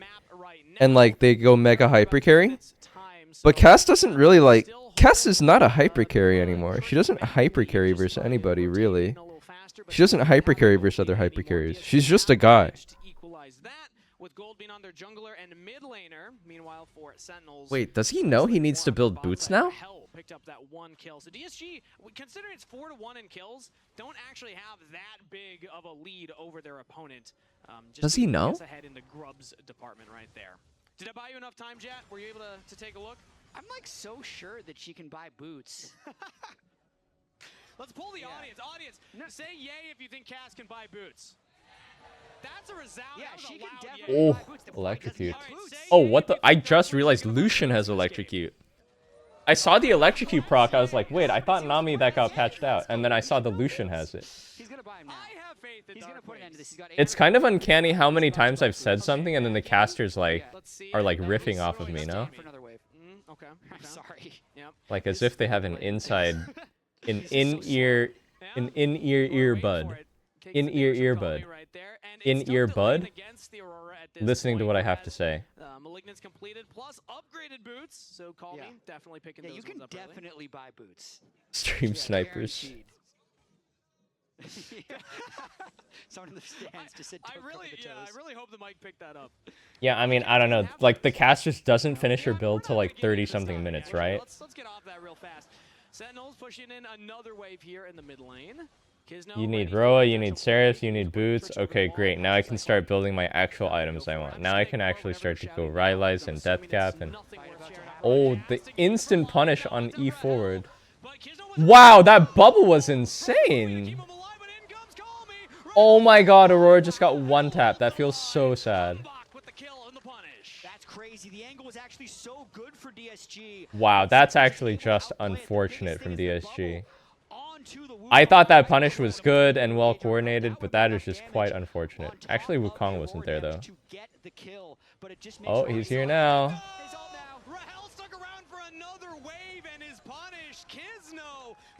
Wukong's getting huge, man.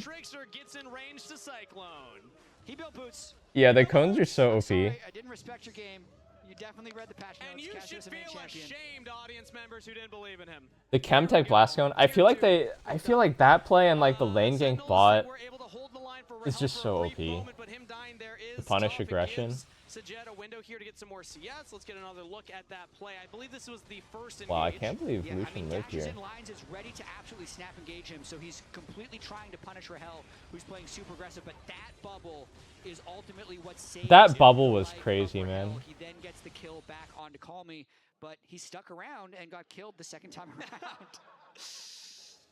I think Golden Glue's gonna have a little. That plant is broken, man. What the fuck?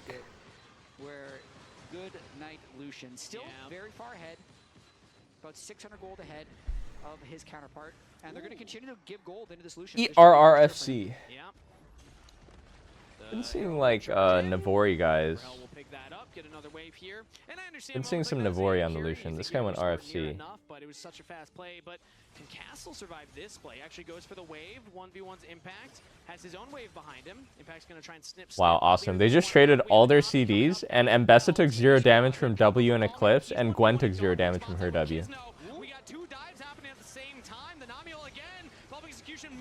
They have the damage? Hey, he's still alive. Hey, he's still alive. Where's our fucking damage, bro?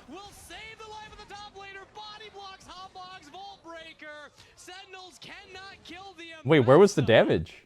I mean, both Is this Gwen build normally? He rushed Riftmaker.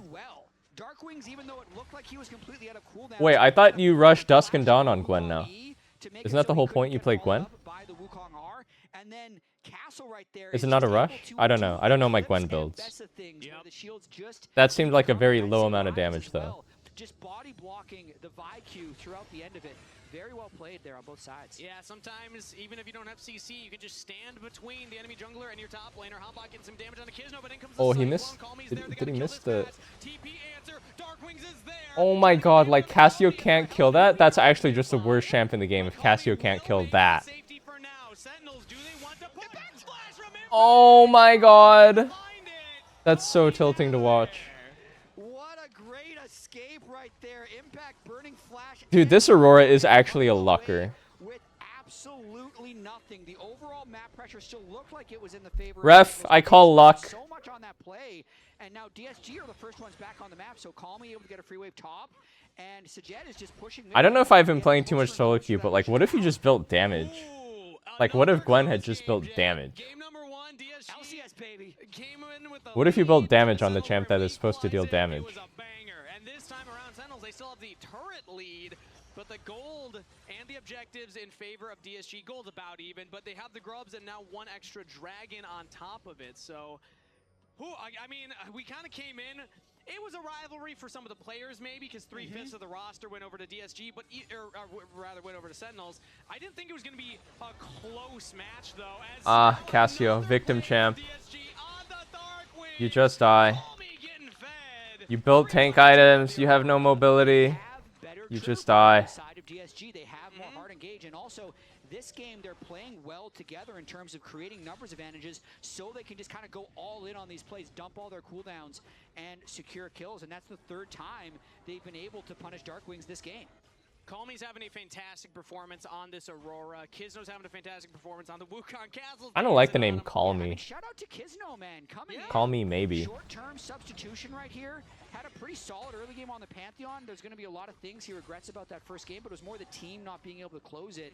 Helped get his 80 carry super fed, and here, back-to-back ganks in mid lane gives him the 2 kills. Good objective. Dude, to me, Cassiopeia is a lane kingdom champ. She can lane kingdom versus shorter range champs.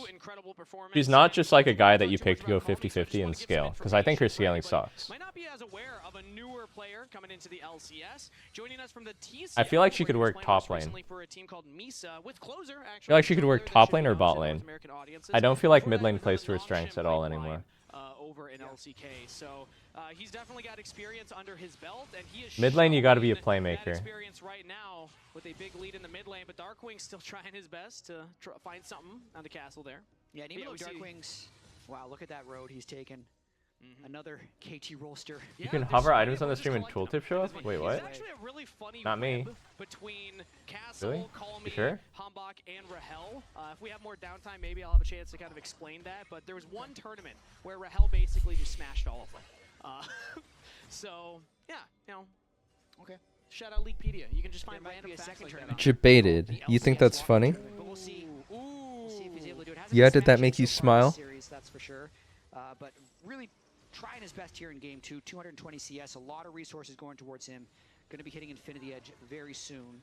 Got a ton of power on this Electrocution, which is again more lane focused. Really wanted to win this lane. It works on your stream, but not LCS stream. Dude, there's no way. And it's because of this Lucianami that's in the mid lane. Stop the cap. DSG can't step up on that wave, so they always get. Wait, he just wasted his W on the wave. Castle fancies himself a 1v1. Oh yeah, try to hit a Q versus champ with 18 dashes. Whoa, Cassio is dealing so much sustained damage per second. Dang, that champ looks really good.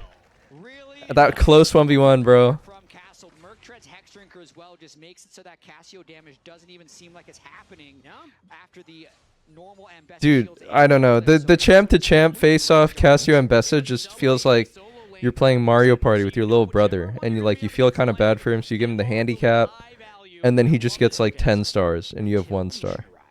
It's just not fair. To try and carry this game, because you can see like Castle's going to win both side lanes. Yeah, makes the game super interesting. It's literally Season 3 champ versus Season 15 champ. But then Castle kind of beats It actually works on my stream. Okay, I'm actually opening up my own stream now. Having a great performance here in game 2. 1-0-1 with a bit of a lead as Rahel the focus, but Dude, it's not working. Wait, it worked. Wait, that's so crazy. Why doesn't it work on the official? He's got home guards there, plus the boots finish, but not fast enough. DSG will be able to back off. As, ooh, that looks like I guess that just means my stream is better than the official stream. More functionality. Yeah, I mean, this Colin's big. Has to flash away. Kizno's trying to get the safety, but Rahel's coming in. The walls are closing in. The Gwen ult. Oh, they got the buy. Was that even a bounty on Wukong? Jungler for junglers. Lions now trying to keep Castle alive. Another side step with the petrifying gaze. Darkwing just can't land them. Calmy's now joined in on the fight. Oh my god, what the fuck is happening?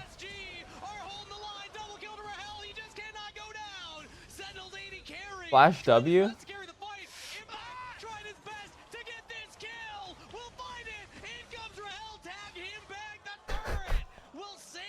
What the fuck? These fights are crazy, gang. Dude, what did this even happen over?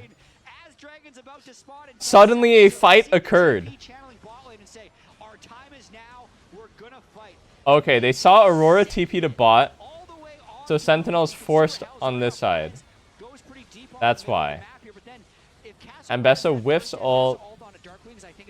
Rakan is 1 HP from something. Gets his combo off. Aurora makes it to the fight. Cassio flashes the thingy. Yunara was still alive in the back.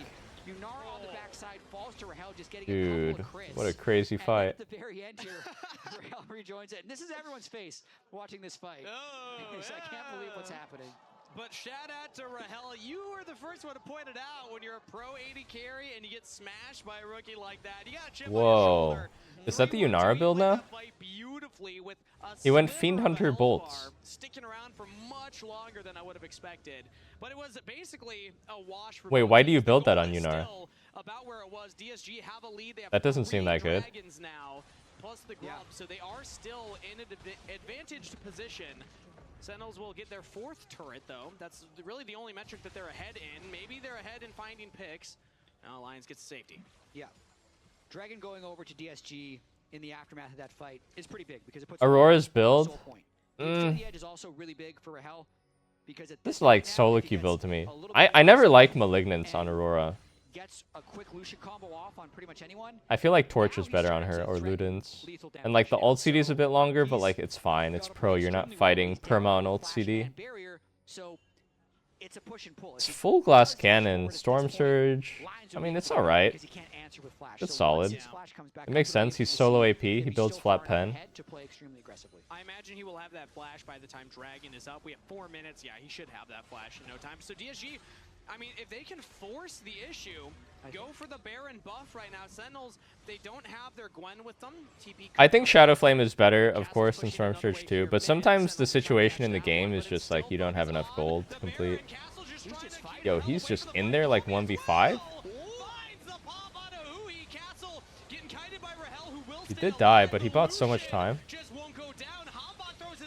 Dude, these fights look so random. They're kind of throwing. Gwen is getting a lot here. Gwen is 16 now. Gwen does outscale very hard here. 17 Ambessa trying to carry the game there, but he had a maw and How come Ambessa ulted in like 1v5? That was crazy. So he ends up barely losing that duel, and then I think at the very end, Kizno saw it was 4v3, probably wanted to keep fighting, but I think could have just kept. I think Gwen can carry this game now, yeah. She got a lot of space. I mean, she was starved out before. In the favor of Sentinels. So, I mean, Castle sees his angles, thinks he's unstoppable at this stage in the game, and does a good job keeping Rahel, Impact, and Hui pretty much out of the fight. Gives him more time. This is where you'd want DSG to maybe walk away or at least make Sentinels keep chasing because Rahel was so low, but it ends up just giving Rahel a little bit of extra gold now, working towards that 4th full item. Close to finishing that one here, as he has a 1.7k gold lead over Sajed. The Baron was the bait there from DSG. Oh, now they might just be able to capitalize again. Still no flash on Big pick. Big pick. Than we saw from Castle. Absolutely bursted down. Honestly, you can't even do anything off that, though. That's just a kill. And it was completely one-shot Rahel, who's going full damage, no MR, and That was through barrier from the They're trying the Baron pull. Yo, I don't think you can Baron off one kill like this anymore. Unless you killed the priority target like the Gwen. I think Sentinels can win here. I think Sentinels can definitely win here. They don't have Aurora ult. They whiffed Mbessa R again. Bro, why can't Castle just wait for someone else to CC them so then he can hit his Mbessa ult? Good Cassio ult. He's dealing 3 damage. Cassio just died. Oh man. I don't know, bros. Bro, Castle, why can't you just wait for the Rakan to CC them and then you go in, or wait for Wukong to CC them and then you ult? He keeps jumping the gun. And let's win the fight, but they couldn't quite get the right angle. I think it took them a little longer than they wanted to kill Darkweeds and Hambach. Still a good play. Bro, Castle, just keep it in your fucking pants, mate. Fucking wait, man. For Sentinels to get super close to the Baron, so that Engage didn't end up being clean. At this stage, it actually looked a little questionable. Then you remembered one team has an AD carry and the other AD carry is in Fountain, so DSG is able to turn this around. Call me at a nice QE. At the very end of it, Darkwings falls for the 6th time. Cassio actually hit everything there, but they just kind of face tanked her.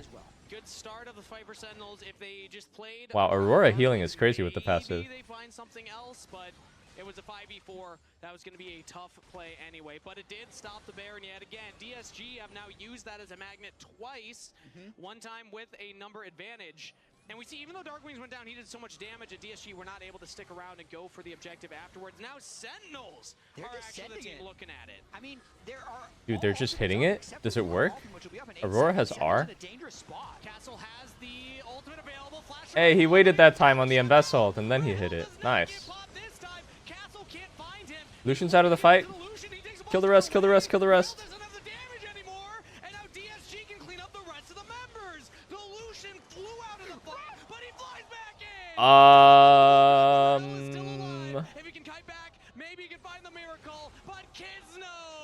Wow, they can't Baron actually though, because Yunara died. Who did Yunara flash for at the end there? Big engage by Call Me. Wow, Aurora got literally one-tapped by something. I didn't notice that. Rahel on the outside here gets blasted away by the super blast cone and tries his best to carry this fight from the back end, has a nice sidestep, but ultimately it's a Wukong with the fully stacked passive, so he's going to get the chase down, and I believe this is Chemsoul now in the aftermath of this fight, which is going to make it even more difficult. It's a fucking slaughter, man. And that was Kizno on your screen right there, chuckling to himself, an emergency substitute. It was supposed to be Kryra. They couldn't get him in time, so Sajed said, I know a guy. And what a showing from Kizno so far. He had a decent game 1, but an incredible game 2 here on the Wukong. So let's take stock here.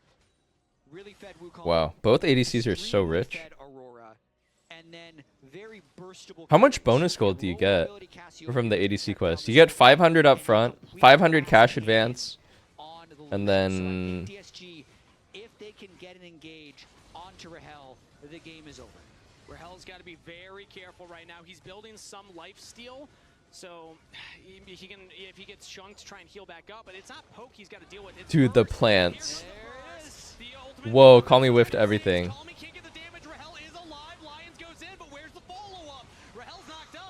And now that's GA from Kizno. Impact buying a lot of space for Sentinel to try and stop the Wukong. He'll trade his life for the support.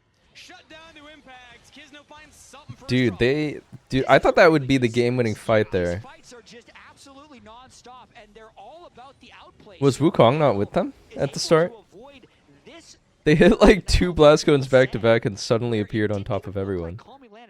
Almost like he didn't take damage. Yeah, he also early barriered, so, and the Mikhails also was used at some point in this fight from Huhi, so Rahel just... I mean, I don't know, guys. Can't we use our skills together? Rakan goes in, and then we use our abilities. The CC support, CCs, and then we hit our skill shots. There's no way it's like that hard. Castle's getting chased away. and he will make it back to safety. But it has been a battle in the top river. So much action happening here, and no one's been able to get a big enough lead from it to actually execute on the Purple Worm, despite DSG having that Dragon Soul. 4 minutes until Elder. I expect even more action around this top half, so it comes down to vision. There's a lot for DSG. And something we haven't talked about at all that I'm just noticing now is Impact is actually really fed. Somehow Castle's 2,000 gold down. Dusk at Dawn is probably the most broken item in the game currently. Gwen's a great user of it, and on 3.5 items, if they don't catch Impact as well as Rahel, then they could still be in for a lot of pain. And we saw what he was able to do. Ooh, bubble over the wall into Lions. He's built relatively tanky though, so they want to all commit into. Hey, we finally hit the Natty Mbessa ult. You actually miss every ult you don't go for until you hit it.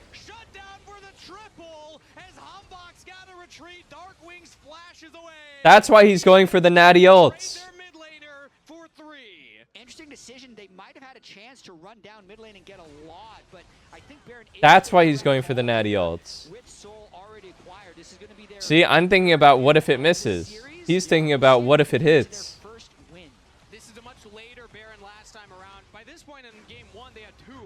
Now it's their first one because of how much Sentinels has made them work for it. But with a 4,000 gold lead and team fights like this, DSG might just be able to pull it off. Lucian has dash here.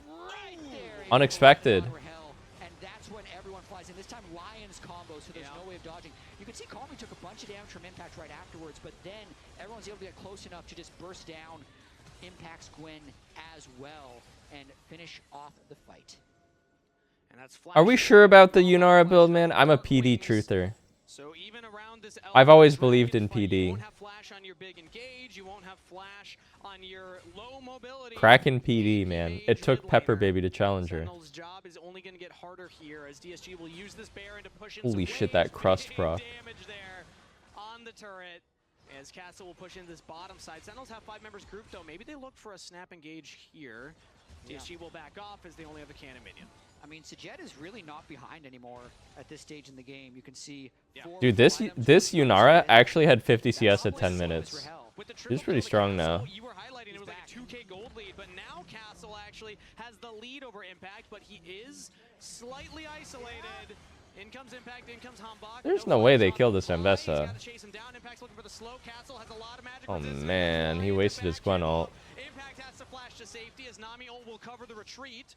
DSG have multiple members. Yeesh. Sentinels will get out. They were looking for a pick, and it shows now how much stronger Castle is. Impact can no longer just hard win that 1v1. Definitely not. 1 minute until the Elder fight. We're going to have another one. 2 Elder fights in 2 Holy games shit, man. between. I feel like one of these games was longer than the entire first series today, and I think we're gonna go game 3. And the CEO is watching right now, so I would advise against that as well. Their old Phoenix won. Ah, true. Yeah, they got pieces. They got pieces of a lot of old teams for a new team. But just looking at this game, I wonder if they can clutch it up once again. Last game they were able to win. Come on, handbag. Team fighting. It looks like they're in a big Show me deficit something now, good. as DSG is just trying to take control of the jungle here and set up for Elder. And 2 of the bigger differences from last game to this game. Darkwings not having a pop-off performance on the cast compared to the Azir, and Huhi is not on this primary engage support that can really Bro, the thing with this cast build too is like, look at him. Like, actually look at him. He needs now Void Staff and Death Cap and Zonia still. It's been fucking 36 minutes of being useless and farming, and he still needs items to be useful. Dragon, though, coming up in 5 seconds. That's going to be the big fight. All right, Death Dance completed for the Mbessa. Still sitting on a few components for Yunara, but really just look to see who they can one-shot at the start of the fight. They're going for Hambach. Yeah, he's got the Guardian Angel, but Calmy sees Huhi and just tries to pop the Nami. Not enough damage, in comes the teleport. Okay, they win. DSG wins. Good W reset. W reset. Oh, Calmy's being so annoying in the back. Oh, he's being so annoying in the back. That spacing was very impressive. Oh, I would have sidestepped the Lucian W. Nice try. Actually, I probably wouldn't have. He actually could have sidestepped the Lucian W there because it hits in a cross pattern. At what cost? They don't even need the Elder. Rahel would have to 1v4. It looks like DSG is going to send us. He played very well in the flank, I'd say. He spaced really well. He drew a lot of attention of the Lucian. Holy crap, it's over. Game 3, Silver Scrapes. Game 3, Silver Scrapes.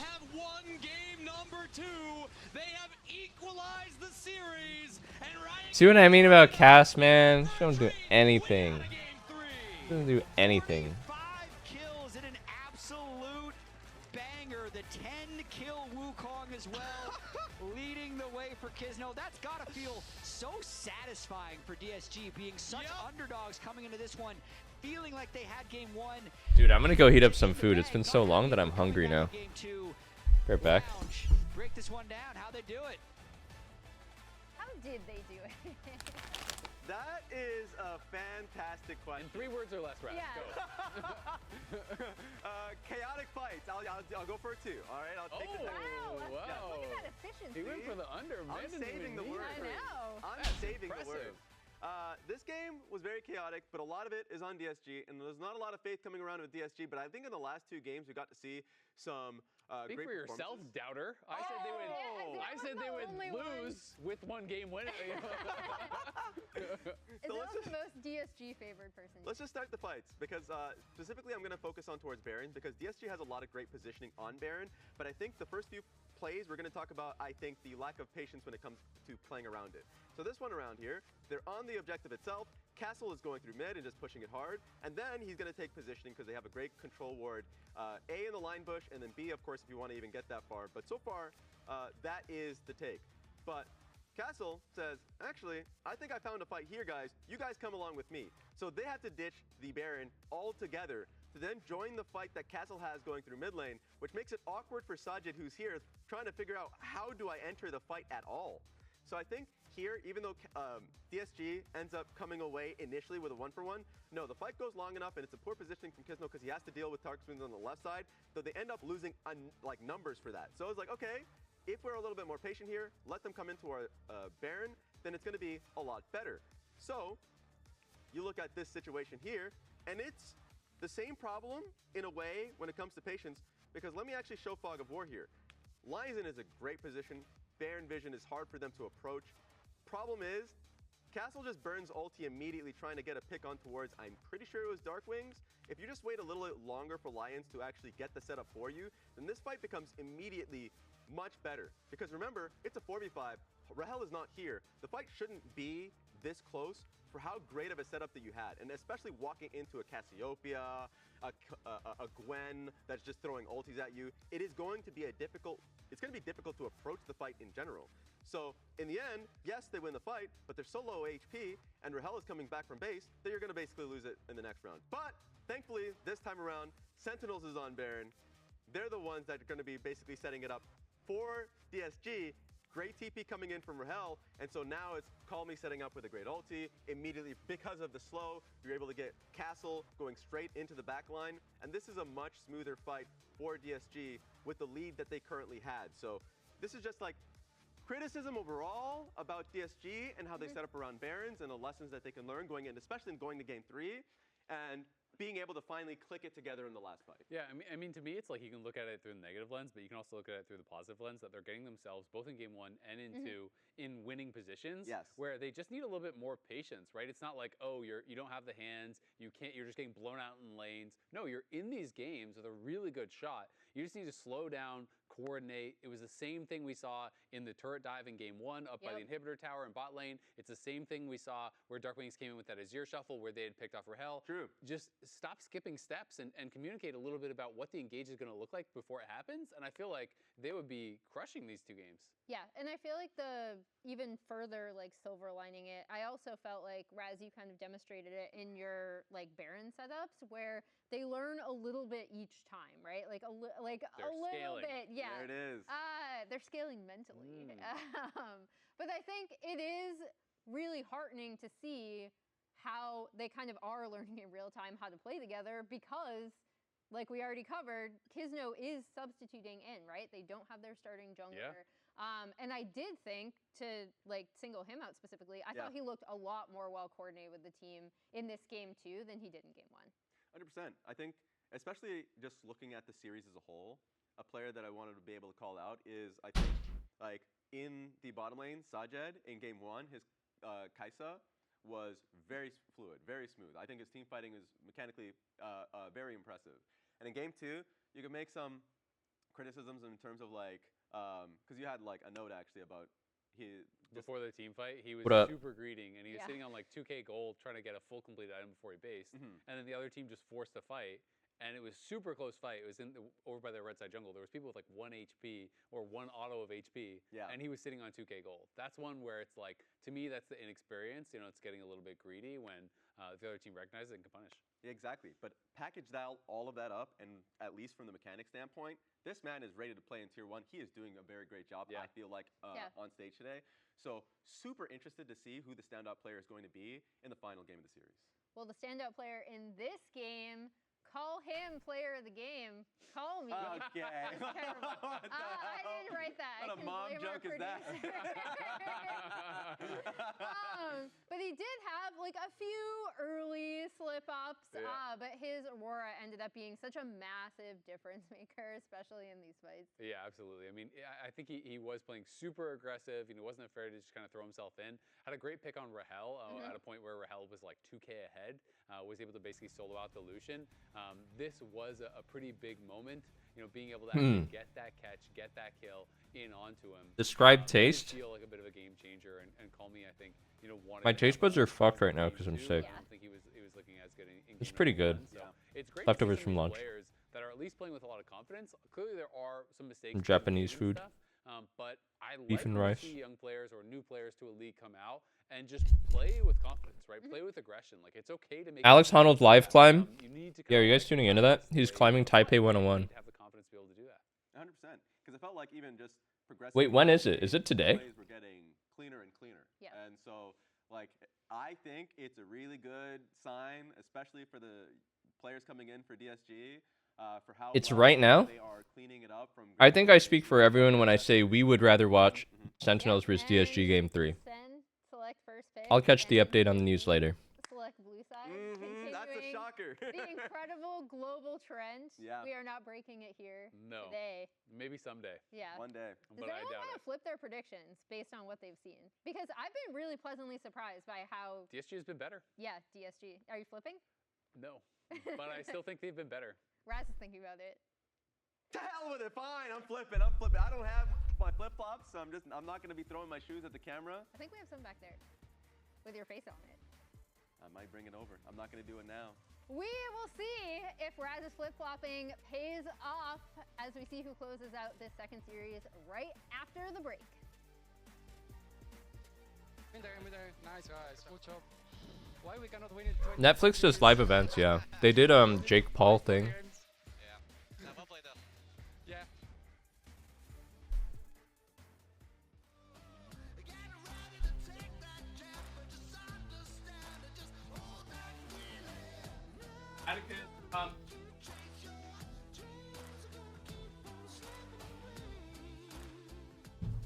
Yeah.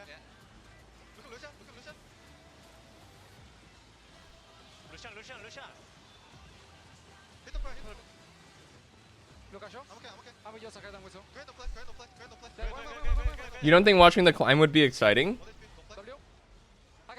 It's like, it's kind of fucked up, but isn't the anticipation is like, holy shit, is he gonna die? The emergency sub with the triple kill and the ace.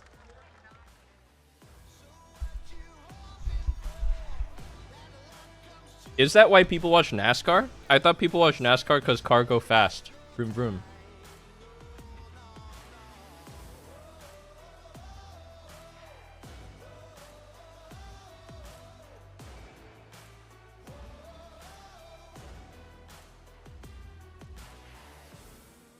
Can someone explain to this poor American what is the difference between NASCAR and F1? Are NASCAR drivers as good as F1 drivers?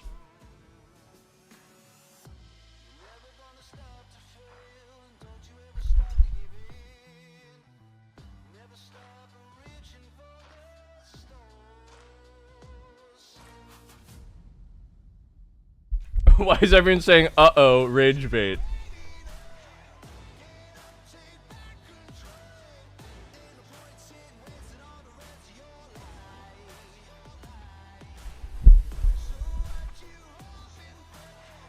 It's like ranked versus flex queue.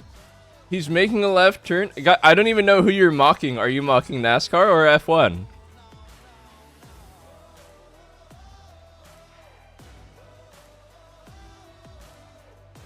I've driven both F1 and NASCARs, and F1 is way harder, trust. Okay.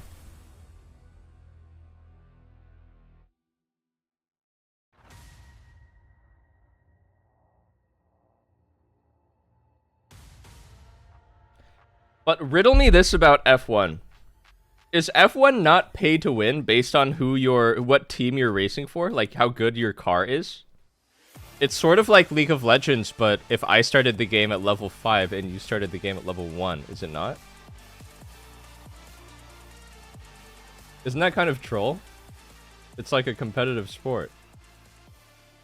And welcome back to game number 3 between Sentinels and Disguised. An even series for day 1 of the return of LCS for both of these teams. Sentinels' first ever series in the LCS, Jad, and it's a banger. It is a banger. There's fair play rules based on how much they are allowed to spend. I see.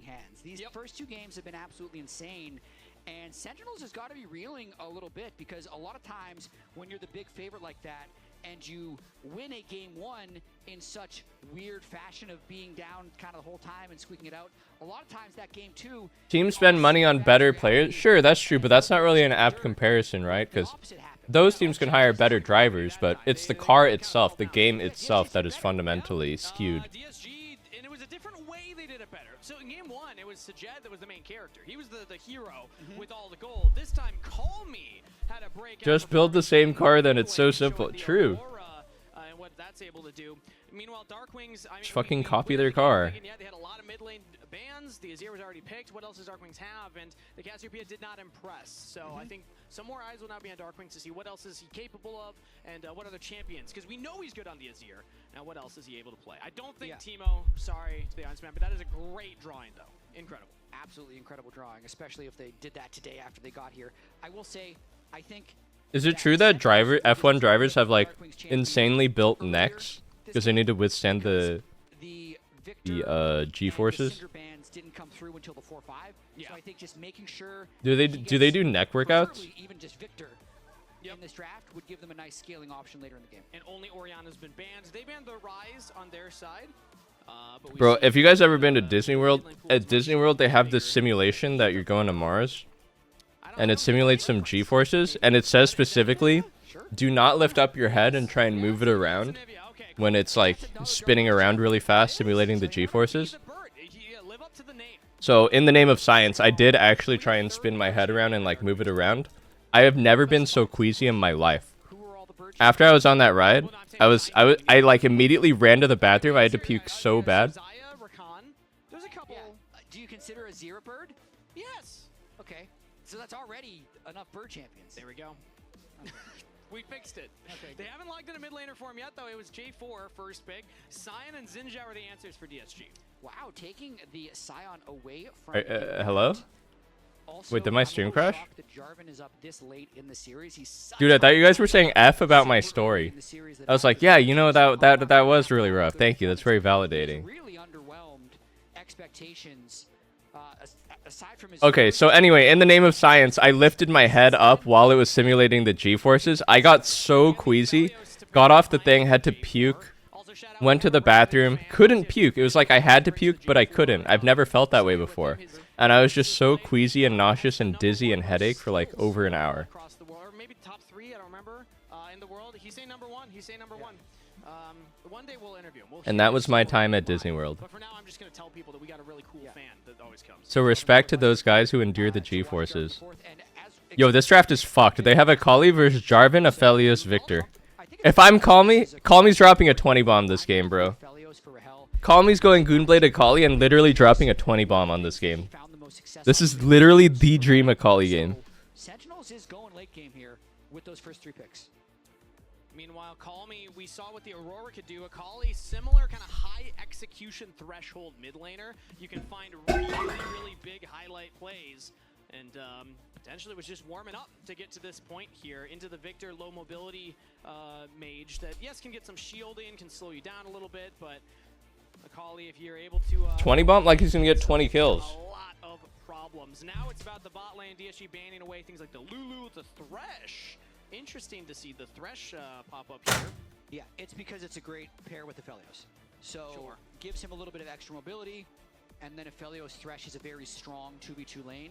So they're just trying to eliminate the best 2 enchanters with the Aphelios so far. We actually saw a double pentakill Aphelios earlier today. Now that I remember, I think that was with the Thresh support. Shout out LEC. They had a double pentakill going. It takes a special type of skill to run into Aphelios twice in a row to get pentakilled. 200 years times 2, 400 years.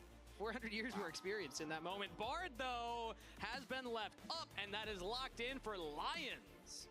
Yeah, and I love Bard against Victor Aphelios, especially with Thresh banned. So Lions could land some huge Bard ultimates, and it's going to be just really difficult for the Victor and Aphelios to deal with that throughout the game. But if you get enough lockdown, Bard sometimes can be a little squishier. Nautilus can be a tough matchup for him. Rel also will provide more primary engage, because currently it's just that J4 as the big engage tool. They will pair that with the Rel now. Less defensive tool for Aphelios. You can still, you know, help peel for Aphelios in bad situations, but in general, I see Rel more so as like, let's go in, let's start this for fight. sure. It's absolutely a hard engage champion, so the peel isn't necessarily there for Rahel. I do really like what DSG has done in their 4-5 bans in both games. I think they got huge value pushing Darkwings to Cassiopeia in game 1. Impact pulling out the pocket Mordekaiser. Which version of Impact? Which version of Impact are we gonna get, Jet? Yeah, Impact, Mordekaiser versus Scion. What's interesting here is How the hell is Briar still not picked or banned? Pro Meta hasn't caught up yet. He loved it into Nautilus specifically. The true innovations of this game come from lower ranks. It's the foolish pros who are so stubborn and set in their ways that they don't see the innovations until someone else does it first. Not as nice of an angle as he usually finds, but I think he just wants it into the Scion. I guess maybe you could say the Akali, but that's assuming she doesn't have the smoke screen up, so that would be a great tool to kind of buy time in that ult. Impact Mordekaiser. Impact is goated on the Mord. It could just be about Looks like a tough Mord game. I mean, I guess it's okay, actually. AD carry and low mobility mid lane. Bard loves to find these low This is genuinely an Akali 1v9 game, though. You know, the magical journeys and the cosmic bindings, and you have an Akali following you up on that with a Sivir speed boost. So I'm really liking blue side draft so far here. I think red side's going to come down much more to execution. Yeah, maybe Mord can neutralize the Akali. The thing is, though, I feel like Akali can get really fed before Mordekaiser ever interacts with Akali. Somebody's got to take it. Disguised Sentinels tied 1-1 in their debuts for LCS in 2026. I understand now that you're saying you like blue side draft is in the team that is playing blue side. Yes. But it's so hard for me to disconnect my brain. Plus, I don't even think, like... So I mean, Gunblade Akali can go blow for blow with a Mord. this first selection. I'm happy with us, though. Neither of us made any mistakes with that in the first 2 games, and I'm going to say that we didn't make a mistake there either. So, pat ourselves on the back here. A win means the series goes your way to start off LCS. Sentinels versus DSG on the Rift for Game 3. Quick rush for brush control in the bottom lane. Another early You know what's so unfortunate, though? That you have to go TP in mid lane. going to be starting. They want early scouting on the Jarvan to try and make it so he doesn't get any cheesy In games pro off. play. I mean, What if they just went let's Ignite? look at what Sentinels Hey. is supposed to do in this game. They need to scale with the Oh, Atticus. Aphelios and the Victor, but I think more importantly, they need to win some lanes early on so that they don't fall far behind. I mean, DSG has kind of ran the early game in both the first and the second game, so I wonder if we're going to see a little bit more aggression out of Rahel Huhi with this Aphelios and Rel. Yeah, last game they were able to get the CS advantage on Lucian, but the dives didn't really work out for them, so we'll see if this time around they can actually execute a bunch of kills down there. But the early game, you know, it's about even in terms of health. Man, can you really not just go, like, Ignite in mid lane? Like, really? Using the Rel W to get that shield to walk in, push Lions out of that brush, and now he's using it to great effect just to keep that shield LEC, they were running Ghost in mid lane. I've only seen Ghost on Rise. Oh shit, close. Still a good trade. Heal out of Lions for sure, but as you can see, Sentinels, crazy that they were originally Phoenix 1 for those that were watching that long ago. Shout out Mike Young. You know, longest absence from the league before returning. That's 8 years, 5 months. I don't even know which interesting that record. That's a great stat. Just Man, wait we're for all about the velocity to stats come today. back and shatter it. Oh, yeah. 13.5-year hiatus. What about Coast? Team Coast back in here. It'll also be a long one. But yeah, shout out Sentinels. We're Phoenix 1. Again, they've been fantastic so far. Great content. Atticus, they are leave co-streaming it. as well. If you didn't hear earlier, the CEO with Double Lift and Tarek are actually watching along with us. So they If mages can go Ghost, why can't Akali go Ignite? Akali should just go Ignite. Hey, Today, as the early reset came in from Rahel and Hui, getting that coal for the Aphelios. Yeah, pretty important to win any of these games in Swiss. The way this format works is it's just a best of 3 Swiss that started with a random draw. So the winner of this series win counts for exactly as much as the winner of the C9 TL series. Yeah. They're both just going to be the 1-0 teams, so they'll go to the upper bracket essentially versus the lower bracket. He wants my food. Team's better between you know, C9 or the winner of this. Everyone started They're from going to the be same tied. seed. Yeah. They just both be. I kind of want to give him a little bit of this meat now, but then I don't want to reward him begging. Action early game here, despite the fact that we have the J4 and the Xin Zhao. You actually can't reward your dog if they beg like that. It's kind of sad. To see have action in the early game, go for these early ganks. As the Zinja, oh, actually, Lions does spot out Hambach right there. Wow, they both really like the way this smells, though. Really interesting. Hambach will commit to the engage onto Lions, who is flashless, heelless, rooted in place. Rahel does not quite have the damage. Kizno still hanging out on the side right now, looking for the flank onto Rahel. Hui and Hambach. Rahel is gone. Wave is pushing them away, so Rahel is left out to dry. Gift the kill to Sajed. First blood to DSG.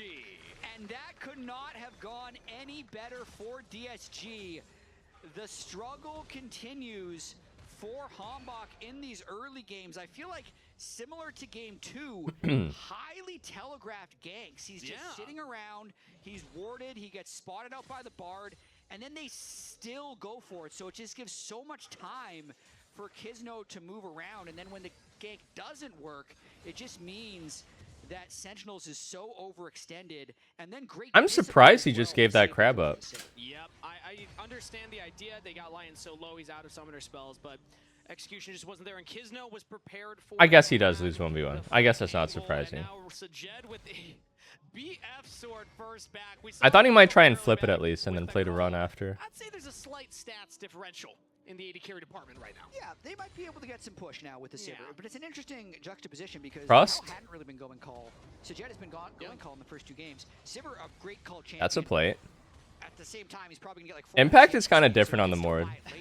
Like, there's certain champion player combos that I feel like the player is just like quite good at the champ. I don't know. It's been a while since I played with Impact. But back then, when he played Mord, he was moving different on the Mord. And this is a pick that expecting to win this lane as only Roa Victor. as they both will go for their first resets and TP. Mid lane as well, about even. Chad Akali versus Virgin Roa Victor. Where there's the slight advantage for the side of DSG. Dragons up as well, and Sivir notorious for having wave clear, wave push. It would be pretty funny for Sentinels to lose because they did snipe over half of the roster. They sniped over half of DSG's roster and their ex-coach. And DSG is playing with the sub. Still have a large impact on that fight, and they are just fighting so much around this bottom lane. I think it's. I mean, this is just the biggest surprise of this DSG. In my opinion, they should snip your balls in real life if you play Rod of Ages Victor. Rahel and Hui, which a complete rookie. Lions did not have high stock after It shows that you are a coward. Lion. A lot of people were like, why would they pick up Lions? But he's very experienced. He's working very well with this rookie. And the whole game is being played through this bottom lane now, especially now that Sivir's 1-0. So much of the win condition of Sentinels is actually on Aphelios. So trying to keep Rahel out of the game. And they still have Kizno down here. They saw that the J4 left, so when it becomes lightning, will miss. Kizno cannot commit to the play. Well, actually kind of tough to gank. The move speed. Kizno makes me think of Quiznos, the sandwich chain. Skill shots, but now Hambach sees a top lane that's under half. You guys fuck with a little Quizno? To it, though. Impact had used the Shadow Realm earlier, so Little Quizno sub. A lot of his health bar went, and he will just wisely back Wait, off. is Quiznos bankrupt now? Are they gone? Going to be able to gobble that up as Kizno freely takes this Drake through mid and bot control. I'm a little impressed here by Calmy's ability to. Oh, dude, when I was young, I remember Quiznos was pretty good. There was so much river control, and Darkwings probably had to respect the gank. Dude, there's too many sandwich chains. The competition is fierce. it's a pleasant surprise that DSG is competitive. I was really worried. I need to be just Like there's Subway, there's Jersey Mike's. Much love as always. There's so many chains, bro. There's Firehouse Subs. Then they lost them right away. I was like, oh man. What's my ranking of sandwich chains? I honestly don't really eat sandwiches much, but I do like a Jersey Mike's from time to time. Firehouse is good. Jersey Mike's is good. Jimmy John's whatever. Which? I'm whatever about which. We're hoping that he's able to make it in soon. But I mean, this is a Which was always kind of like heavy to me. Was a little slow in game number 1, if we're being honest. Yo, you know what I don't understand though is like how is Subway still around? Because I feel like most sandwich chains are better than the Subway. You're gonna have a lot of really entertaining games. So I'm just personally very excited that we have Cold cuts are worse for you than cigarettes? I did also note that you Say it ain't so, bro. I freaking love my processed cured meats. So, does that have anything to do with last game? I took it off after game 1. Mr. Kangas. You did. You knew. I freaking love a heavenly Italian sub. With capicola and mortadella and all of the meats that I don't even know where it's from or how they make it. I mean, talking about The Darkwings, gabagool. still losing the solo lane matchup versus Call Me just in the CS department. And he also was struggling in that last game as well. The Azir was fantastic. Now he could be in some trouble here. Call Me gets a big burst of damage as Arcane Storm will go out. Darkwings, though, links up with the jungler, so Call Me will back off. Yeah, looks like the Grubs will still be going over to J4. Is it the US where Subway is not allowed to claim that their bread is actually bread? Or is that... I think that's like in the UK or something, right? Because the sugar content is so high. It depends on the game. It depends on if you're able to get a lot of turret hits off or if you can randomly block. Is a burger or is a burger a sandwich? A burger is a burger and a sandwich is a sandwich. If you want to be pedantic, sure, you can say a burger is a sandwich, but we all know a burger is a burger and a sandwich is a sandwich. It's still decent experience for Hambach. You also don't have like a solo laner that's really What is a hot dog? A hot dog is a hot dog. What is a patty melt? A patty melt is a sandwich. Wait for that shield cooldown, pulled back in, and he is alive. Did not have to use a summoner spell. Just keep clicking away with the Doran shield, with A hot dog is a taco? A taco is a taco. A hot dog is a hot dog. Bro, why is this guy asking me 20 times how old I am? What's wrong with you? Chill. Doesn't do anything but stay in lane. The only things that matter are turret plates, kills, and CS. And currently, Castle has actually not lost many plates. Looks like he's just down 1 plate. Yep. And is actually up in CS. I'm 29. He missed the cannon right as you said it. Minus 0.5. They're not as valuable. One sec. I gotta put this food away. Twitch chat, it's not -1. Get with the meta. Still -0.5. -1. But he will get a push in here as Impact will walk up rather than TPing. So that will be TP advantage now. He's gonna get a plate too. So he's back even. There we go. The little mini demolish that everybody gets with those crystals now. As gold in the favor of DSG. The 1 grub picked up by Sentinels, but answered for that dragon here. Next dragon in a minute and a half. DSG were able to get control over bot lane and mid lane for that dragon because of Call Me's laning prowess. And now he's 18 CS up over Darkwings. Doesn't look like that's slowing down anytime soon. And I think the name of the game for DSG is just keep controlling dragons. They have Scion scaling in the top lane, who's going to be a strong tank for most of this game. Sivir can keep just shoving lanes in. You can see completed his first major item as well, far ahead of where Rahel's Aphelios is going to be doing it. And then they just move around with Bard Zin, who are both pretty strong in the river. So no need to rush this. DSG in a good position. So I want to have kind of a wider conversation because it seems like we have some time before the dragon. What did I miss? Some of the mid laners coming in. Call Me. I'm getting almost hints of like how Saint started off last year, where he was a great individual performer and was getting big leads. I know it's only 1 series sample size, so maybe too early to call that. But so far, Taco Bell does breakfast? How, Korean players coming in. Bro, that sounds kind of gross. I can't lie. So far, very impressed with how Call Me has looked. Yeah, he's looking solid, especially because this team has been on such limited practice. Yeah. Oh, nice low binding there from Lions onto Hambach. Some all in from TP? Mort is TPing here? top lane. The advantage of TP means that we're gonna have more members from Holy shit, it actually worked out. This is macro. save Kizno's life, and he cannot equalize onto Hambach. Rahel gifted the kill. Yeah. Good TP. I wasn't sure how that would work out, actually. So he comes in and makes a big difference, whereas Scion Smart TP by Impact. They're pretty low, so I don't think Sentinels can just straight up My favorite fast food breakfast? Possibly... Hang on. Wait, Impact got the kill and then dipped to go back top, but then Sion came here. So actually Sentinels is gonna lose Drake, no? I like Chick-fil-A breakfast. I usually don't eat breakfast though. I usually skip breakfast and just eat lunch. I remember being fond of McDonald's breakfast when I was young. Oh my god, Atticus. You're out of control, mister. But that's gone. Now it's 20 in the lead for Sajed, plus that kill. As Calmy will confidently walk up and take that plate. Yep, using all his cooldowns, but nice little trick there on a Akali, throwing your shuriken into your shroud, and then flying back to it after taking the plate. So... What was I saying about the McDonald's breakfast?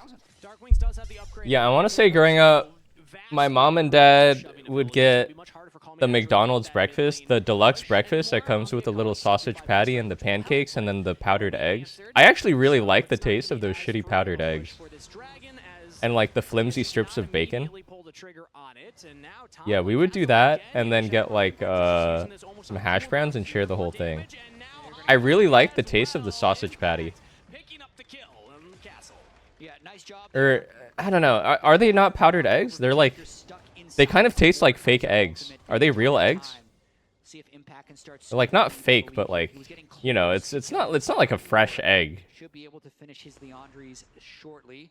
Gonna definitely get a couple plates here after getting that kill. But even though Hambach showed topside, Kizno was not close enough to drag. Are they real fake eggs? So the immediate thought would be, it's like an egg product. Oh, are they frozen? Is that what makes the texture like that? If they want to. Yeah, we'll see here. I think Rahel got pushed back yet again, though. Oh, yeah. Yeah, has to respect a possible dive since they don't have vision on Drake. If he stayed, there's a chance that Xin would have just dove him. The laners are kind of gapping. Sajed and Calmy are both up 20 to 30. Even the 2v1 dive with Bard ulting the turret, they can kill you so fast. So DSG will Want to see this Akali get active. It's hard to get active sometimes. Rel top. Can they kill this guy? He is full MR. Okay, he's out. And gets to safety. Cowards! Shouts as he flies away. You're surprised. Okay, me and my parents would share the deluxe breakfast. Going to follow them. Try to do a cheeky little swap there to get possibly some mid plates. Interesting to see if they stay up there because you'd want them to be in mid lane soon, but I think they're going to keep Rahel up there against the Sion for at least another wave. I mean, the top lane is... I didn't eat the whole thing by myself. I don't think I could eat the whole thing by myself. Enough chunk that maybe they feel if they commit people there, they can try and capitalize on Castle, who also built magic resist. I think I eat a small amount compared to the average American portion size. I always have leftover food. More like this game's going to be coming down to the late game team fights.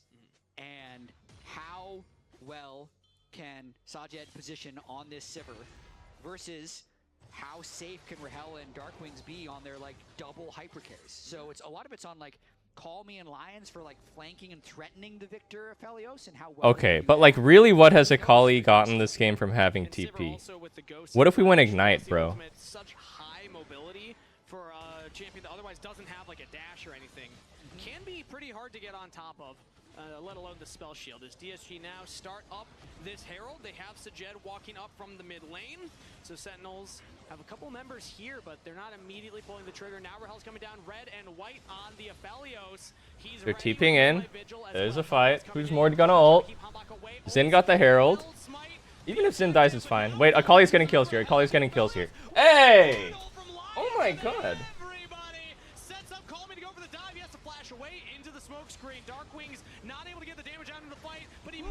Holy shit, Akali lived?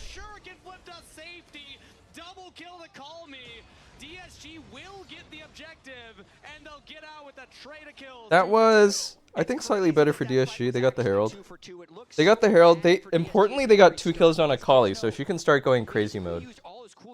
Just to get the Rift Herald, and then when a 5v5 fight breaks out, it's usually the team that didn't invest. Wait, hang on, his Gunblade's almost up. His Gunblade's up, his Gunblade's up. Q, that's a kill. AQ. That's a big kill. That's a big, big kill. Akali's entering 1v9 mode. Just a guessing game right there. Call me left that fight with almost no health but a red buff. Looped around. I hate playing these matchups, especially as Victor a lot of the time. The only thing you can do is to play safe forever.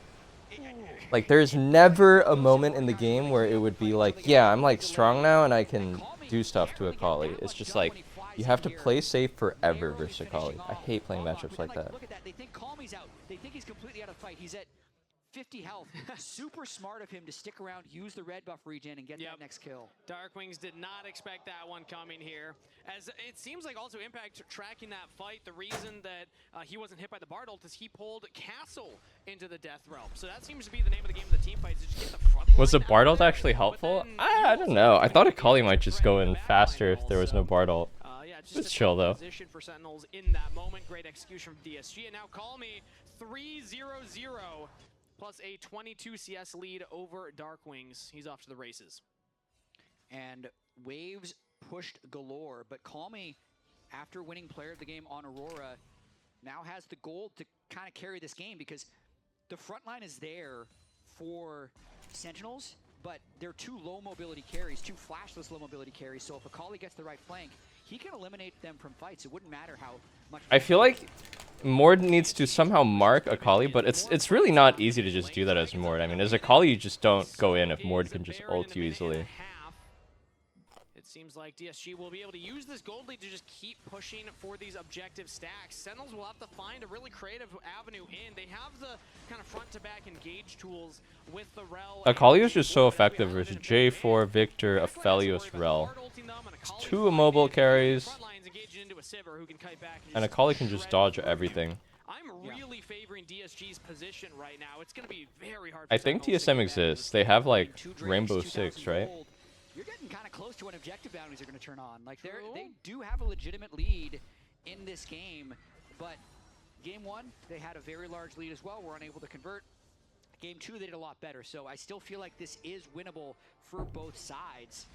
I think it's really about just playing the Dragon game right here. How are they going to set up, retake, and try and get this third Drake? Also like to highlight anytime new items come in is, the back will finish. Lions on the Bard going for the Bandle Pipes, even with the extra gold added to the purchase. Is so good. Love this item on Bard. You drop 1 W on a teammate. Drop 1 Q on an enemy. Your CLG has been liquidated for years. So those meeps will just slow on auto, and then you get faster auto attack speed. Really, really good item. Bandle Pipes was nerfed in this patch that we're playing on compared to where the other regions are playing, so it's a 300 gold more expensive, but I still feel like the aura value is so incredible. Third Drake. They look like they're going to just give this. Okay, they're playing for fight. They play fight. Mord ulted really early here. I think Call Me fucked up by letting him ult here. Okay, never mind. He played well here. It looks pretty fucked. I think DSG wins. It's impossible to play this mid. I think drafting like this when Akali is up is pretty tough, man. You can't pick Victor, Aphelios, Jarvan, and they just go Akali. Honestly, it's a pretty funny outcome.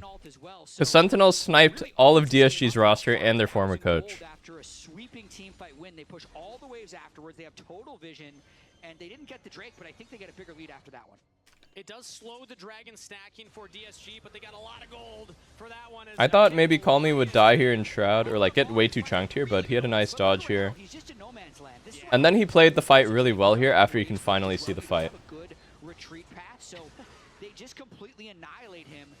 More gold goes over to Sivir, and I mean, he's got to feel great about this Bard angle. The carries can't dodge. Yeah, I would say Akali is Victor's hardest matchup. I'm really surprised they allowed it to happen. It's kind of a tough position for a player like him to be in. I mean, he's on the team a Especially with how strong Akali is right now. Akali's so strong right now. Name changed to Lions because he wanted to play on that team. Then he gets dropped a year after they join at North America. Feels good for Lions too. I think he got kicked from his team. He is a very solid engaged support. He has found multiple angles to give DSG winning team fights. Yeah, big shout out to DSG. Took them a while to win their first match last year. Yeah. If they win their first match here in 2026, it's going to be onwards and upwards for them. It's always so hard to judge based off the first game here, because Wait, low-key, if DSG wins this game, which I think they're going to win, I think that means that they've won more games. I think, like, last year, didn't it take them so long for them to get their first series win? Yeah, Kisno looks solid, too. Kisno was solid in Tier 2 in NA. He played for, he played with Darkwings, actually, I think. Wasn't it Kisno Darkwings on, I forget their team name. That was the biggest question mark, was which version of Impact would we get? I don't think this is MVP Impact, but it is solid Impact. He got a solo kill on Cassante and Renekton. He's got the lead right now in this top lane matchup. One of the other questions I had was, how is Darkwings going to develop as a player? One crazy carry performance. Pretty good debut for Sajed. Performance on the Cassiopeia. This game still a lot to be determined, but about He had a great Kai'Sa game. He's doing well this game.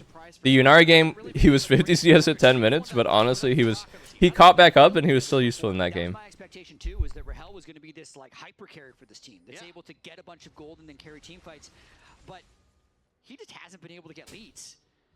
Against the Jet, the rookie 80 carry coming in here. So I guess there's always two sides of the coin.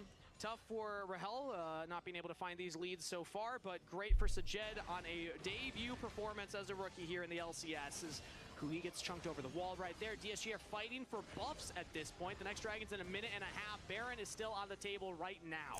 So if they find a pick, they're on the Baron. I think this is like Darkwing style.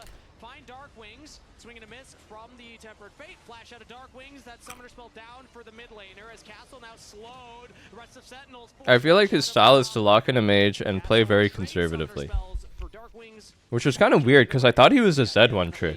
You can see Sentinels is kind of hoping for any type of fight there, thinking that maybe Castle had overstepped, but all things considered, that's a win for DSG. Getting the flash. What's my favorite anime? Makes him a much more I remember my favorite anime I ever watched was Ping Pong the Animation. But I haven't watched it in maybe 8 or 9 years. I actually just started watching it again yesterday to see if I still like it the same. I think he's caught here.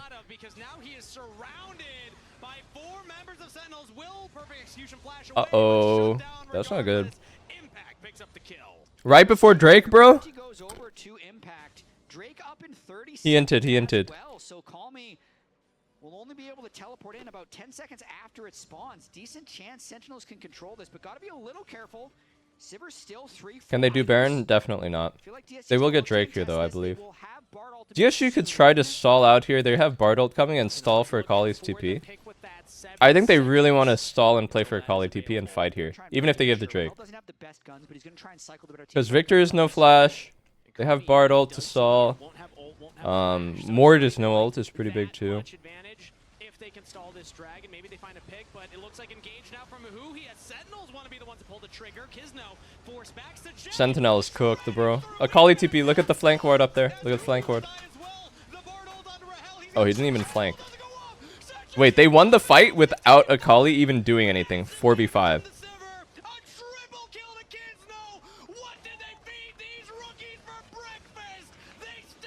Bro, isn't the damage output just fucking crazy on 80 carries now? When they hit a few crit items?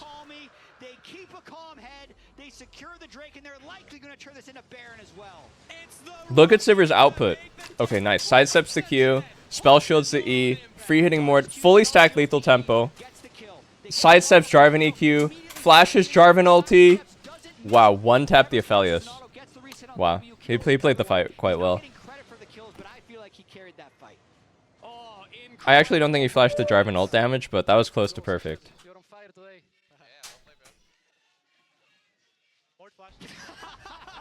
He's locked in. The response? Yeah, no acknowledgement. You're on fire. Of course I knew. Again, I got to talk with some of the players before they took to the stage today, and vibes were good, but it was very much more like a, we're just going to kind of have fun with it. We don't have the full roster together. Is this a kill? It wasn't like a, we're going to smash. Yeah. What can you do? Don't pick this matchup again, bro. You just wait in a bush for the other guy to show up, and then you one-shot him. So very nicely done by Calmy. And they kept the expectations low, and The feelings are so good when you are the underdog like this and you're this close to victory. So they are playing with style and confidence now. And we saw Papa Smithy at Twitch chat say right there, baby Masu performing. A reminder, Sajed replaced Masu on FlyQuest Challengers. Masu was a huge call-up for the region. Sajed was the one that... I hate the win con of this Victor build. The win con is just like, you get carried. You go 0-0-0 and you get carried. Will take the middle inhibitor. They're looking for the top turret next. And it doesn't look like they're slowing down with 3 cannon and power or Baron powered cannons. They can just walk up. Impact will pull 2 of those under the turret, but the rest of Sentinels just can't quite stop the onslaught that is DSG. Castle will start taking the turret. Doesn't have the flash available. He's actually going to take a big chunk of damage right now, but the turret does go down. The Bard ultimate, it interrupts Hamba. No flash on the Xinjiao. No chance of survival. Call me with this 5th. Wow, they got pwned. And DSG with 5 members strong. Baron on 2 waves. They're going to look to end it right here, right now. Back from Castle, he can TP to the wave and help with the push, and they're going to do just that. Supers are now coming in the mid lane. Sentinels have to defend. Honestly, when did this game even explode so hard? I feel like it was pretty close early, no? Impact has the ultimate available. He's trying to 1v1 call me right now. The first Nexus turret will fall. Kizno goes back in on the Impact. He's just getting chunked down. Will pull Kizno. I think Gunblade timing was just too fucked, man. This champ is too strong with Gunblade. That's not the full kill. Now he comes out of the death realm into a slaughterhouse. Who he tries to engage. We're diving fountain. We're diving fountain. We're diving fountain. Hey, game's not over. Ah, look how low his damage is. He can't even kill that. Oh my god. That's just salt on the wound. To get on the board here in 2026. Smiles all around for DSG. Some incredible rookie debuts. This was a shocking result based on our expectations. Incredible upset. Sajed on screen. You can see him celebrating there. He wanted to shout out his Well, congrats. watch at home, Elbara, you should be proud. Great debut for the rookies, yeah. Sajed just had one of the strongest rookie debuts we've seen in a while. And DSG just upset Sentinels, who just based on experience alone, we thought would be able to better this young roster. Lot of rookies here. A well-earned bow from this guys. Sajed and Lions really popped off in that Toast must be stoked, bro. Popped off in that game 3. They had a great series, but this game 3 He got all his players sniped by Sentinels and then he won. So not only did they have good 4-5 bans, good prep to make sure that he couldn't have a good protection for his Aphelios, they dominated the lane phase. This is also another game where instead of saying we're going to scale with Call, they had a slight advantage, immediately by the BF sword, and just never... He said, that's my sub jungle I just heard of today. 5 CS up. Oh, white mode, it burns. Doesn't follow back LCS. Wow. Welcome to the LCS. No refunds. That's pretty good.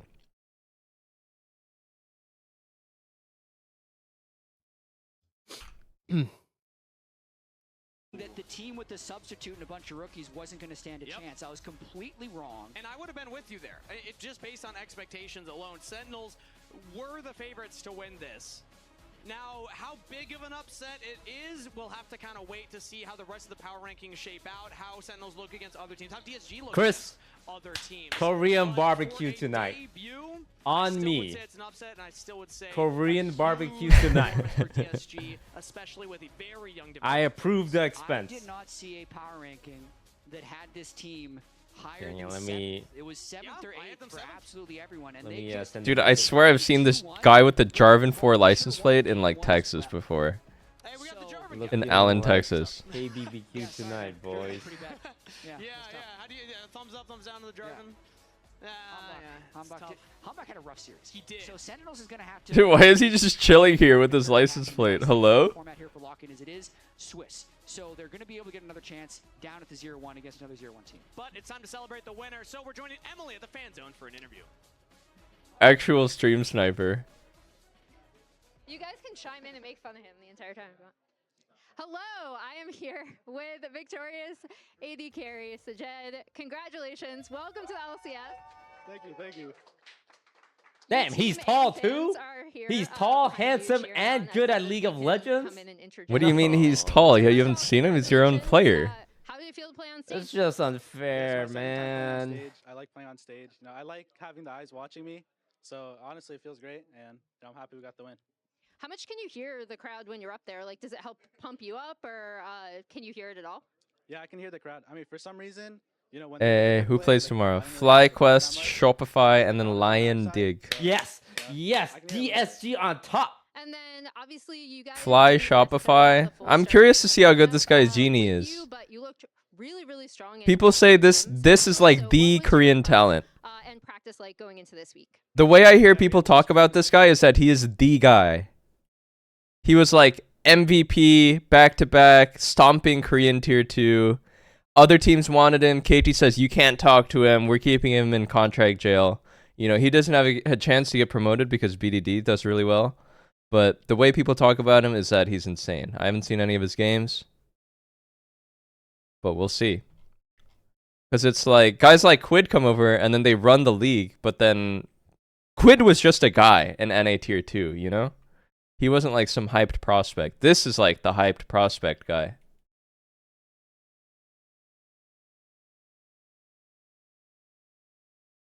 Like, I'm surprised he didn't go to an LPL team, actually.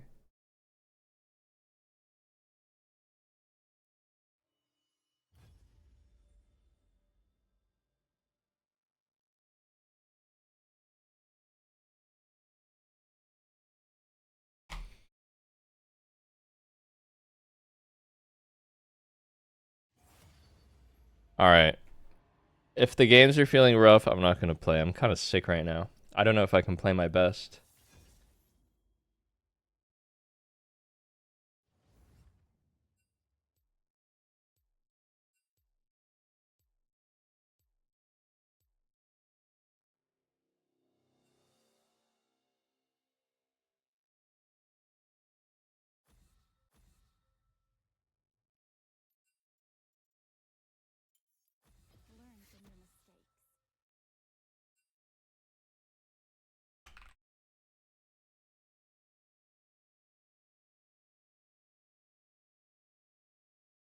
APA said he's mid. I don't know if I can trust APA's word on how good people are.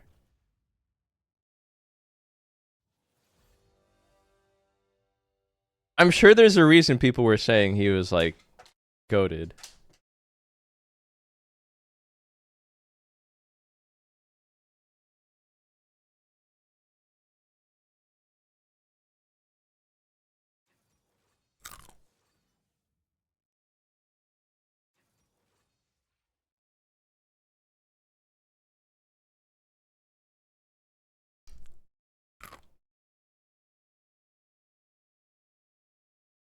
Yeah, let me see what his results were in Tier 2.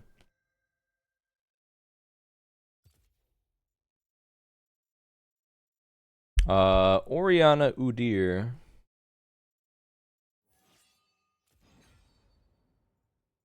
What should I play? We're gonna have a Nivea top. I feel like I should still play AP here.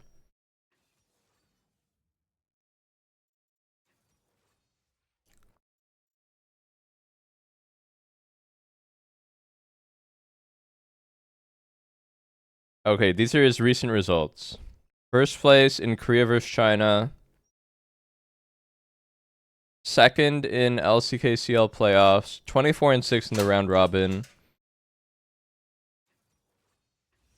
First place in CL. First place in Asia Masters. First place LCKCL kickoff.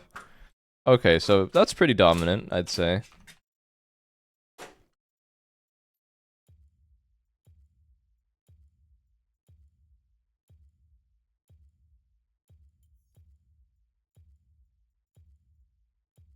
I should. I don't know what to pick here, actually. I wanted to pick a Kali, but it's down, lads. It's down, lads.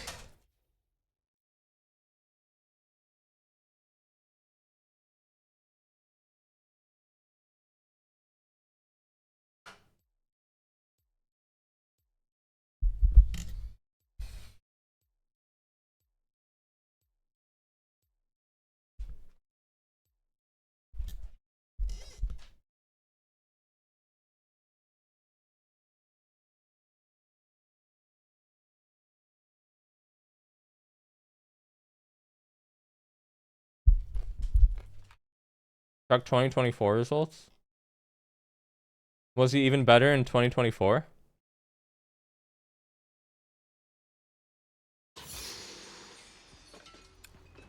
Wow, that's a lot of wins. Bro started out as just mid. Dude, their entire team was just named top, jug, mid, 80, and sup. That's hilarious. They like, we're not even worthy enough to have names yet, or what?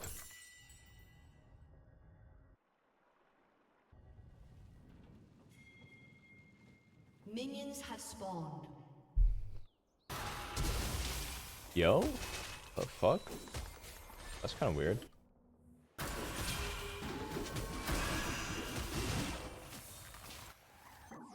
What the fuck?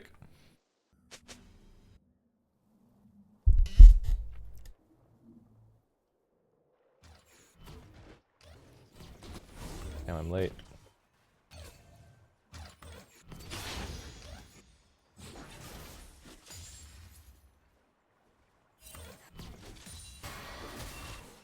What the fuck?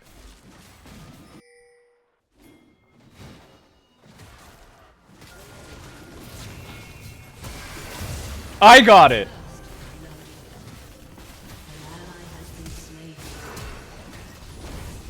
Oh shit, was this not a good idea?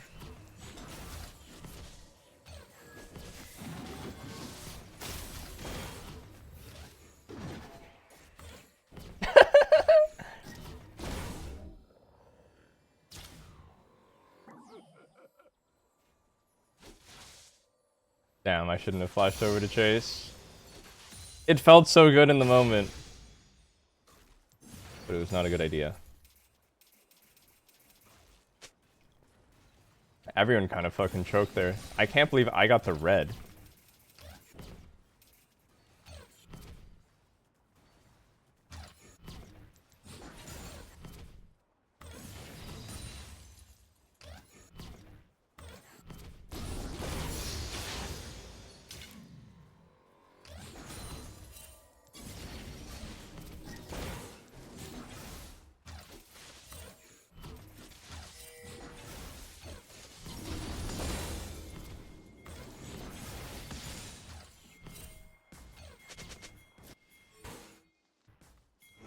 What is happening? I'm dead actually, fuck. Oh my god, I ran I'm trolling.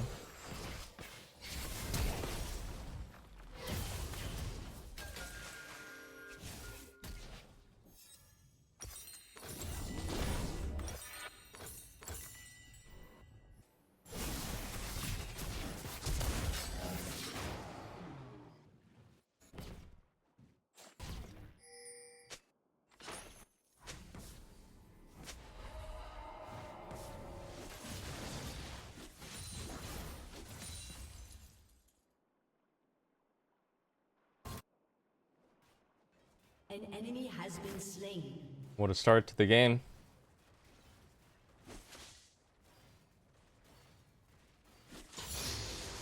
I should go Mercs this game. A lot of magic damage.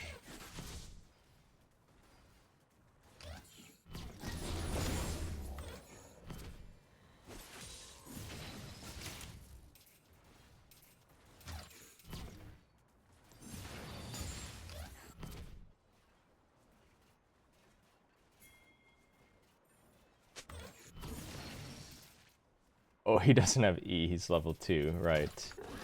Ping him to gank. I don't know, it's a really fucking weird game.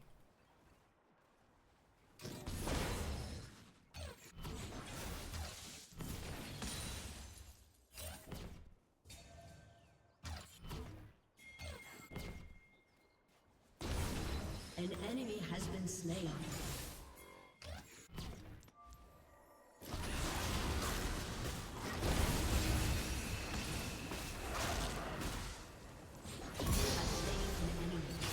Nice.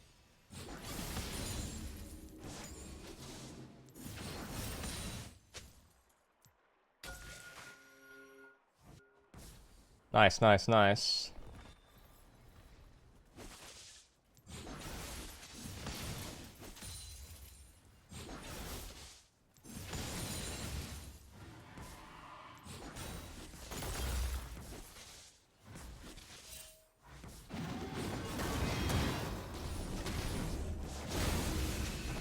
Alright, man.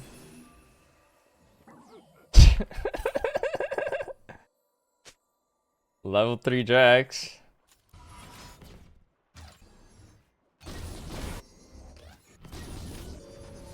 I should actually stay. My tempo got delayed too much. She can't kill me here.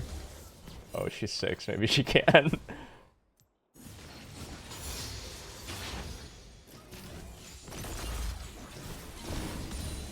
Alright, I'm fine. I'm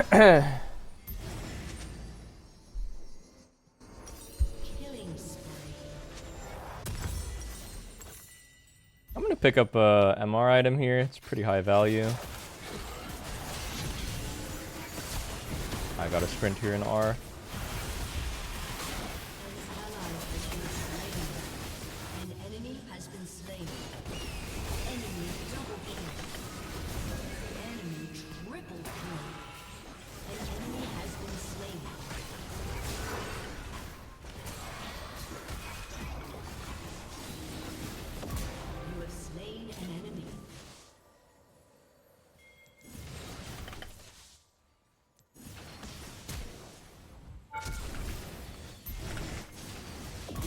Dude, I'm like lagging in my brain because I'm sick. This is so cringe. What am I doing? Whatever. Got him. Oh my god, my wave. It's not gonna crash.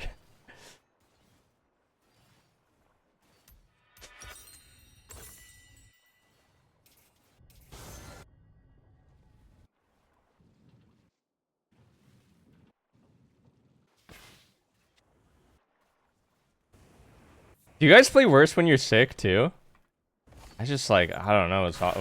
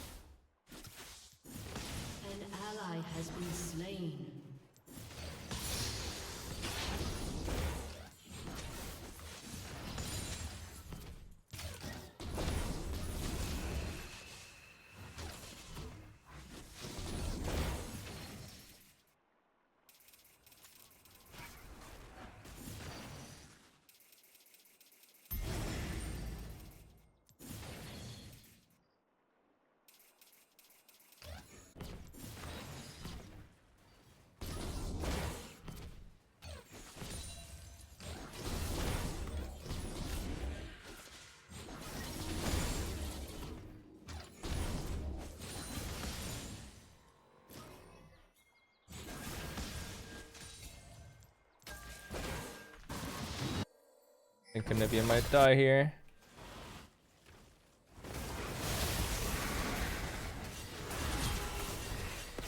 Shut down.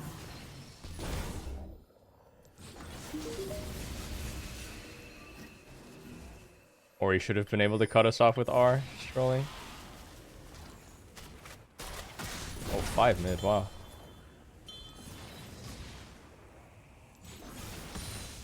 House plant, thank you.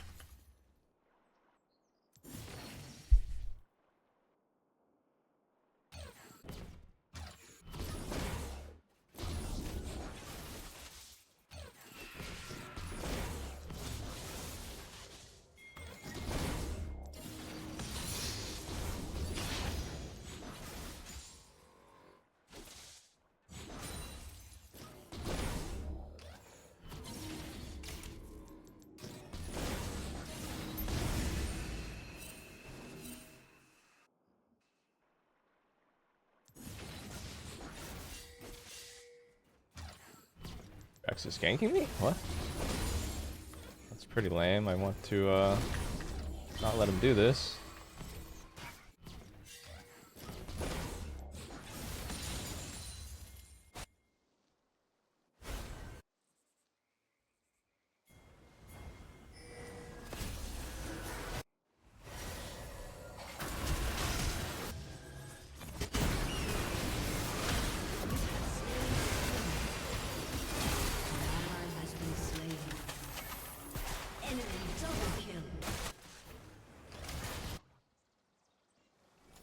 Right, can I support with Gromp here? I'll fucking do it.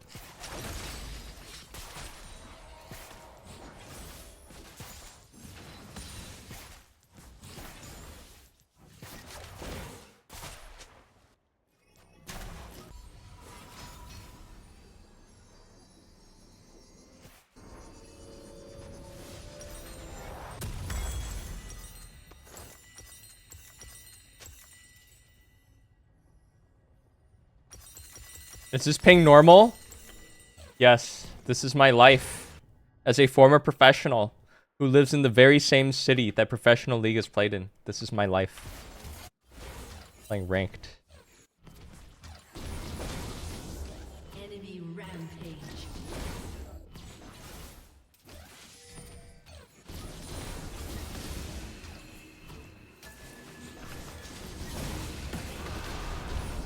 Redemption. That's unfortunate. Yo, I have Ghost on. How are you faster than me?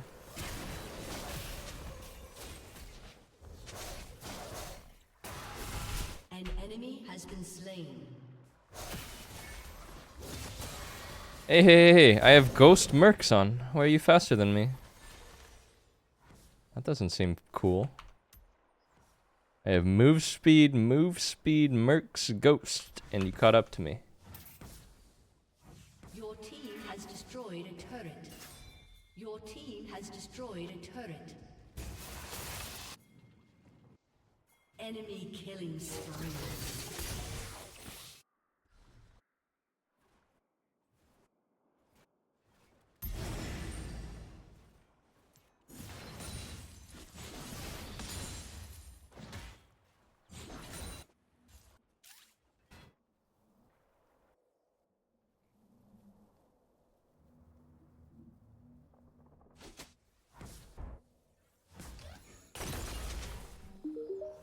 Happy Easter.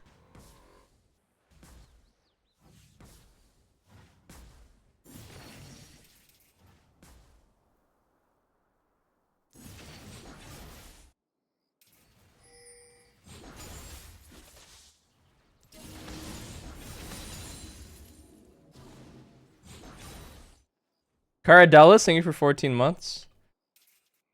Ooh. Strange game.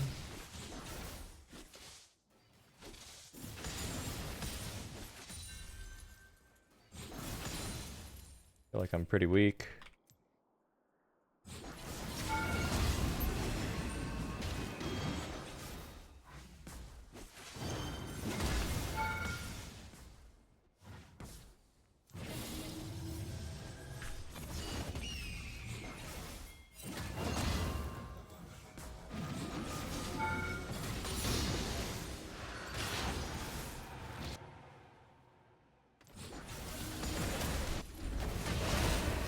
What? How is that possible? How bad are you? How is that possible?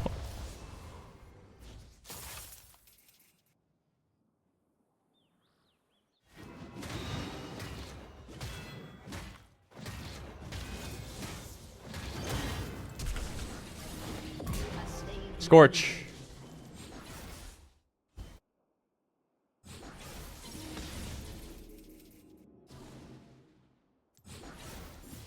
Damn, they're coming for me. How is this possible? Take their turret, man! Somebody do something! Are we playing 3v5? Are we playing 2v5? That's what it feels like.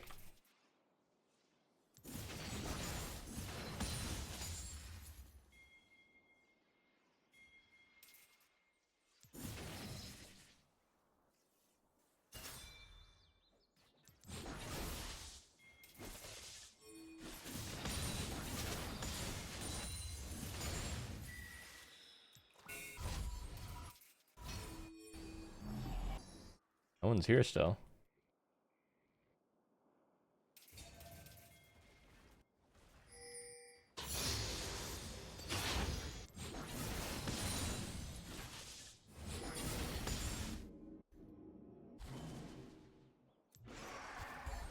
Still don't have my quest. I swapped out of mid so early. Really?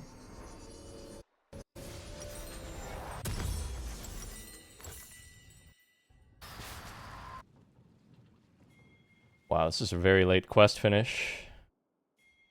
Oh, their top laner is extremely far from his, though.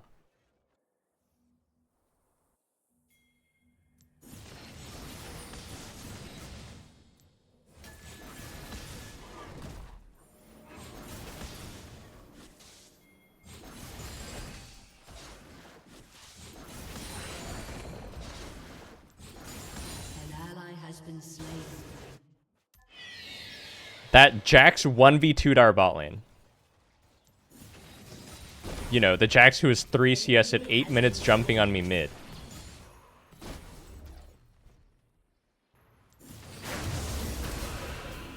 Your team has destroyed a turret.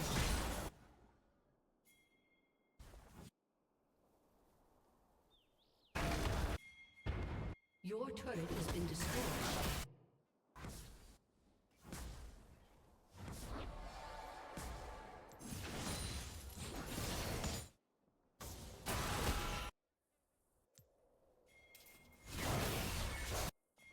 Your turret has been destroyed.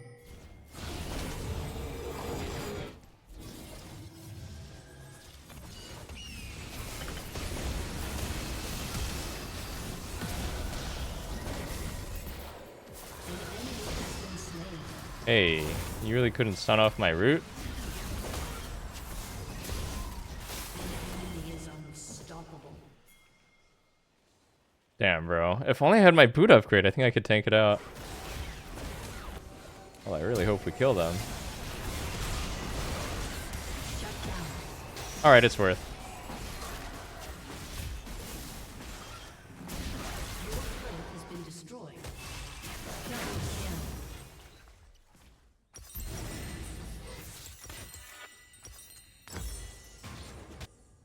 This Karma is doing so much.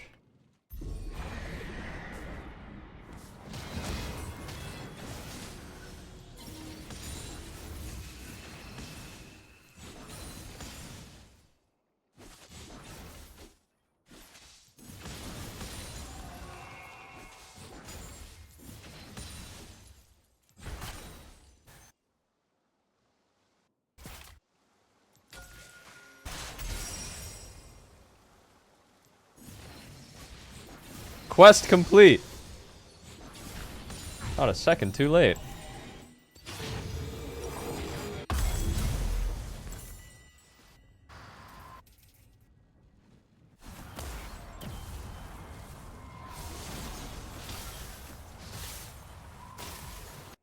Good chunk.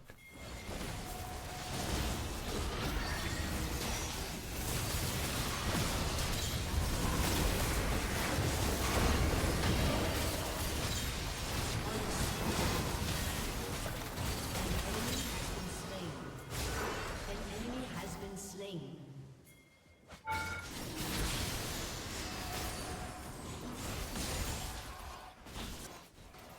Awkward.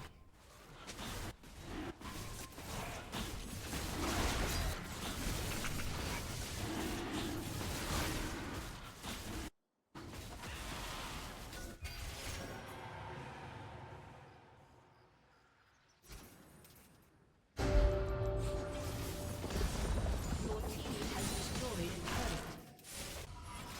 turret. Ahem.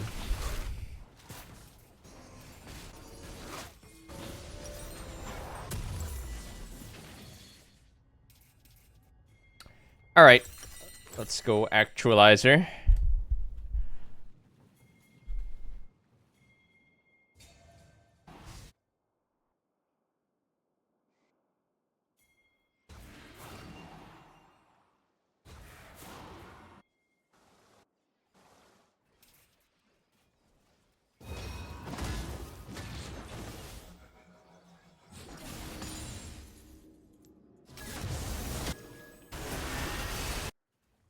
God. An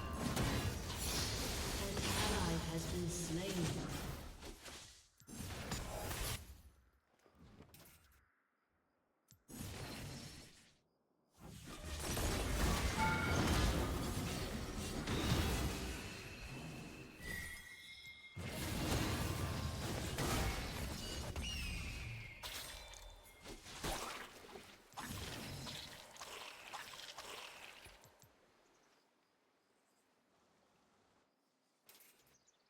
She's really going more here.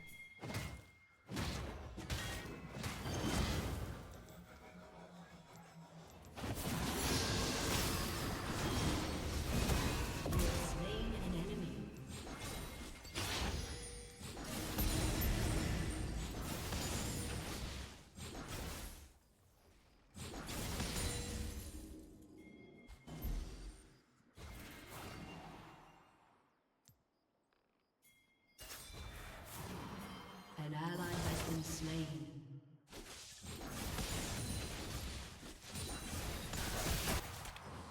Team? Oh, is he faster than it? No, he wasn't. Shut down. Brothers. Baron just gone. I mean, I can't make it there. Has a stench of a very low elo game.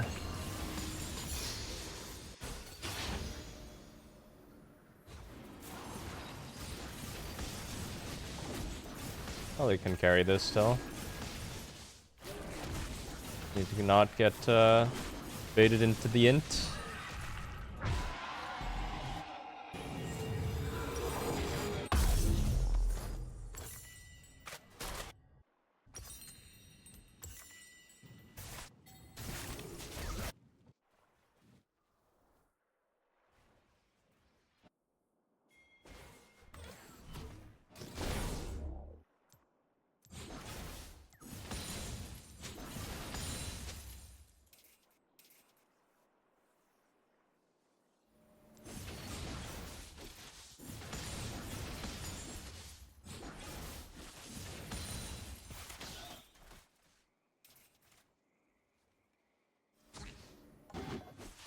Shit.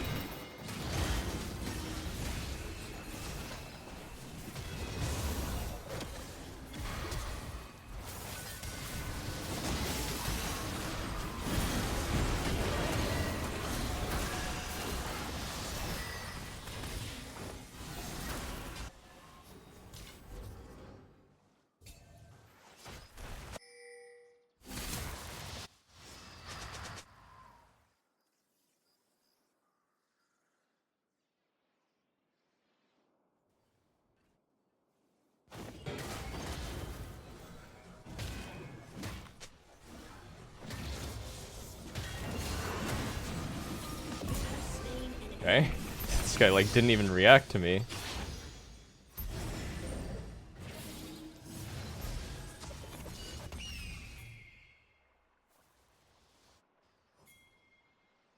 I was hoping to catch Caitlyn randomly here. Oh.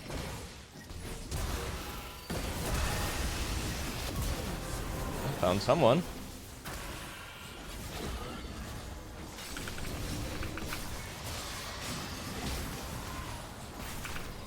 Team?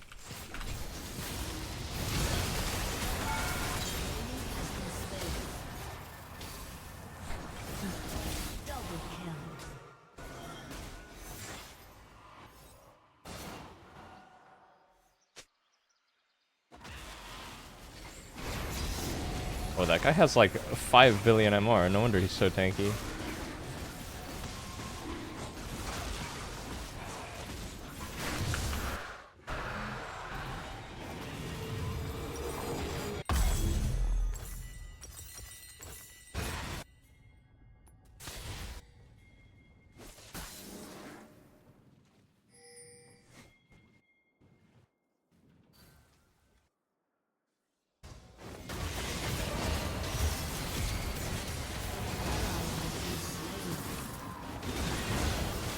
Huh.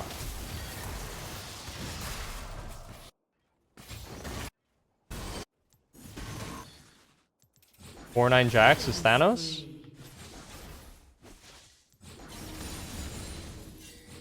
I don't have some, so I don't really want a team fight. Please stop feeding.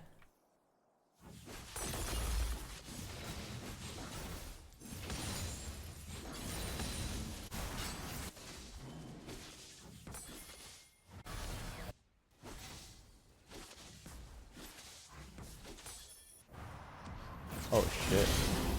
Oh, that guy lives? What the fuck? Has destroyed a turret.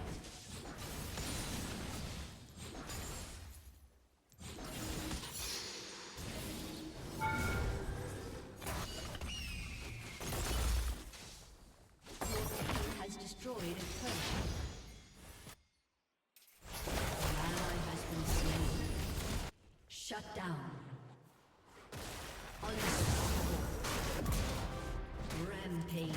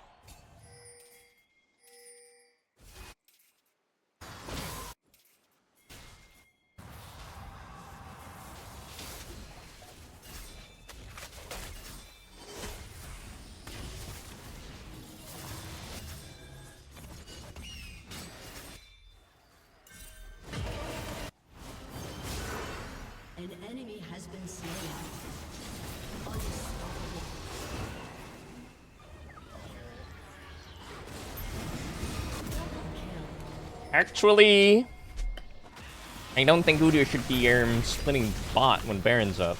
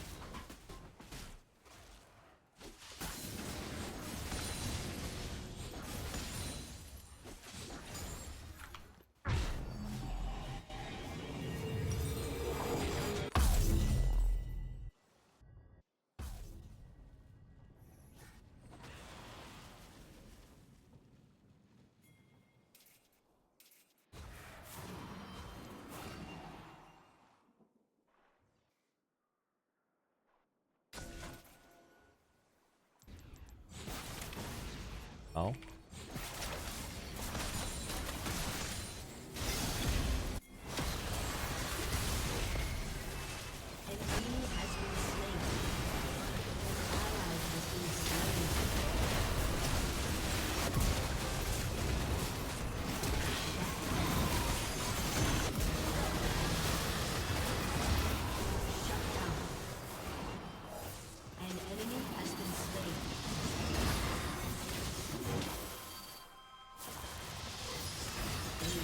The damage is so insane, no?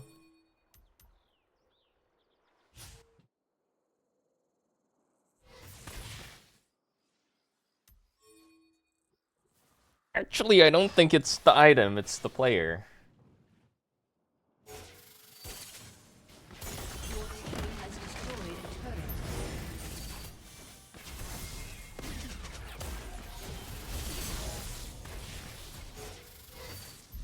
Your team has destroyed an inhibitor. What's up, August?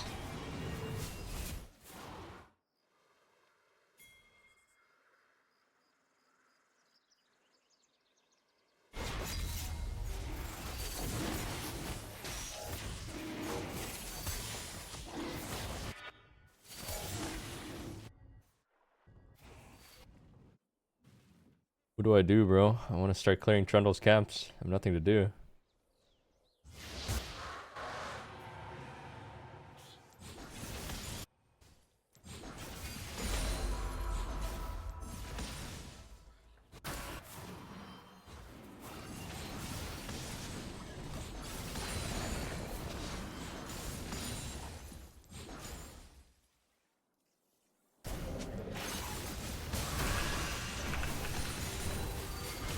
Ah, he's so tanky. I have R.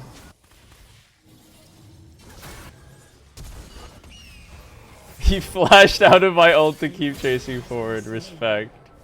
An enemy has been slain.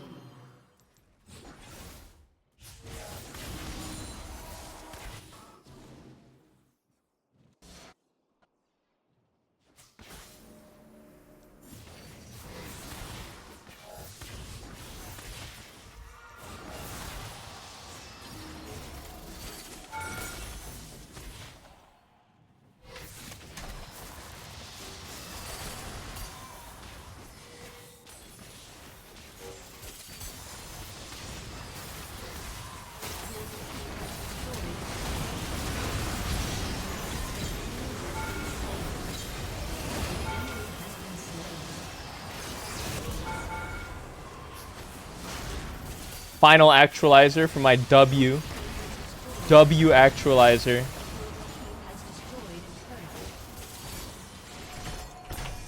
Check damage, check damage.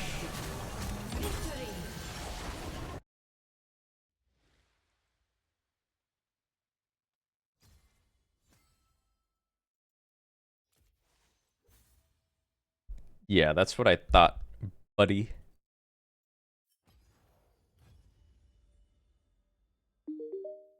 Gameplay good. Personality chill. Username confusing. Humor on point. Girlfriend funny. Dogs loud. Legacy epic. Sangha Saga, thank you for 23 months. Thank you, Mr. Saga. You thought that was impressive? Watch me one-shot the mini cross now. Let's go for a sub 10. Some breakfast drinks. OJ's. Ready for business? Suited. Information, intel, highest scoring Scrabble word with 4 tells. Fuck, I don't know. 9-digit ID. SSN. Opt-in. Second, Joel? I don't know. SNL. Burden. Onus. Open. G's? Quiz. G's and quiz.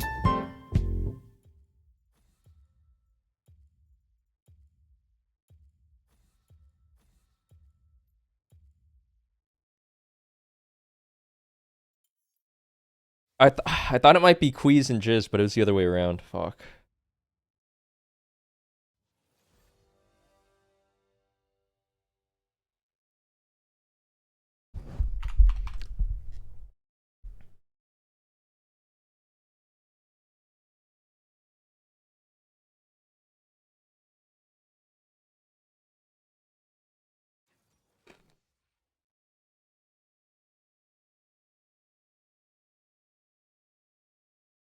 Ollie's open.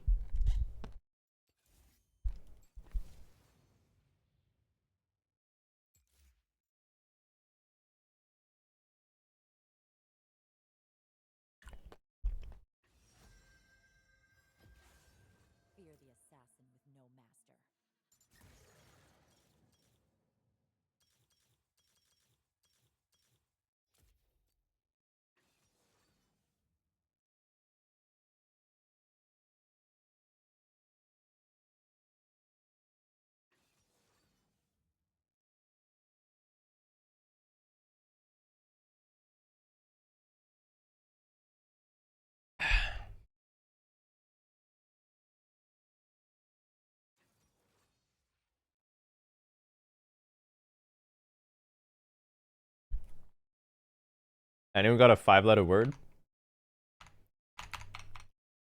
Akali.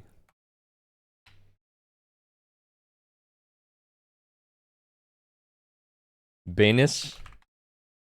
How is Banus a word? How is Venus a word according to the New York Times?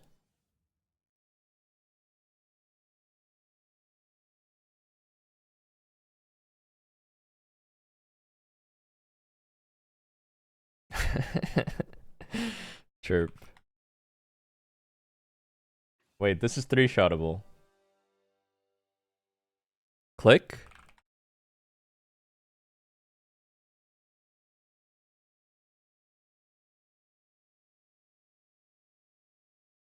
Cliff.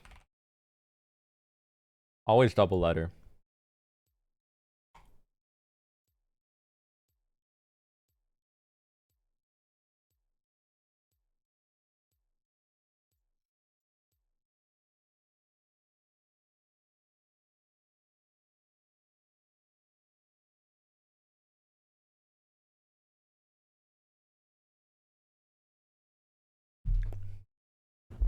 Hail of Blades Ignite Jax, wow.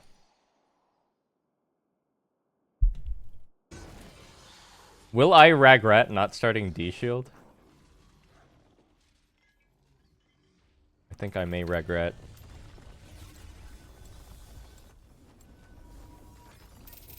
Welcome to Summoner's Rift.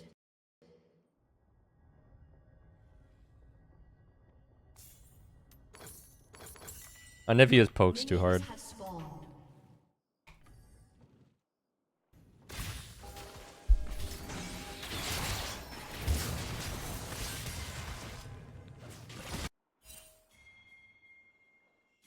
Yeah, always doing something weird level 1.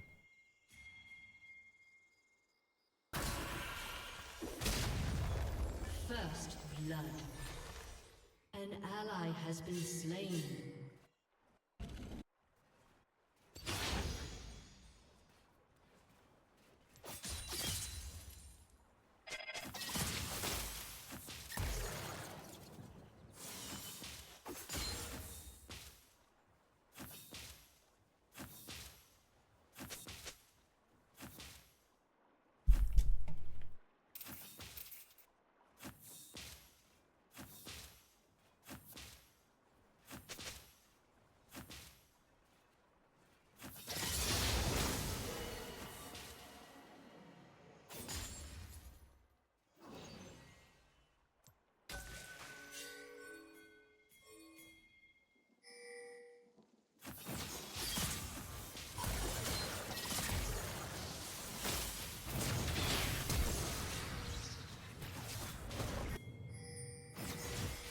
This is freaking awesome.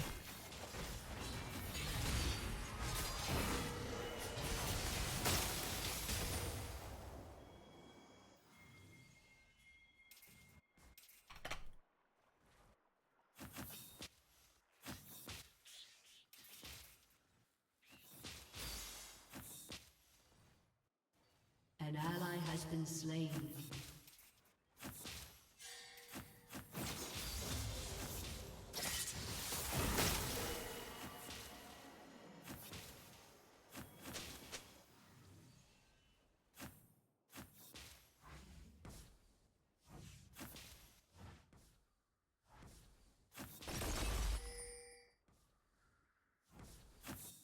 Sucks.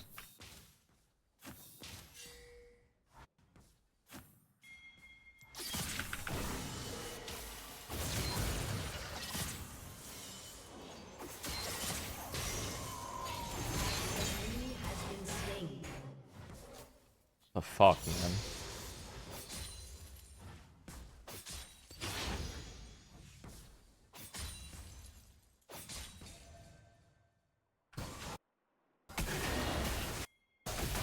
An ally has been slain.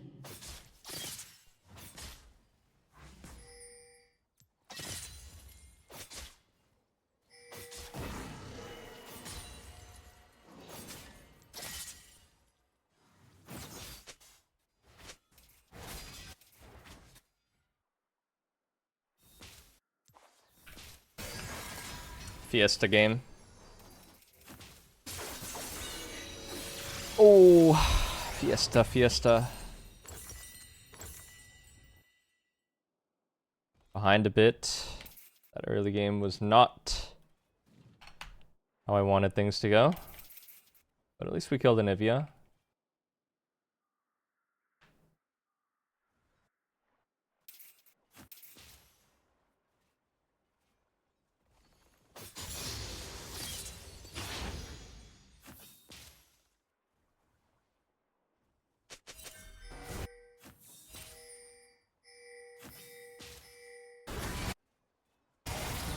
Has been slain.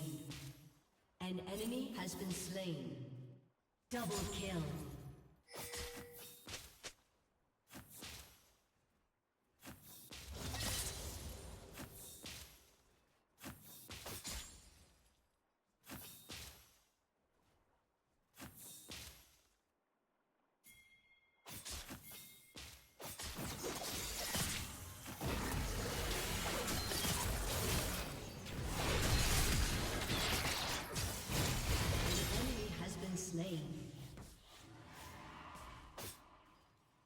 An ally has been slain.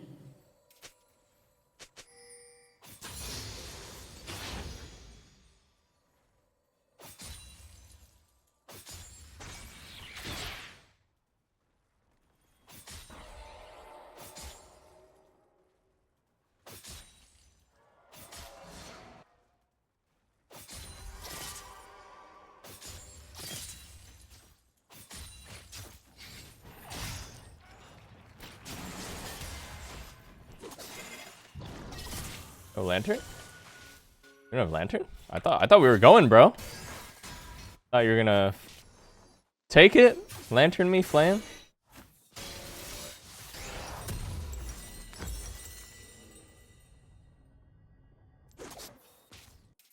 Two mana crystal. That's interesting. What is he building?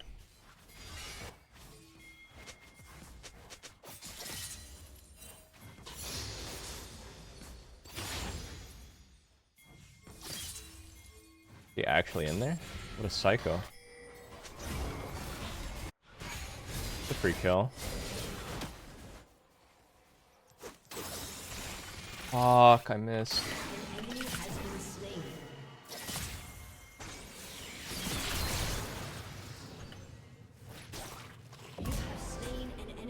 Got him anyway, nice. I was trying to predict his E over the wall. Guess I missed.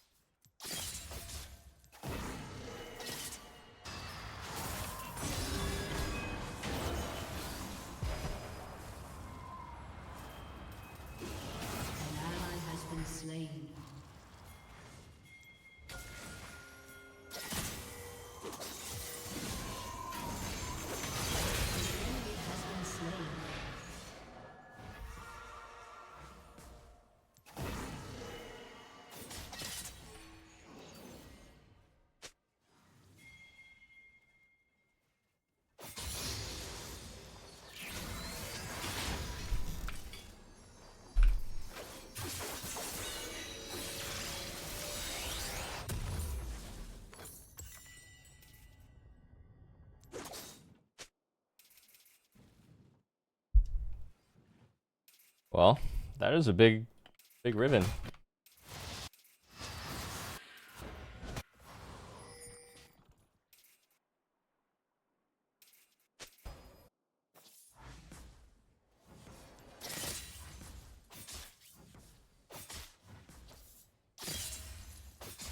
Fuck, I think she's top again.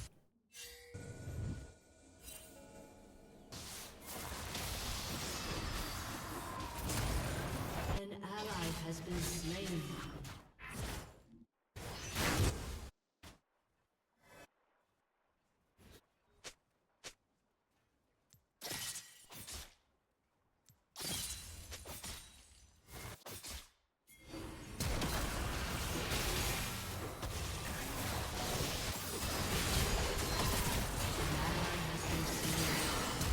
Fuck.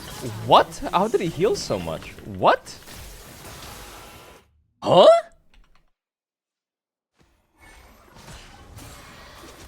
Killing spree.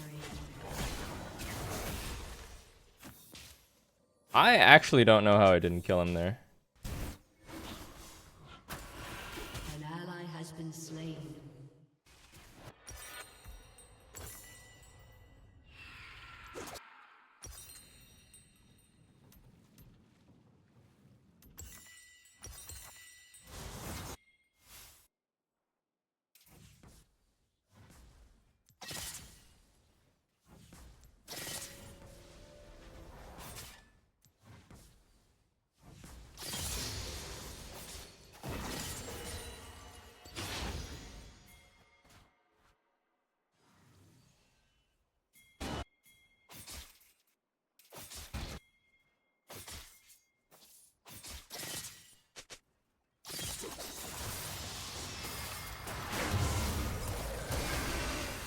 Dude, I'm dead.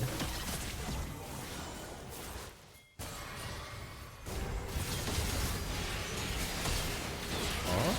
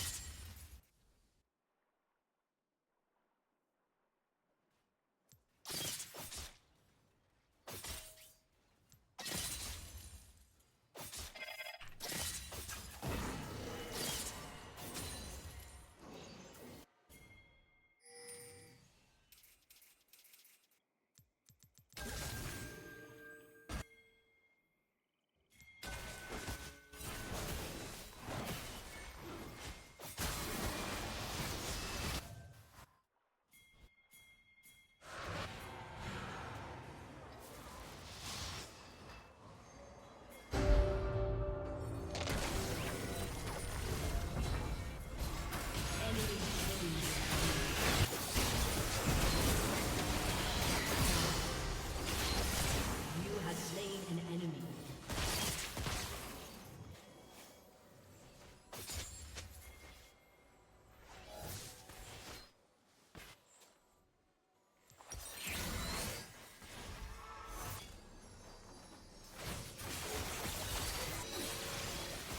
Your turret has been destroyed.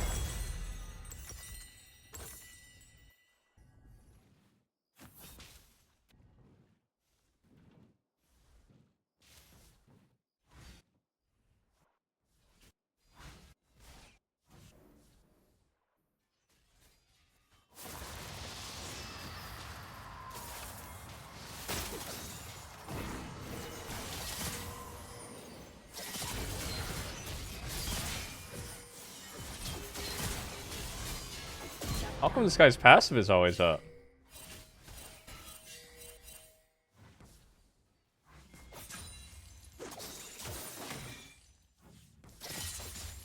Is he using passive hacks?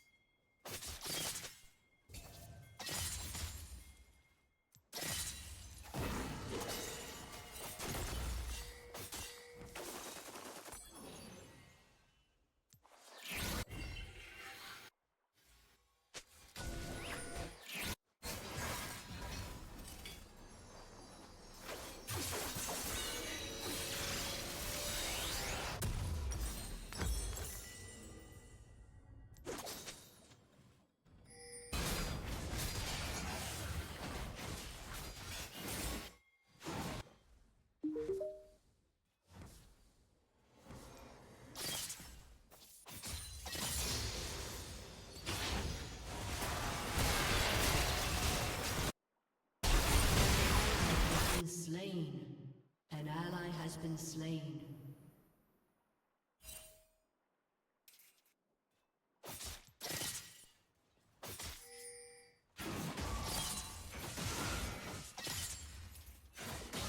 Olivia's a magician. Everywhere he goes, kills happen.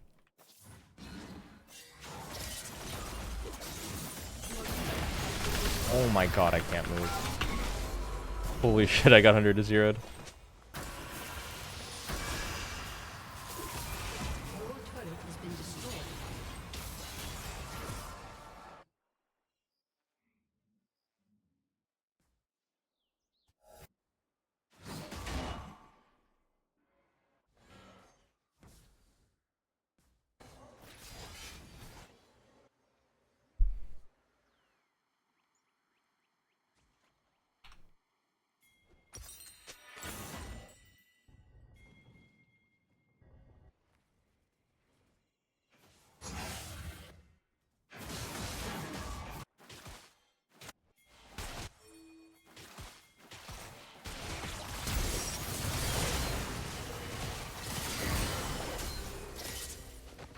You have slain an enemy.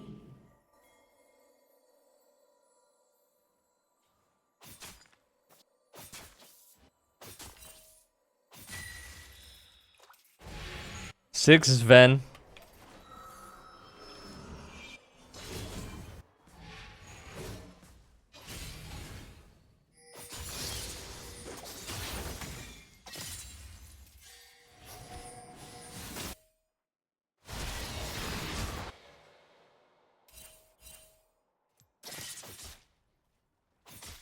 An ally has been slain.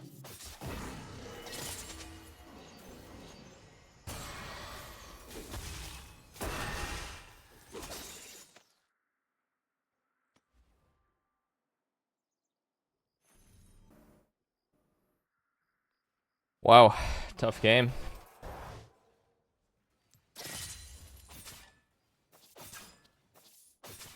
An ally has been slain.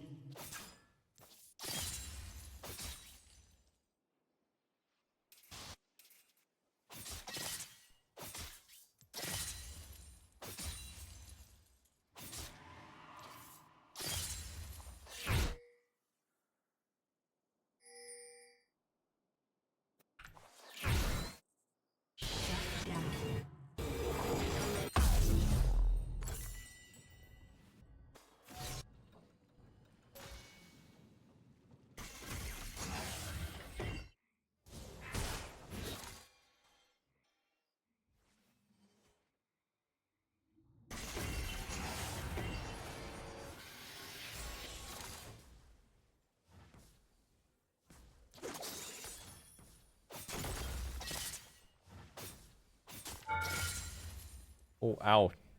Ouch. Ow. Owie.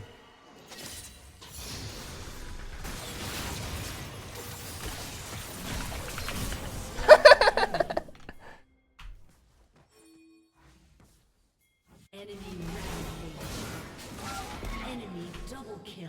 That was fun. I think we lost, so. Bad situation in top lane.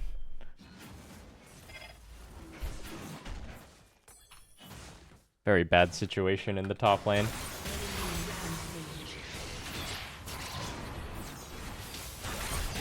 Double kill. Aced.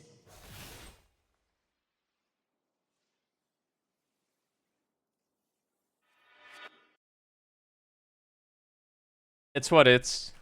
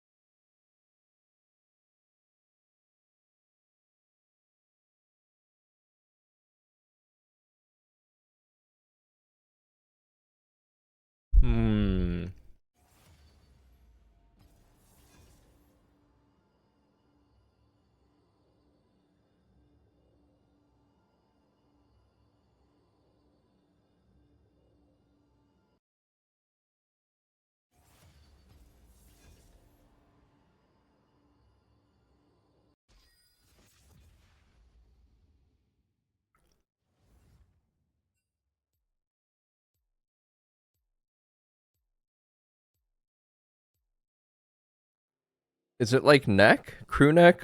Scoop neck? I feel like I've heard of boat neck before.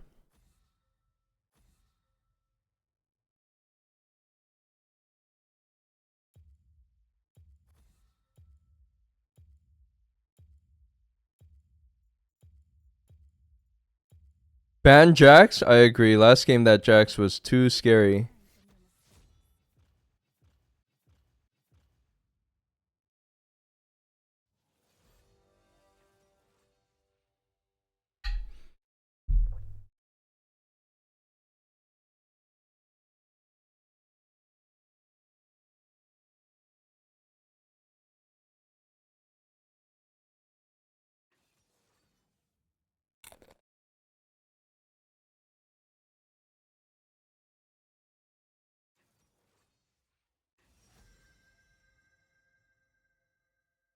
This Anivia again?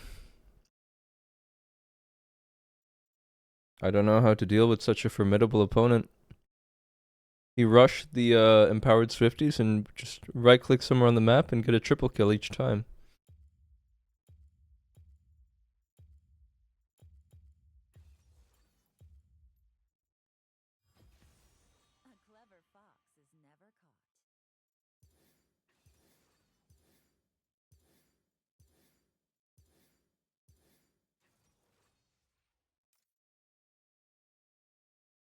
Oh, is it Anivia top? My lane might be hard versus Orianna.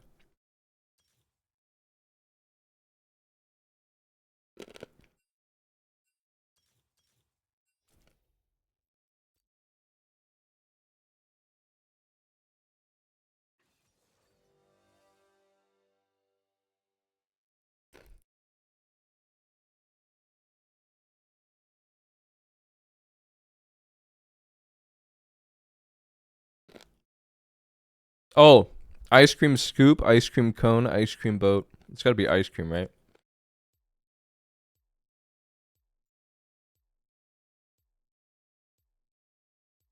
There's no fourth one, though. Wait, you guys have heard of ice cream boat, right?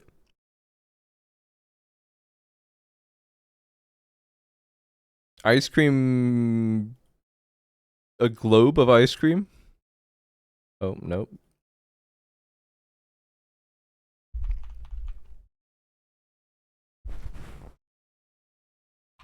Leopard. Dude, I think it was onto something. Scoop neck, crew neck, boat neck, P neck. Globe neck? Cone neck, cone neck. Globe neck, halter neck? What even is a halter neck? I've heard of halter top.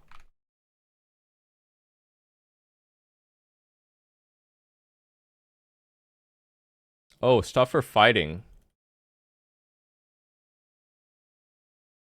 What even is this? Cone, globe, leopard, P. Snow.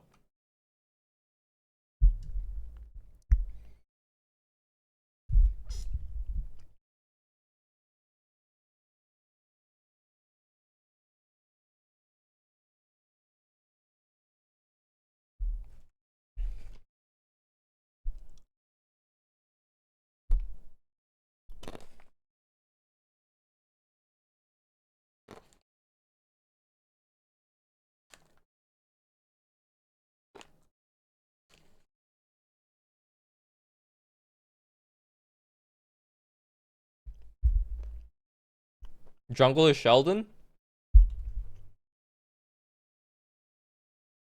We gotta win. I don't know how me and Shaden keep losing together, to be honest.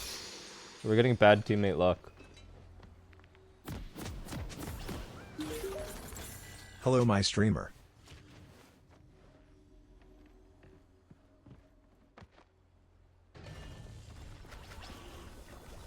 Epcor, thank you for 13 months. Welcome to Summoner's Rift. Ghost Ori, hard to hit charm. Minions have spawned.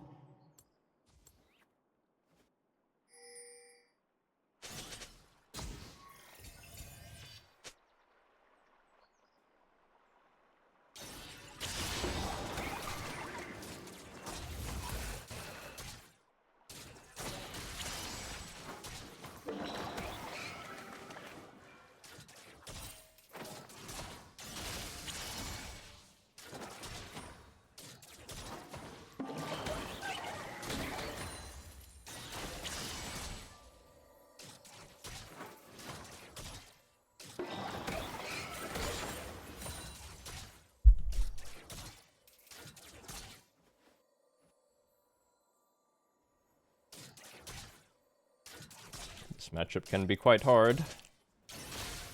There's Nibia mid.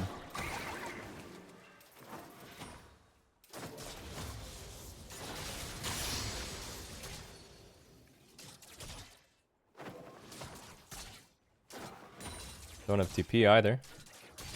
It's okay to go down some CS though.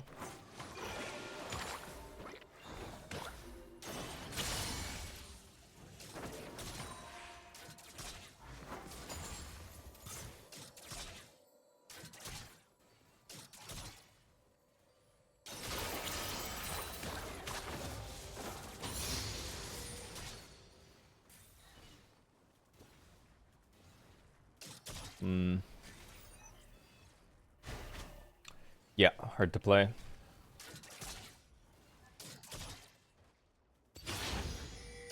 First blood.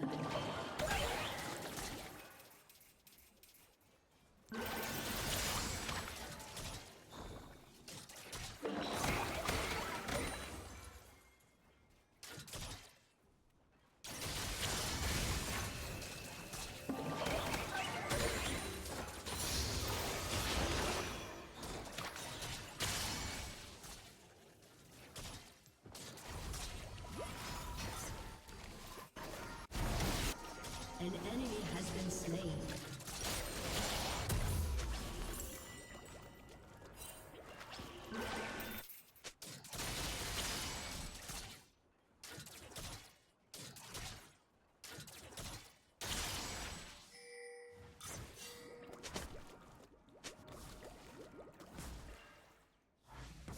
An ally has been slain.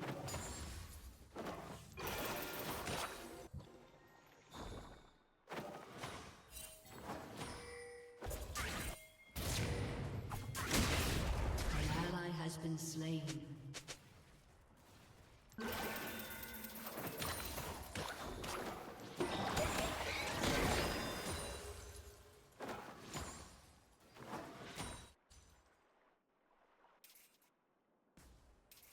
That's not good.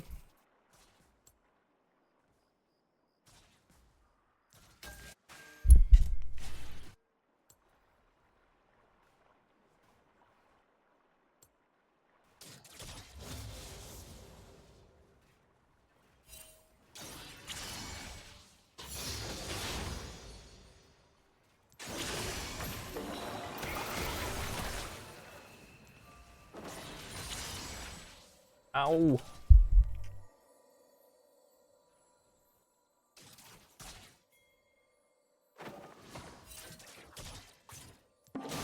You guys are about to receive 20 inches? Oh yeah, I heard there's a snowstorm brewing. Dude, I'm so unlucky with Shaden. Like, what's going on? Our ADs was 0-3 at the start of the game now. And it's Yasuo, not even something that scales well.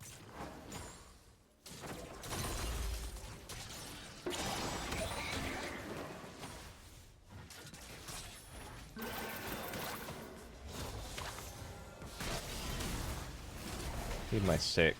I think I have to all in at 6 and just give some give some creeps and keep my HP up.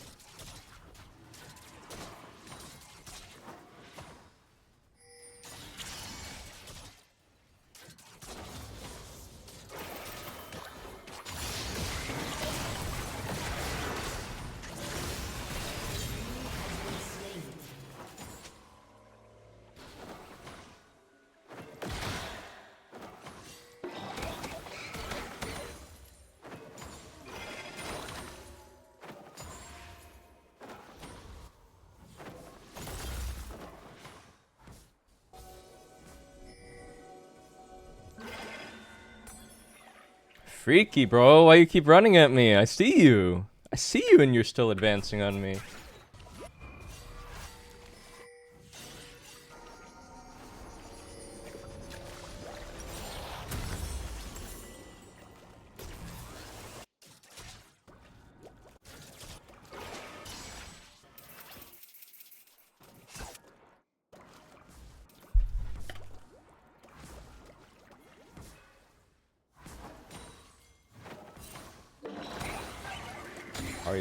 Ori's gonna be bought.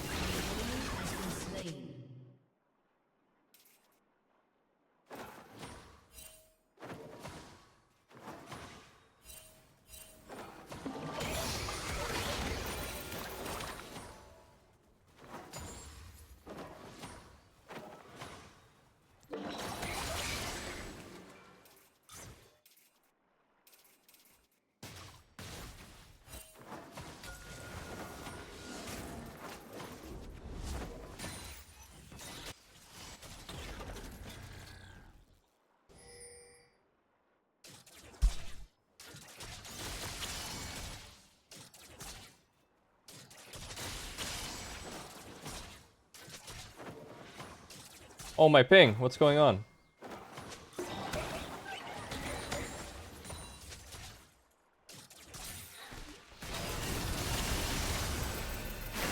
Hey, where's your E, man?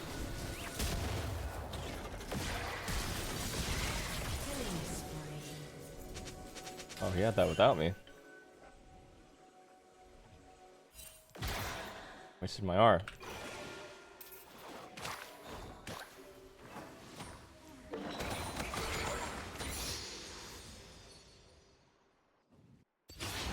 I thought he'd slap him to me with the Z.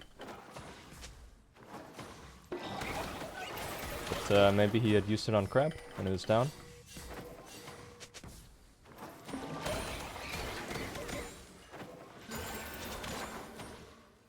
An enemy has been slain.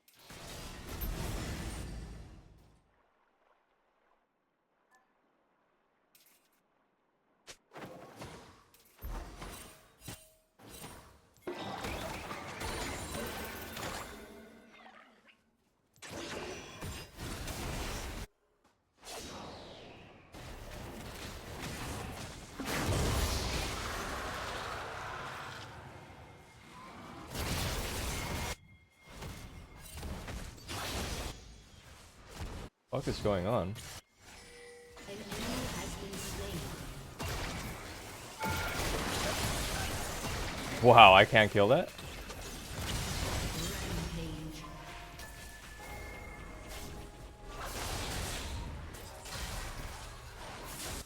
It goes here now.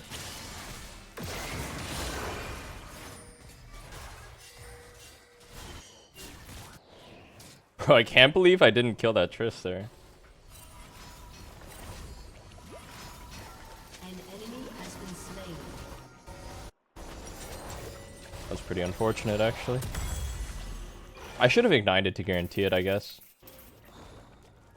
My W must not have been in range of the Trist, is what happened.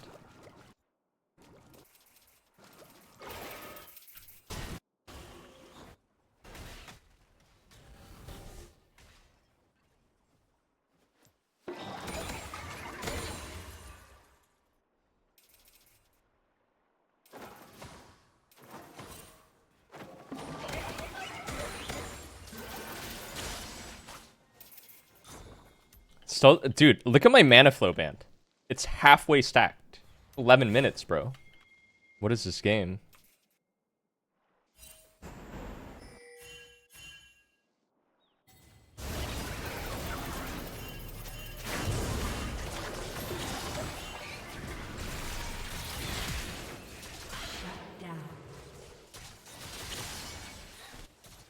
Holy fuck, Shaco killed him?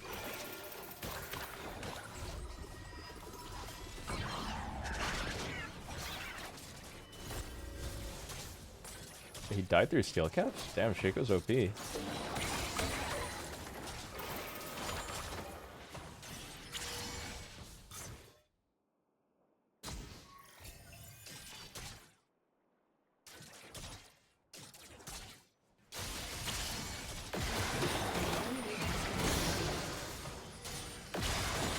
Oh man.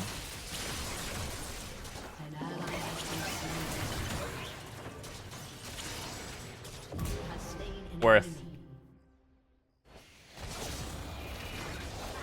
An ally has been slain.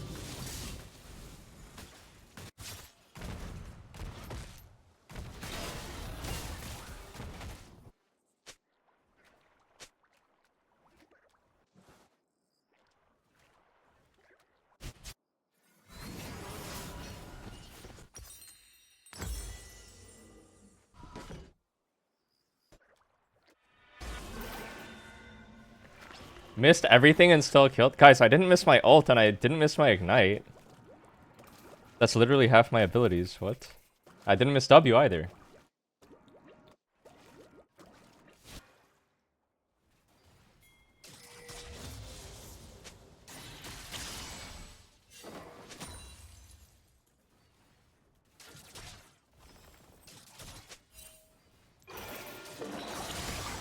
Wow, they have Shaco Oriana combo. So scary.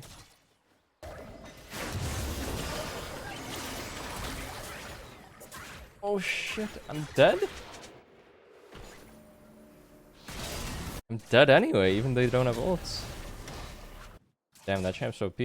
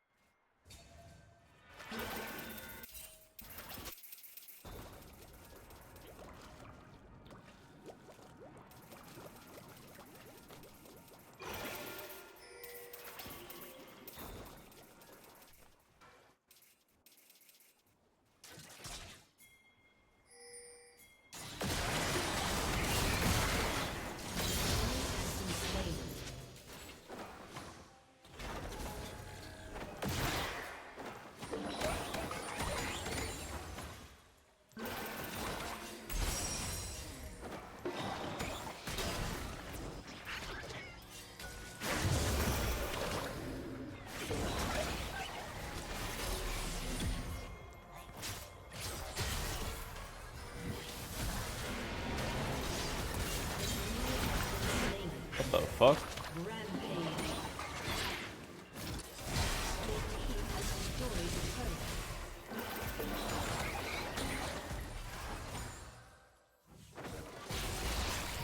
Oh shit.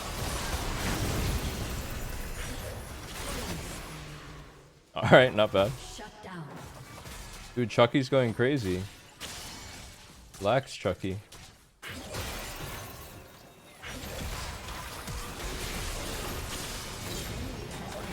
I'm dead anyway. Got my ignite off, maybe you can kill him.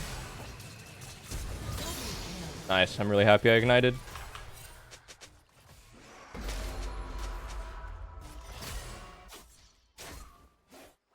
What an interesting turn this game took.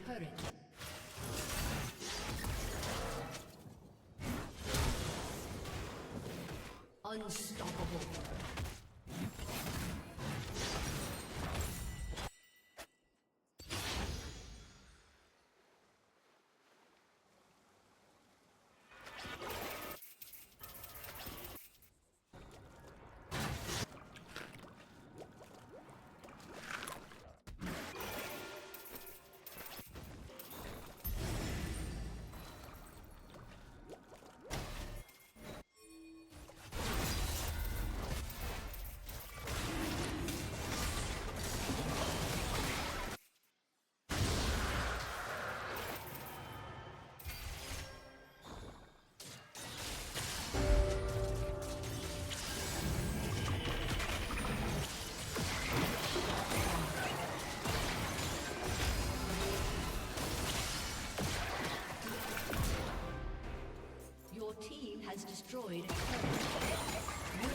Fortune, how many times we gotta talk about hitting the skill shot off the CC, man?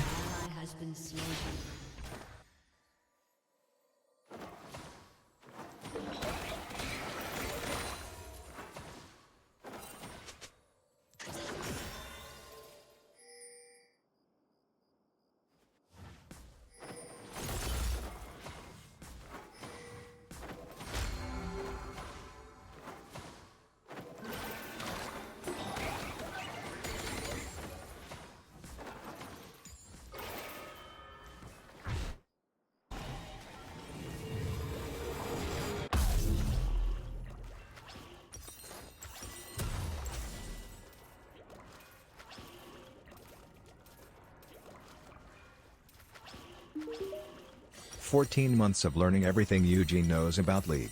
Indefinitely not a plat player, I swear. Talish, thank you for 14 months. Welcome back. Hey, kidding. You keep dying to Trist.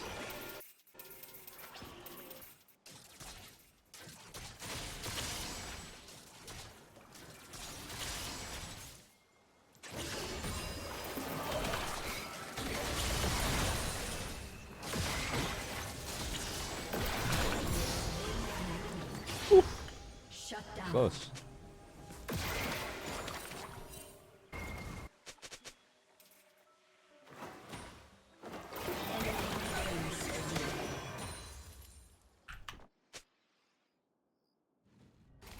Team is low, genuinely throwing a bit.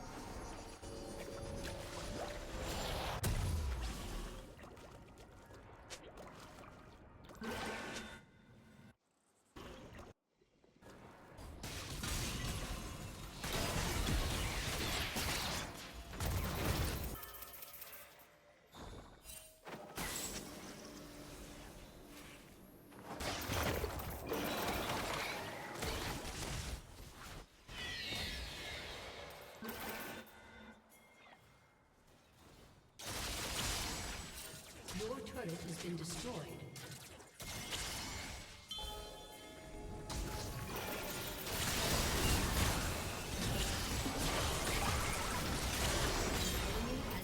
I'm covering his flash, guys.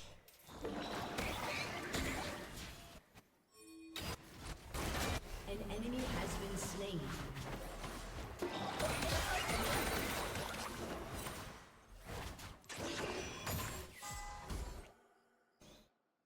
They're gonna one-tap me here? Scared. Top.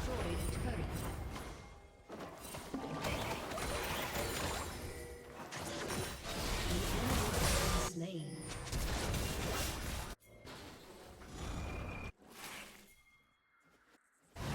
An enemy has been slain.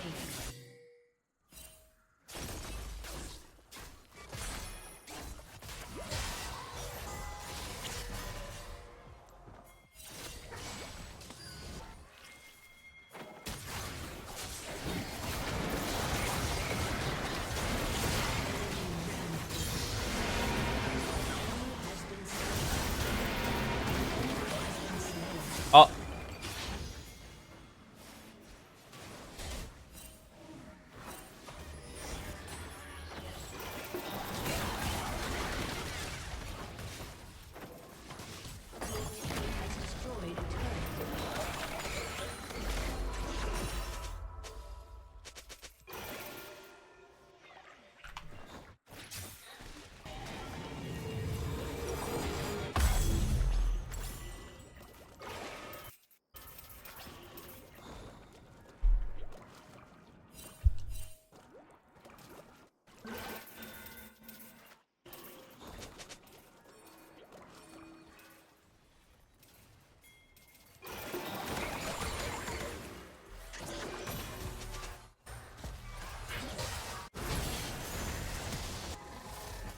An ally has been slain.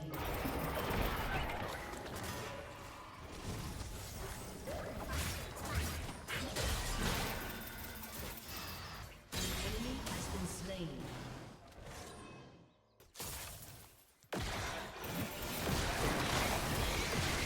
Killing spree.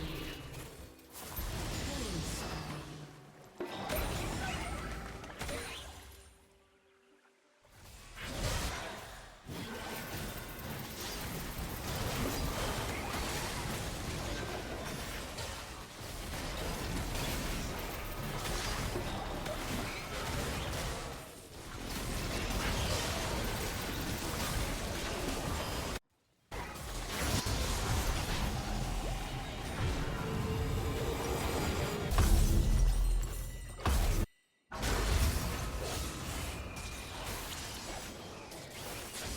spree.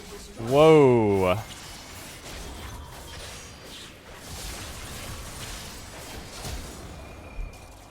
ally has been slain. Thank you. What is that? An enemy has been slain.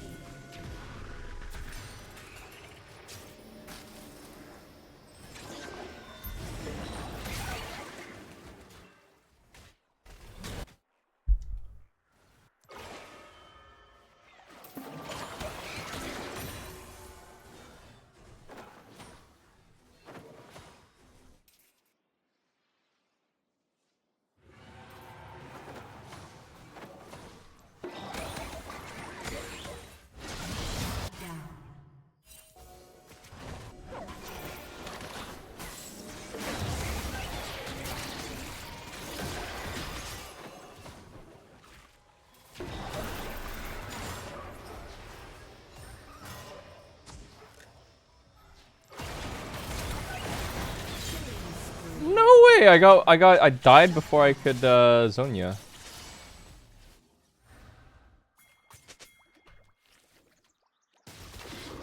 You must have gotten 2 lucky crits with Halo Blades. Actually lucky. So fucking lucky, man. 50%. 50% you crit on both autos you got on me before you died. It's actually lucky. Actually 25% chance lucker.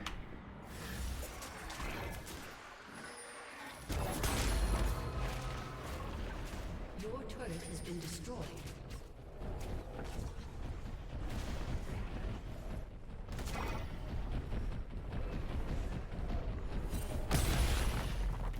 Nerf Rift Herald.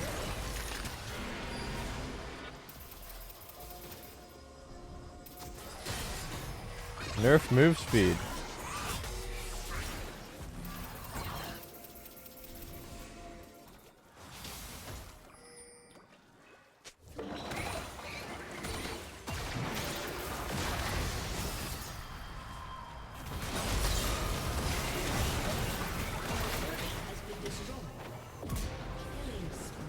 Nerf Zonias. You have slain an enemy.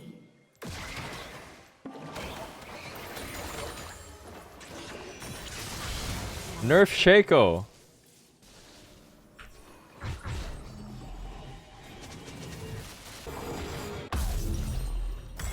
Your team has destroyed a turret. Nerf Senna. Why is everything so OP? Your team has destroyed a turret. An enemy has been slain.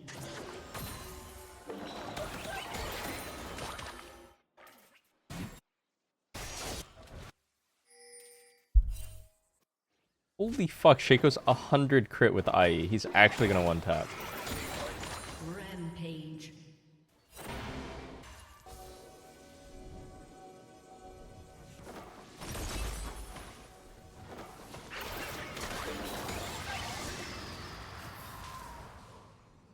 Your team has destroyed an inhibitor.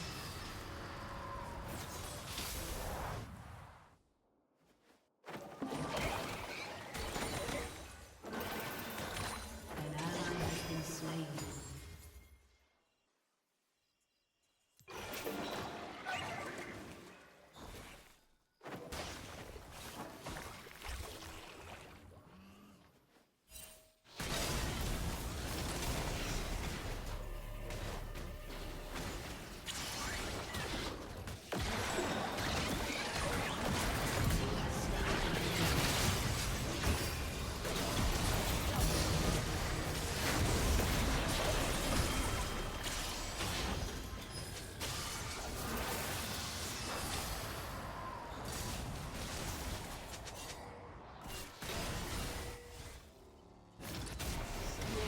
Has destroyed a turret. An ally has been slain. Shut down.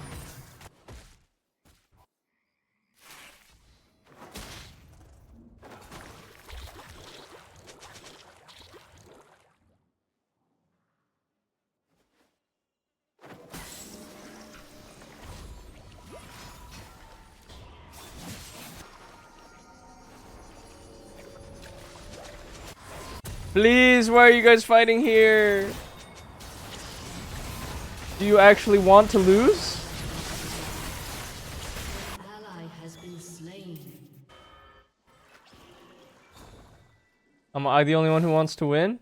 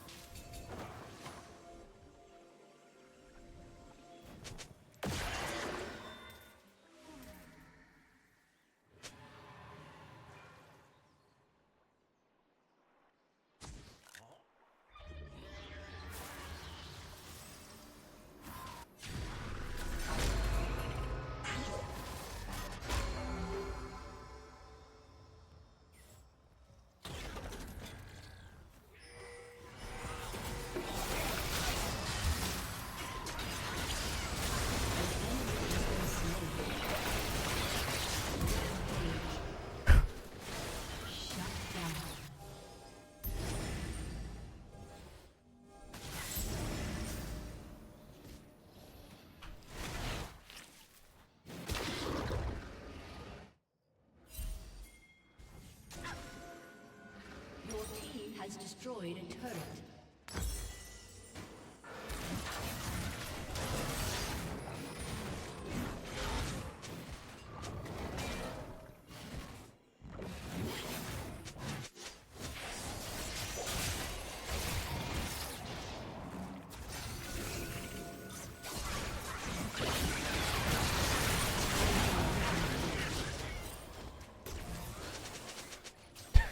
Ariaso's so useless.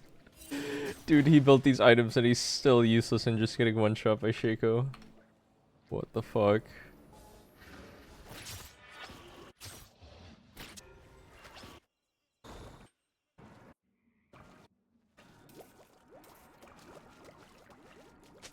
Well, somehow the game is kind of evening up. They scale well.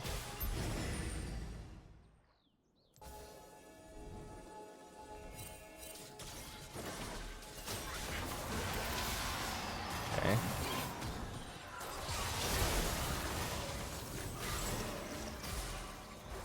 So dizzy. Unbelievably dizzy.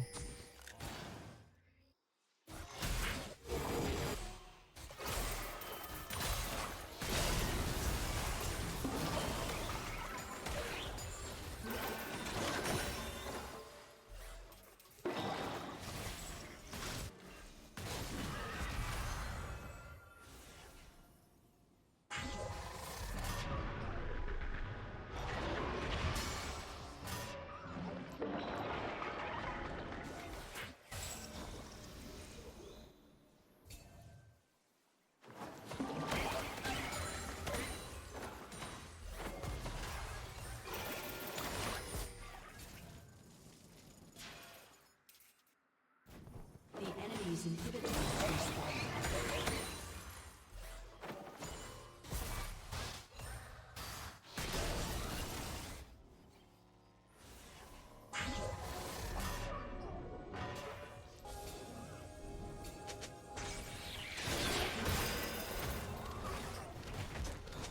Bit of Q-eat. Maybe could kill. Shit.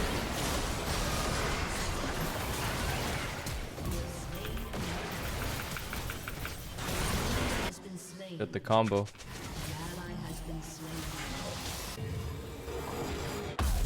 Holy combo. They did it. I forgot about it. Ori Shaco.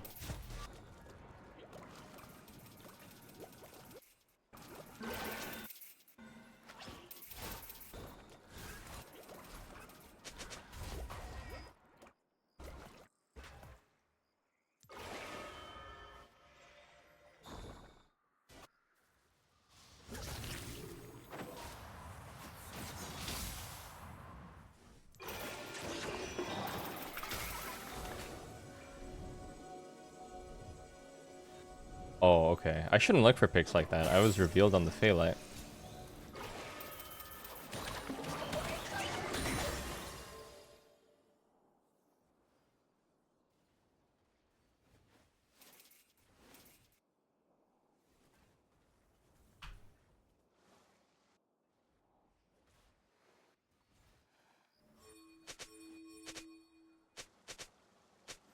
Oh, my Zonya's up, man.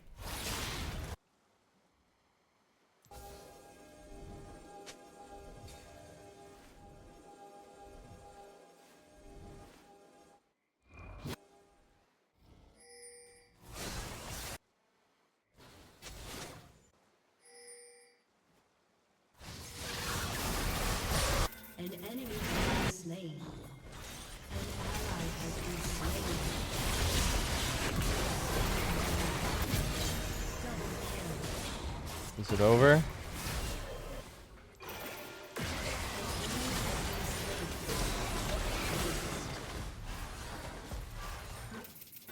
Wow, we did it. So hard.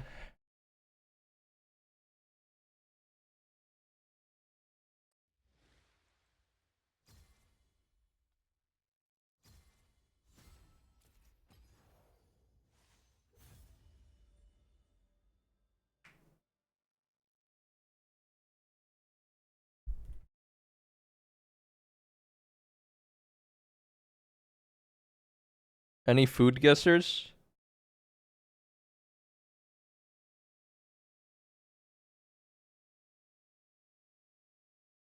Often paired with a variety of fillings such as smoked salmon.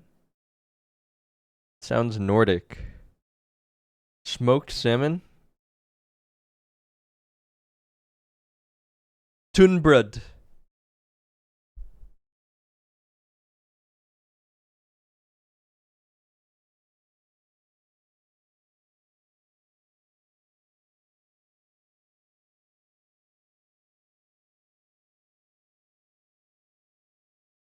Seasoned fish, rice, and veggies. This looks Caribbean.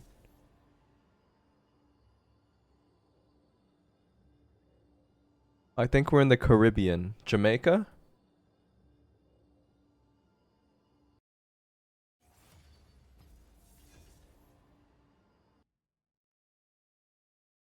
Maybe not in the Caribbean. South America? Okra, cassava.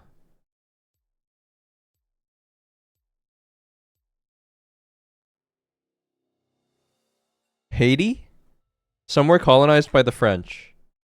Or is it the France? I think it's somewhere the French colonized, bro. Maybe Morocco? Senegal.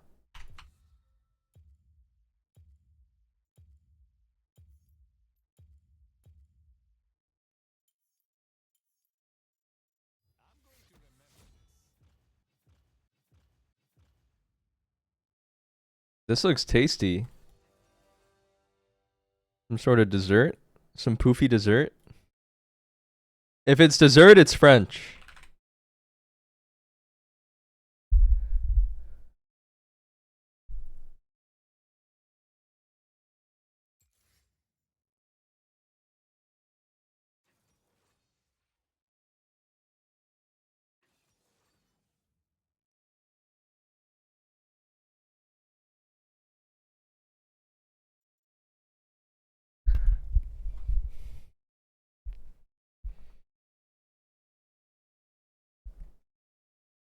When am I playing Gundam Galio? Dude, if Galio looks good, I'll play it. Galio usually doesn't look good in my games, though. Like, this would be a horrible Galio game versus Braum Trist.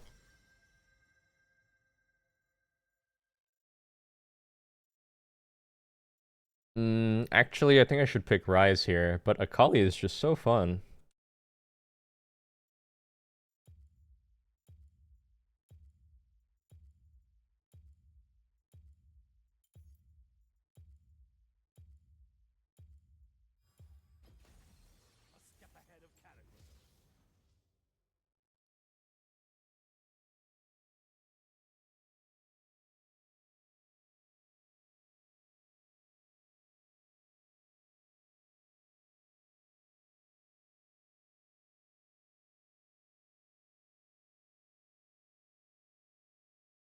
Have I watched Pluribus? I haven't.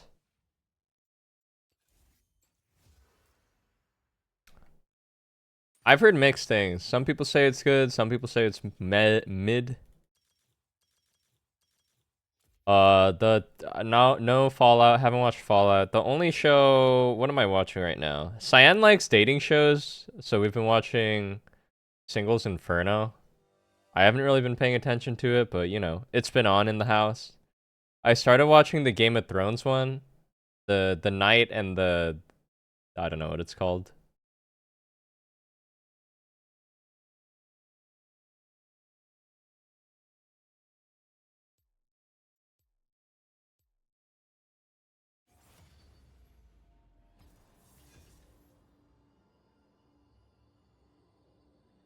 Oh, I started watching Ping Pong again. Ping Pong the animation.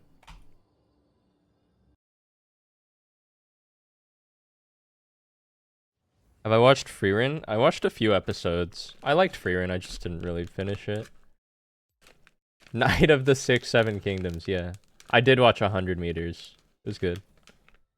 Did I see Jujutsu Kaisen? I haven't seen Jujutsu Kaisen. I think if I was gonna watch recent anime, I'd watch Chainsaw Man before Jujutsu Kaisen. I think Chainsaw Man looks cooler to me. Jujutsu Kaisen gives me like Naruto 2 vibes for some reason, which is like fine. But Chainsaw Man just looks cooler.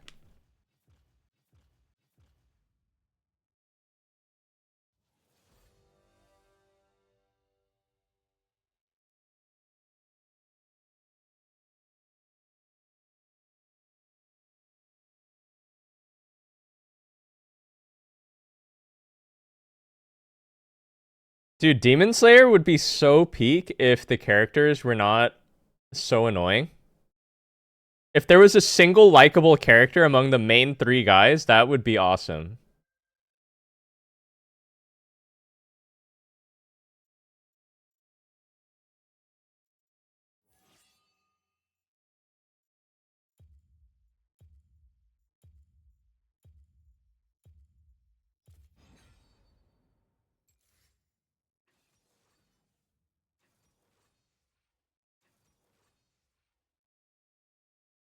Good movies lately? I saw No Other Choice by Park Chan-wook, Korean good director. Great.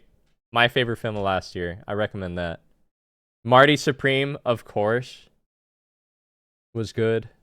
I mean, everyone's seen Marty Supreme. Dude, I went to the theaters like last week to see it. I hadn't seen it for like a month.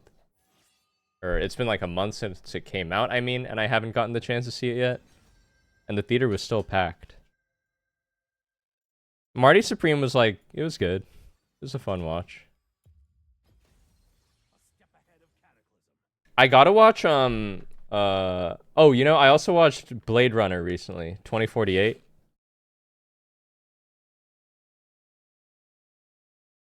That one was good. I like that director. Denis? How do you pronounce his name? Denis Villeneuve? Nueve?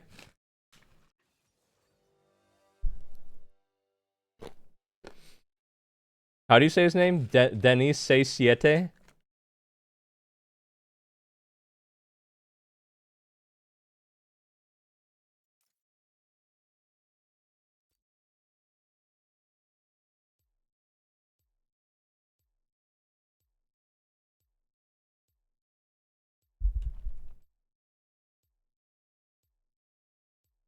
Besides that, the cinema I'm trying to see Zootopia 2. I'm trying to see the SpongeBob movie. Maybe I gotta wait till it comes to theaters. This guy is committed with the Hail of Blades Ignite Jax. He really thinks he's onto something here.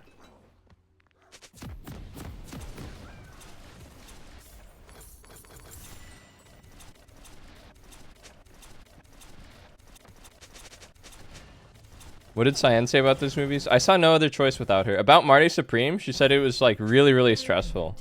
She gets stressed in tense movies like that. And so what she does, she pre-games the plot synopsis. Or she'll like look at the plot synopsis in the middle of the movie.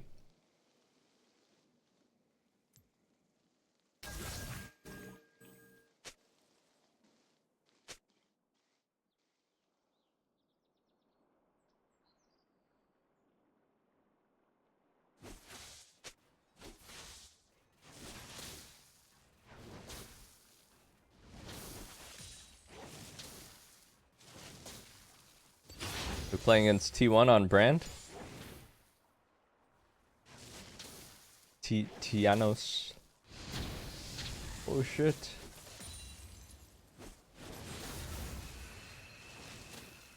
Oh, I proc. Oh, he procced Face Rush. He has Face Rush? Hey, I'm colorblind or something. Why is that W hard to see? W brand. Brand W.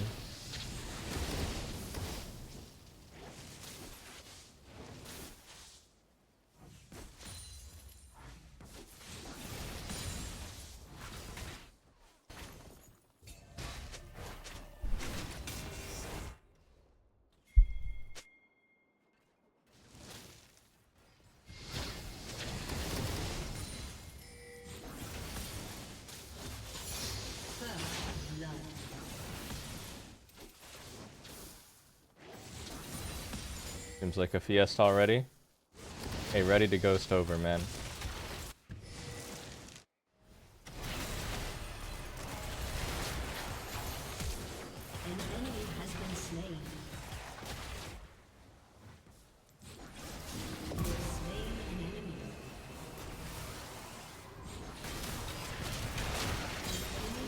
Lil solo queue.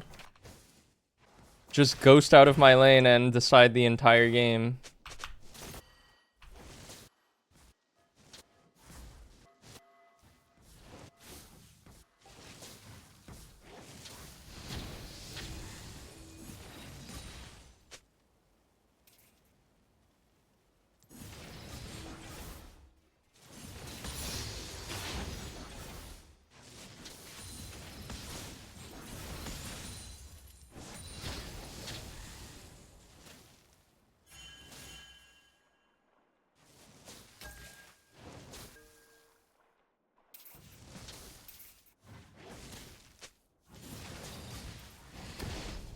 Bro, does Brand have a mana back passive, by the way? I haven't played the champ since like season 3. When did they do that?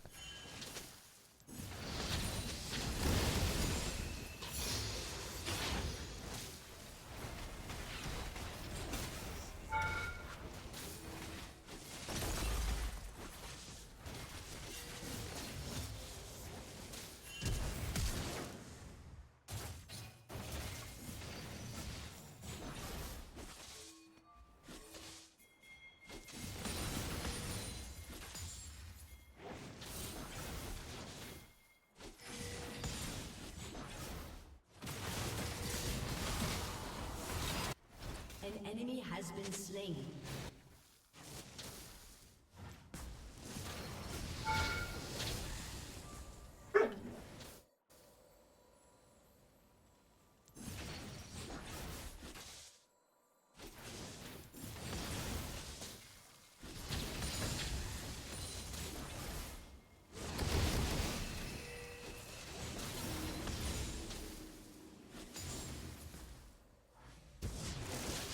An enemy has been slain.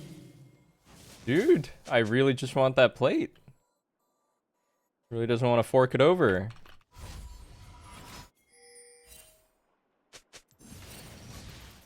Oh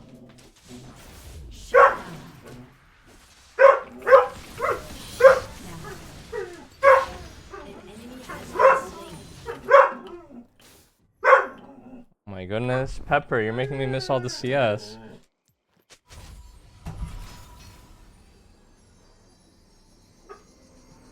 An ally has been slain.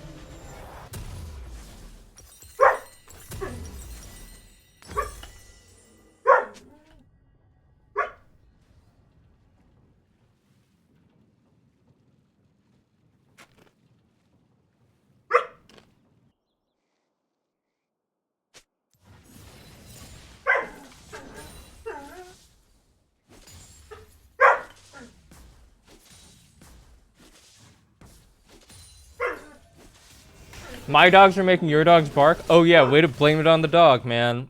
Yeah, real cool, man. Yeah, real cool, man.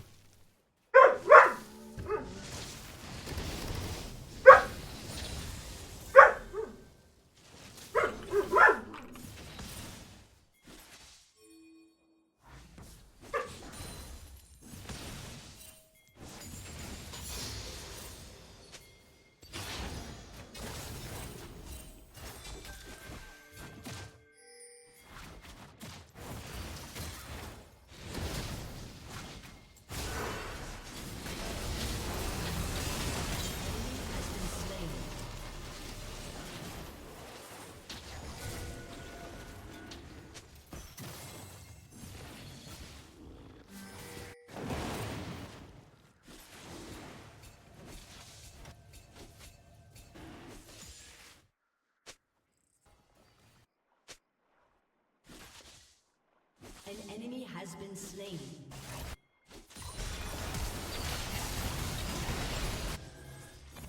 An enemy has been slain. What the fuck is happening? Alright, bro. An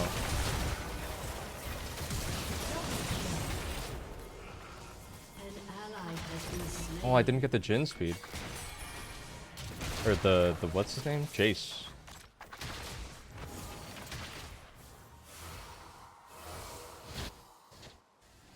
So dizzy.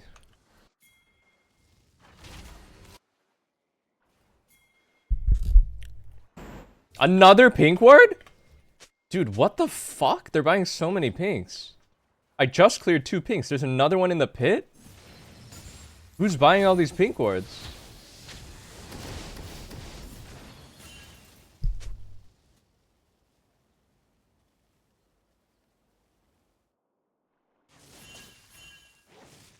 They banned Twitch at your job?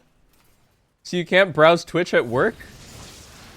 Bro, you gotta get a new job. And file a complaint. That's abuse.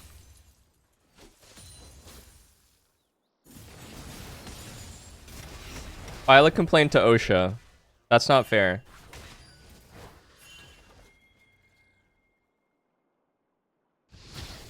Workplace abuse comes in many forms. That's all I'll say.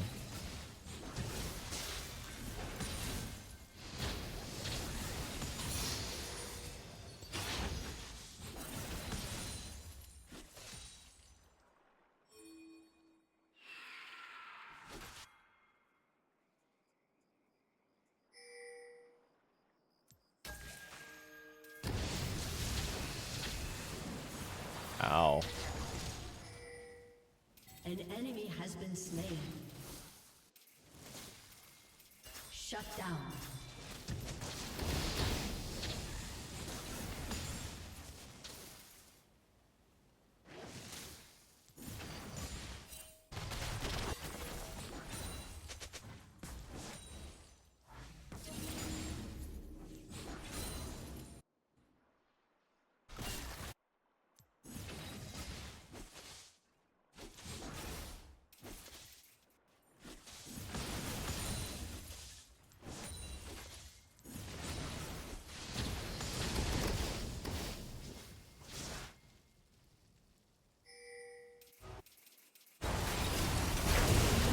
Slain.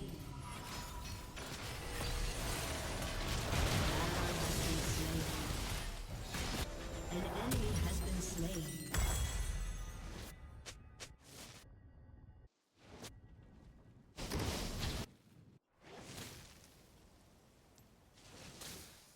Hit my crust, I will teleport on you. Wise choice, Brand.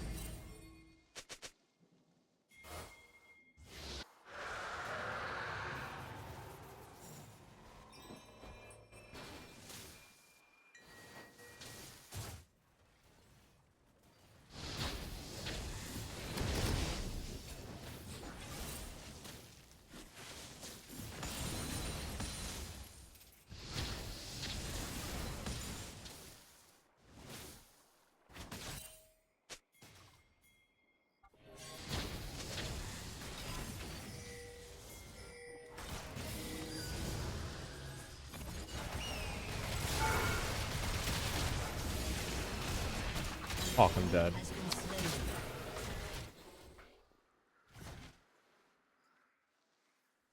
Fuck, I died.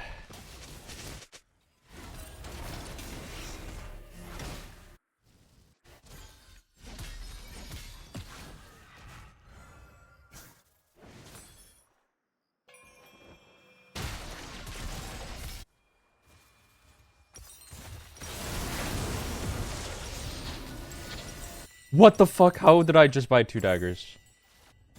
What? I was just left face with 2 daggers. You ever seen a Rise with 2 daggers? Forsen got me into leg. Just want to say thanks for helping him out. Hey, no, thank you, man. Because when you support Forsen, it's like you're supporting him, he supports me, and we're all supporting each other, man. And that's just what it means to be a part of this community.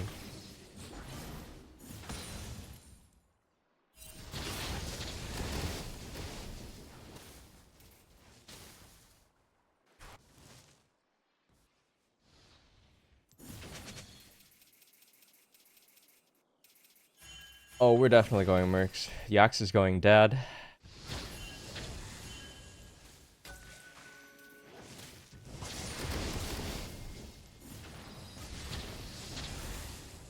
No Kumit on Rise or on Brand is kind of crazy, no?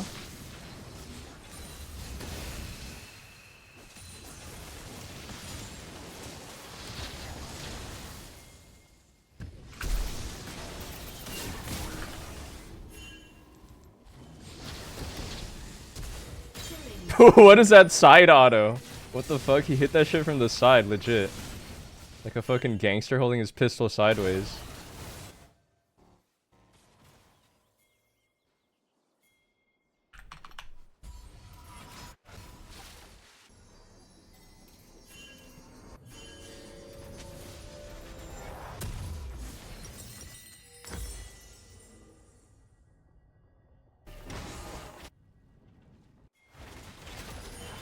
I low genuinely feel like a Bard, a lane gank bot works here. We have Bard R.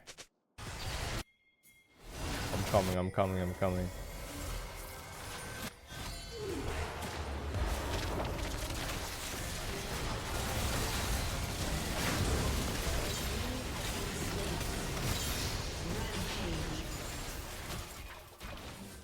Where are you going, brother Sven?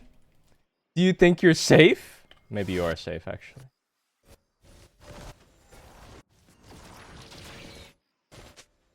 Bro, this is gonna be like meta, by the way.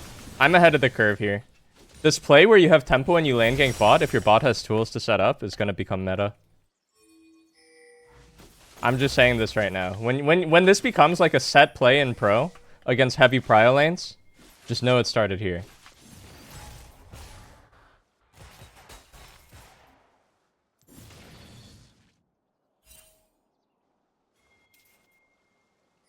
It's just Lucian, I believe.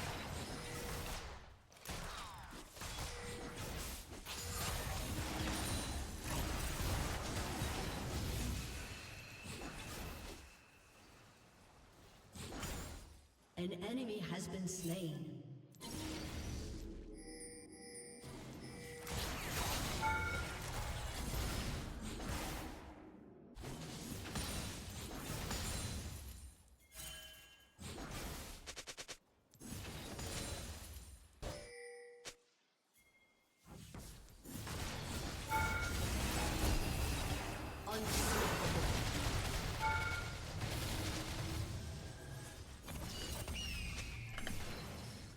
An ally has been slain. Worth. You have slain an enemy.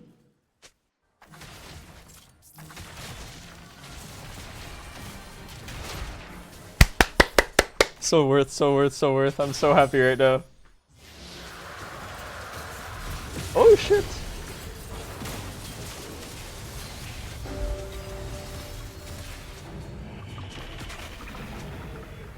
An ally has been slain. Wait, what's happening top? Riven is dying and Jax is splitting like crazy. How'd this happen?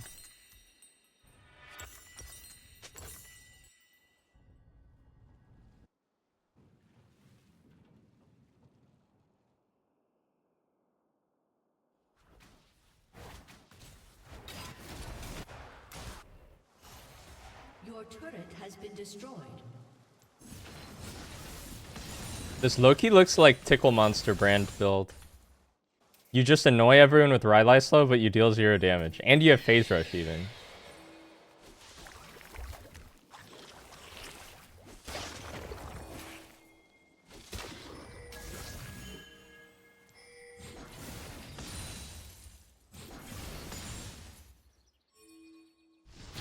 An ally has been slain.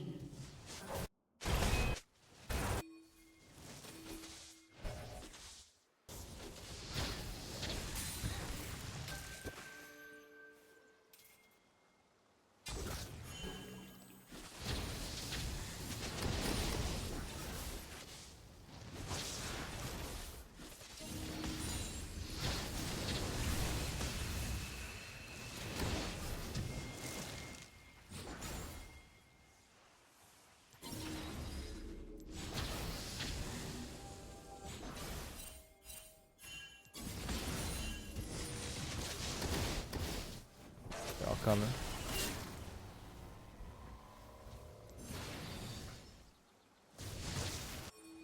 Riftmaker, Yax. The fuck? This build looks Bausian.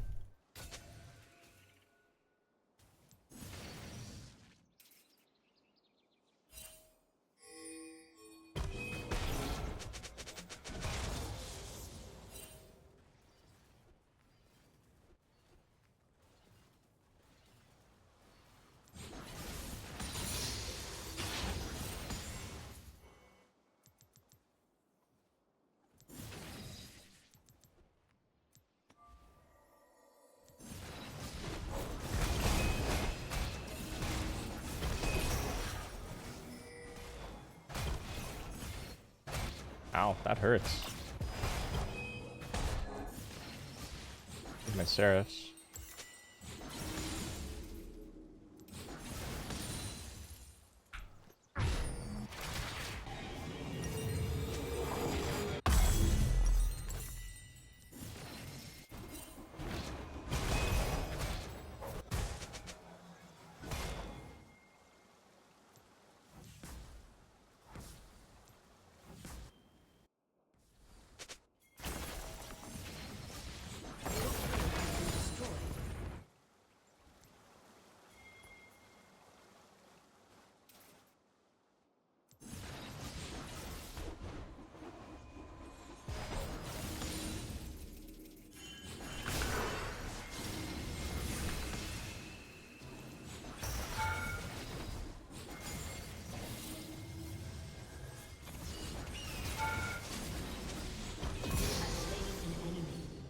I legit fuck you, bro. I legit fuck you.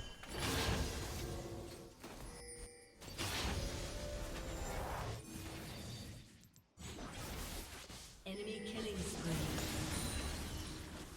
Wait, they legit fuck us. They legit fuck us. Kill. Your Enemy triple kill? team has destroyed a turret.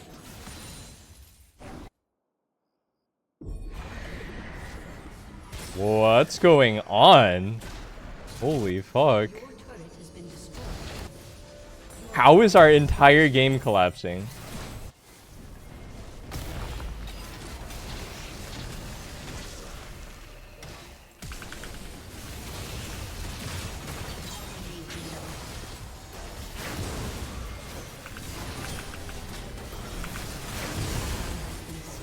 No way, he lived. Oh, my bounce didn't go.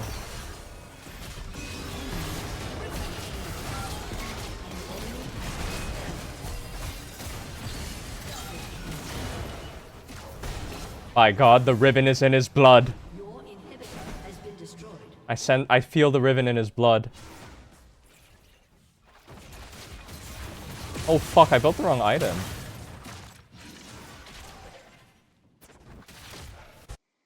Oh fuck, I need Actualizer for here. Actualizer's so OP. Damn, I guess I'll just go Deathcap first. I don't know. How is this happening? To be honest, how is this happening? It's pretty insane.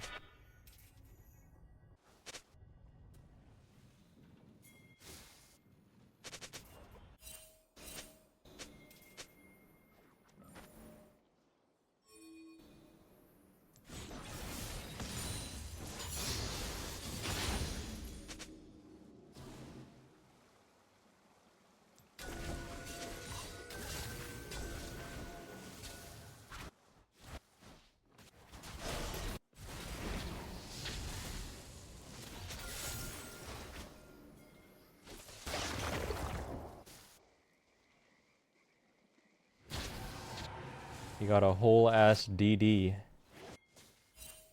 Your team has destroyed a turret.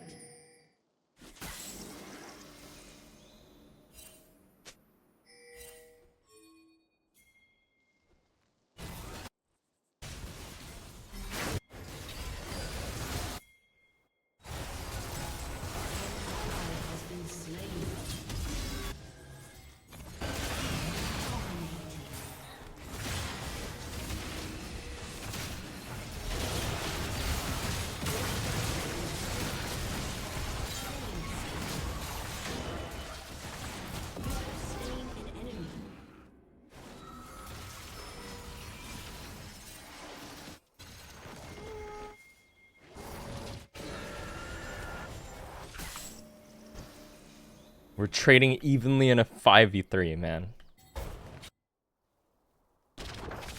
Don't even know how it's possible.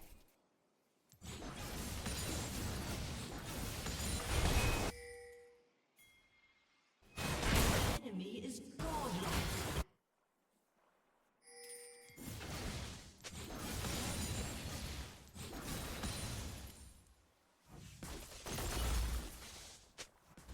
Your team has destroyed a turret.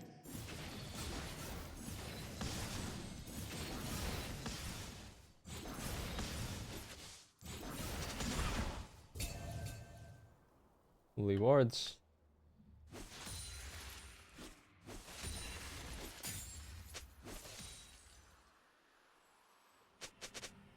Alright, I got death cap.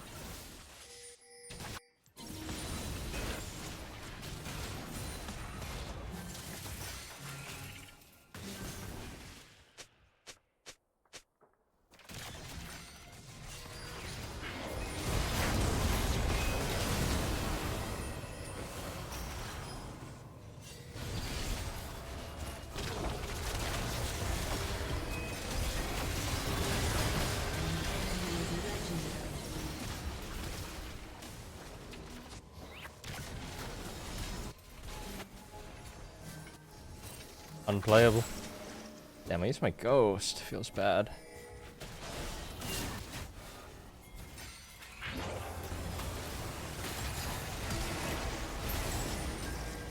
Yo, is that allowed?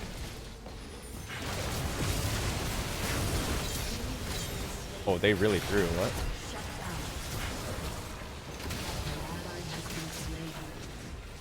I mind controlled Lee Sin. Nice. Winnable, winnable, winnable, winnable. It's a huge throw. You still in TikTok jail?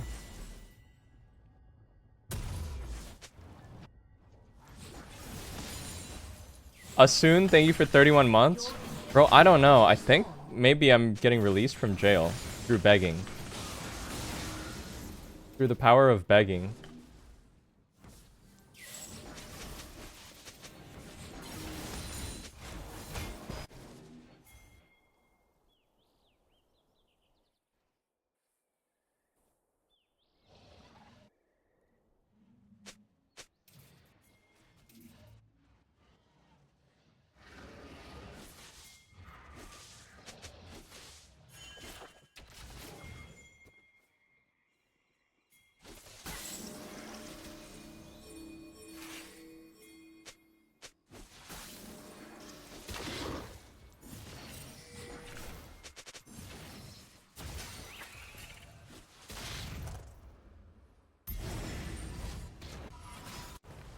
I need the help here. Your turret has been destroyed.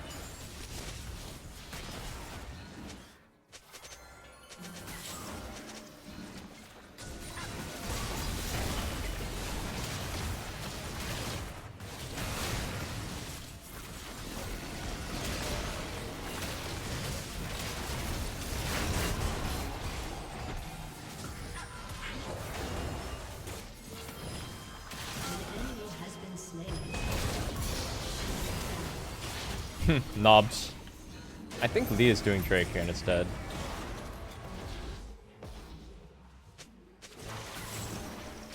Oh, he wasn't doing it. Nice.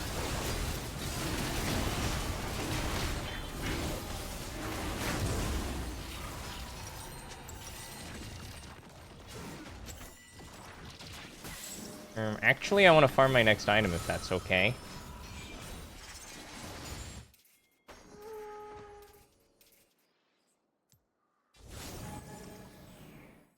He doesn't know? Wait, they stole Baron?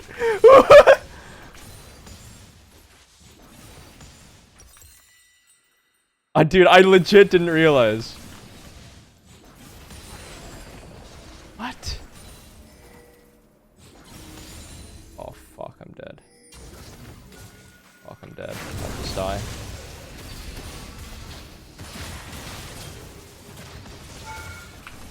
+1! Let's go!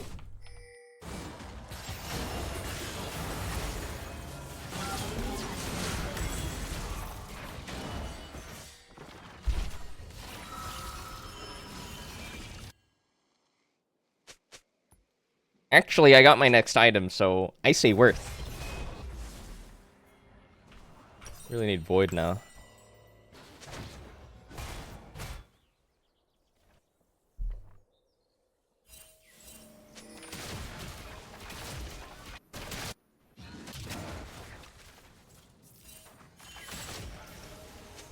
Who is Oriana Shaitan? There's no Oriana. Hello from Portugal. Hello to the entire country of Portugal.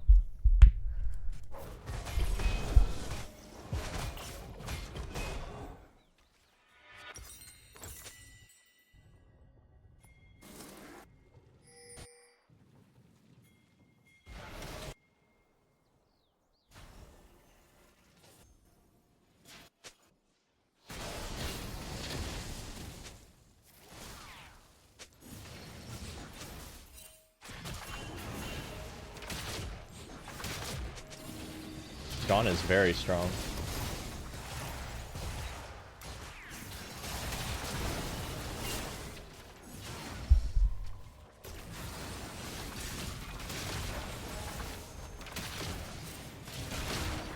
feel like I should try to flank. Actually, no, I just play with Jhin. Root whoever's near him.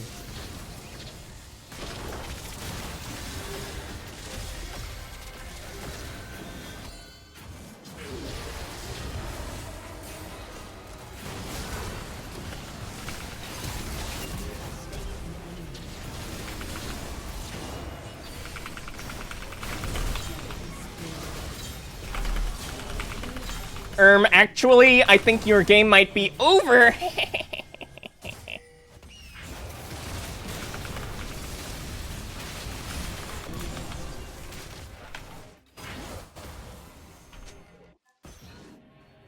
Did you see how I place the Rise portal behind him and I allow my teammate to take it and I don't take it, thus pincering him and cutting off all possible avenues of action for the Lee Sin?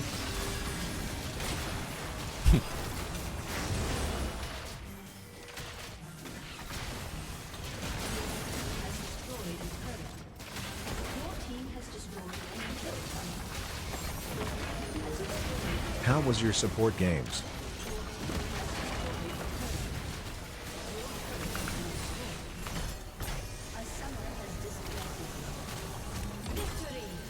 To me, Stella, thank you for 15 months. How was my support games? My support games were great. Oh, that was Chucky on Jhin? We won with Chucky Jhin. Holy fuck, bro.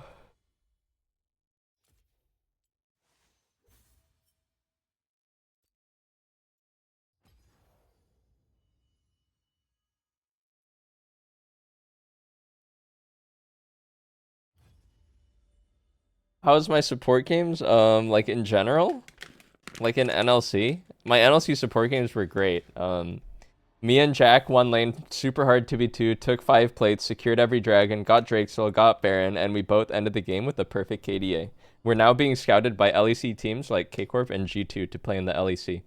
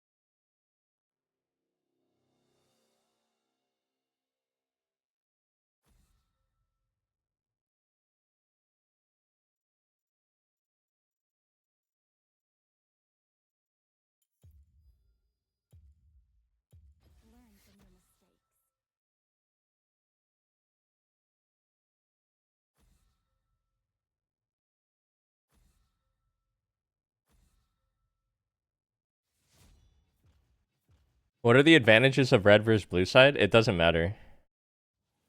Red side and blue side don't matter.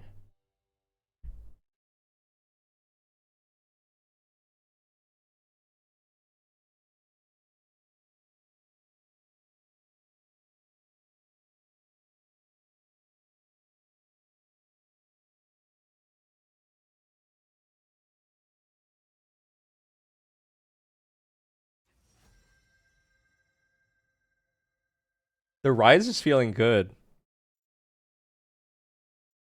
Is it just me, or is the Rise feeling kind of good?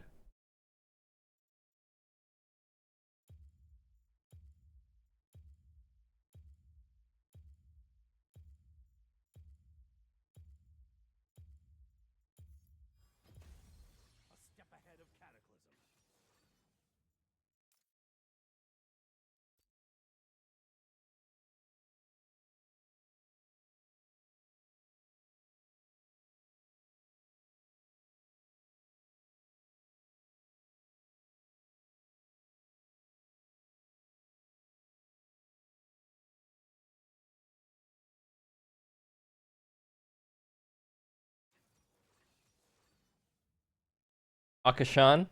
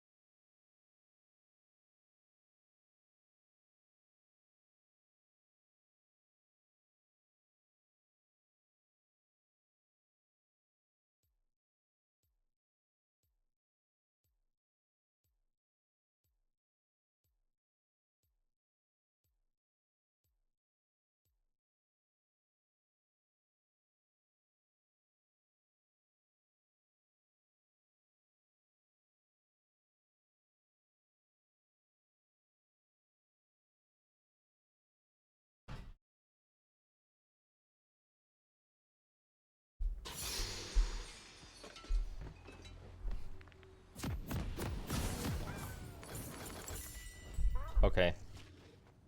This matchup is very strong early. Can't do anything early. Welcome to Summoner's Rift.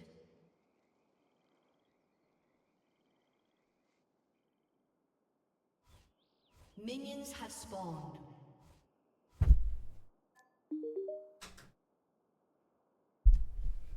Oh, Sami, thank you for 9 months.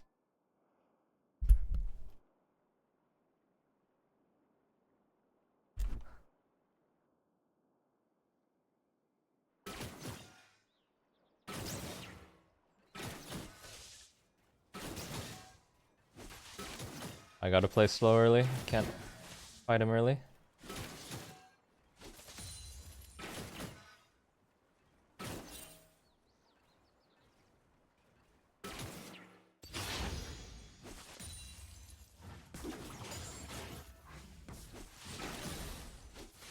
Hey.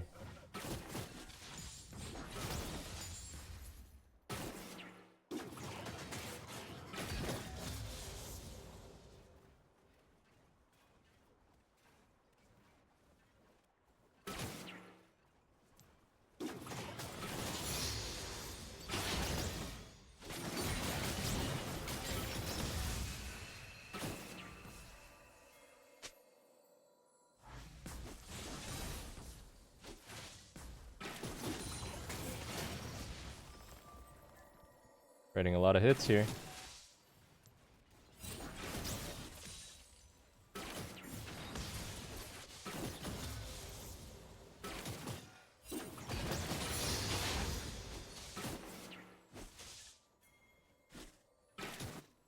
First blood.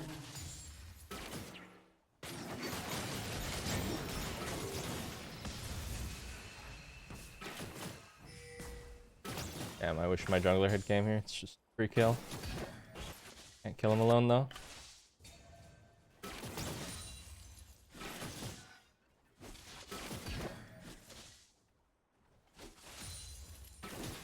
An ally has been slain.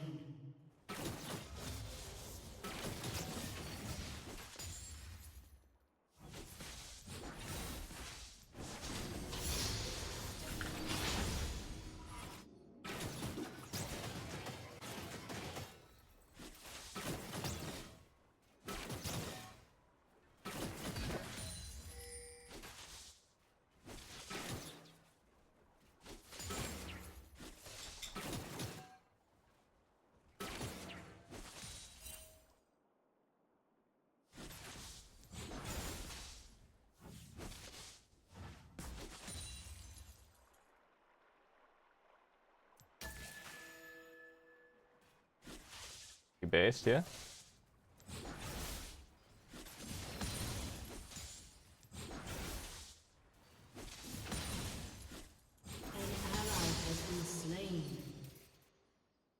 Jungle problem? He leveled 3 top, but he still just died to Chase. Jungle problem?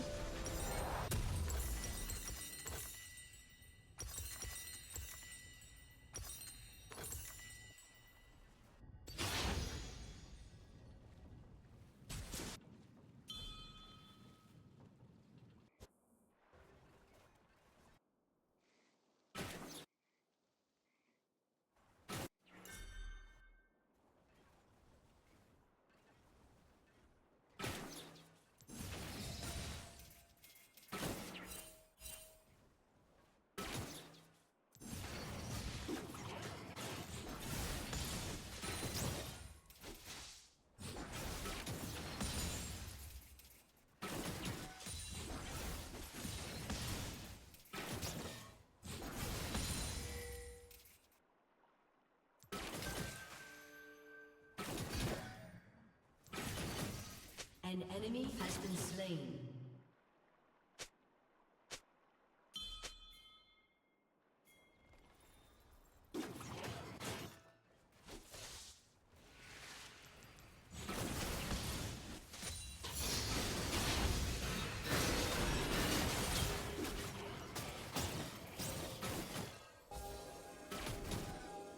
Ow.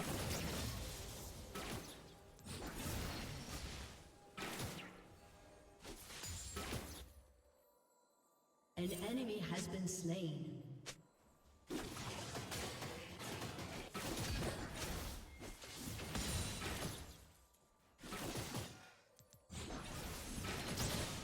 An enemy has been slain.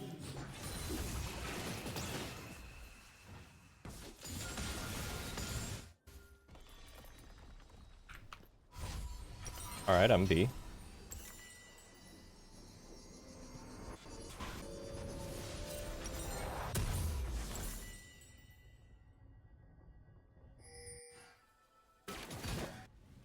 Nidalee just healed him.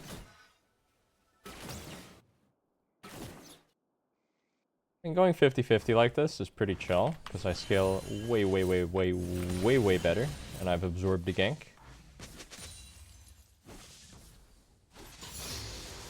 I just want to keep containing him in lane. Make sure he doesn't get any freaky kills and start snowballing.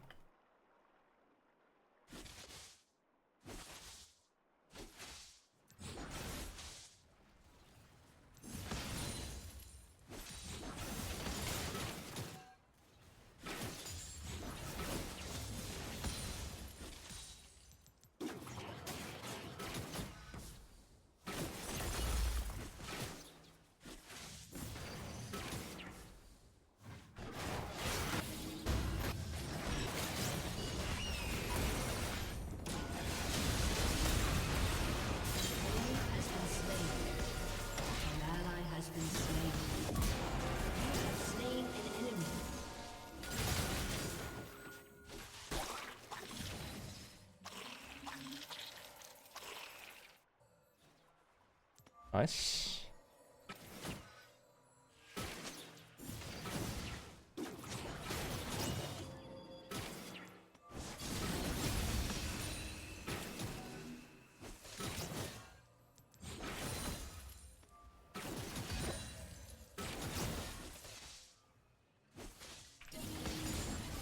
An ally has been slain.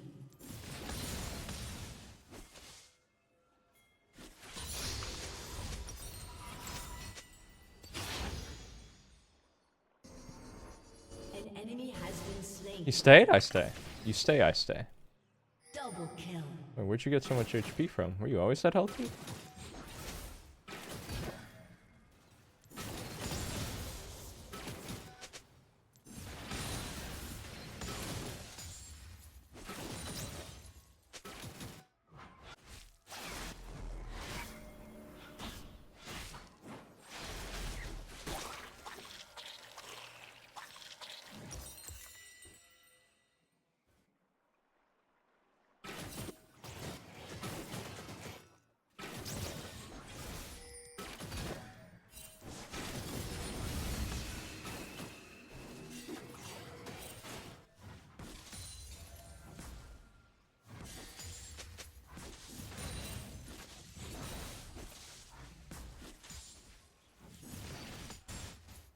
Can I overstay tempo here?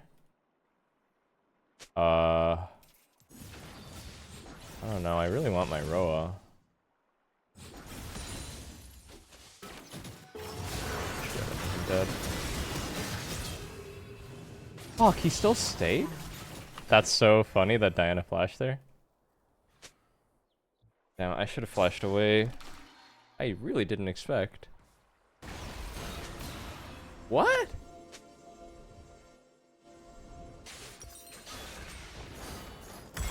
Okay, Worth, got my Roa.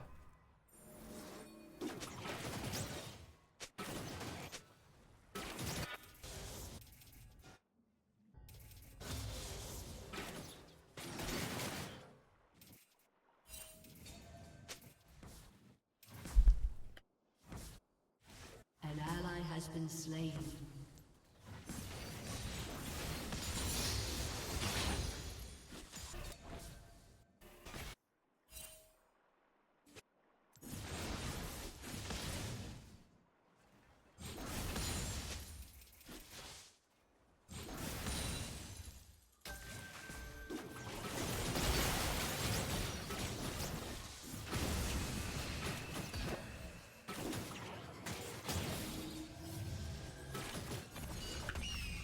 Damn, he's strong. What the fuck? I should have just rooted him and ran away. Thought I could just trade with him. Killing spree. Oh, what? This is happening and you just ulted the wave? Ally has been slain. Rampage.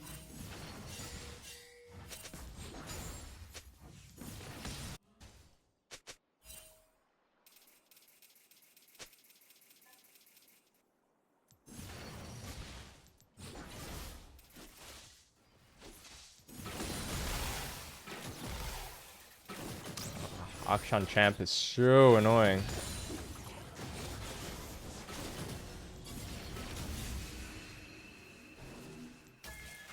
Really quite an irksome champion.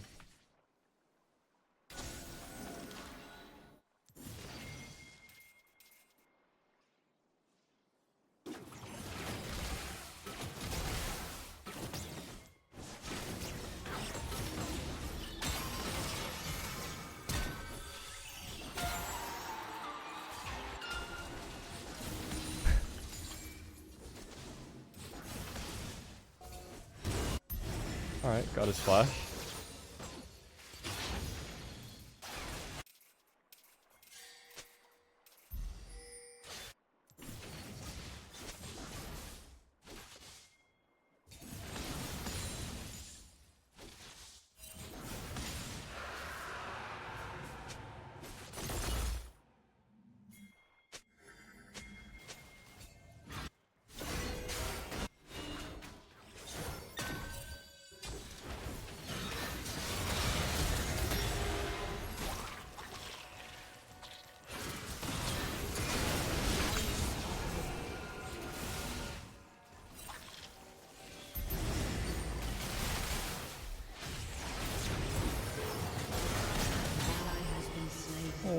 you going into the pit, man? You have to back there. No way, right? What the fuck?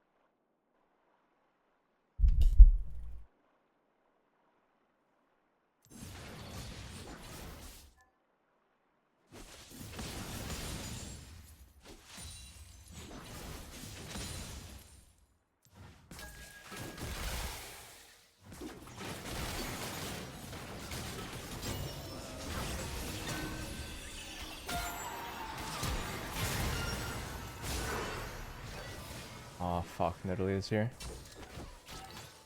Dang it. An ally has been slain.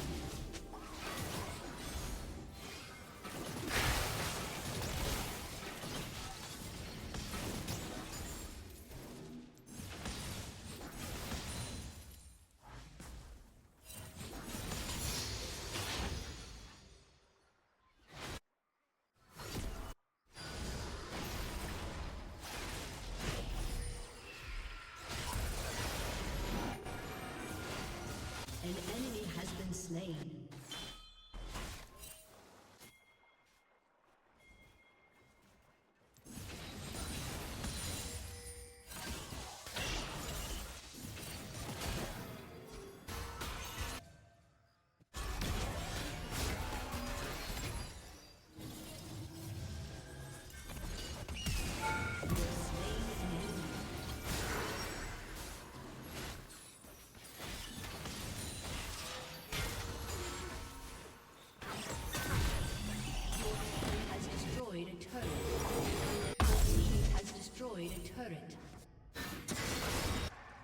Oh, he belted the R. Nice.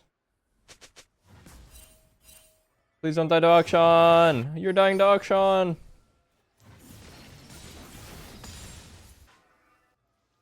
Dude, Akshan is the CEO of solo queue. Holy moly.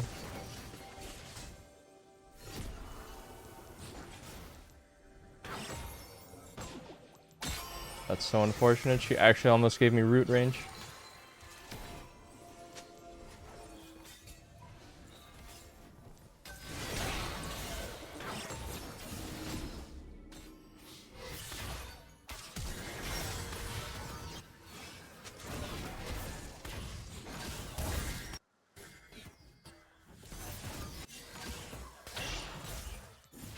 Holy fuck, that trap damage. I could actually die to Akshan randomly now.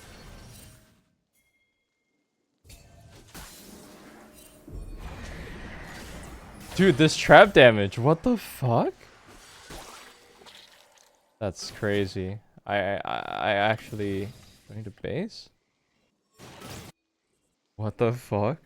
Your turret has been destroyed. This guy's trophy. Been roaming a lot.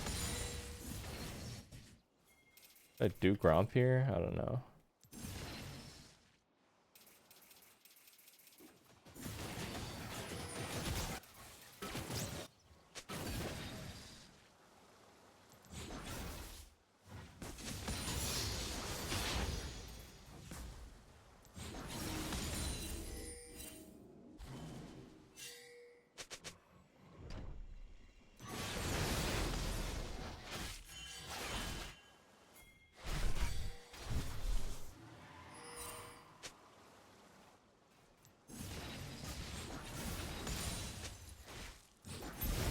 Probably his collector. He's pretty strong. Let's try and burst this.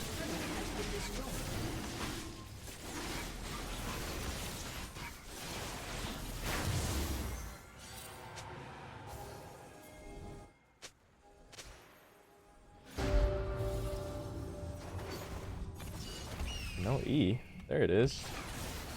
I was like, huh, I'm pretty sure it's up, but I'll trust you.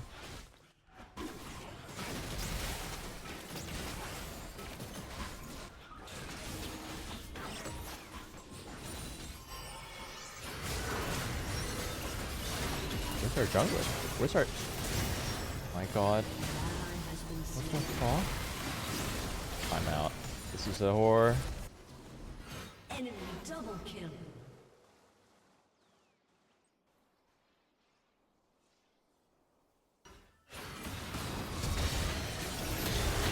How are we getting jungle gap this hard by Milk? This guy is like a Ezreal one trick. How is it possible?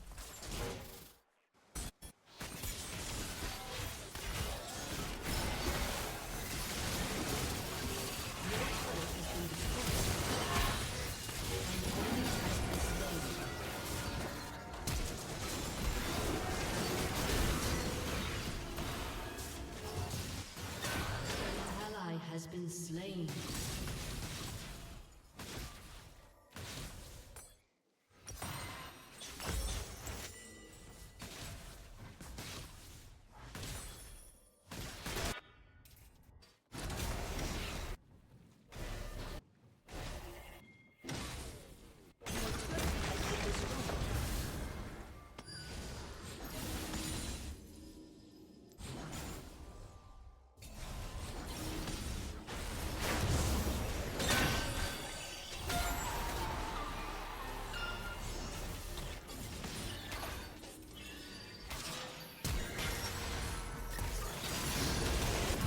Slain an enemy.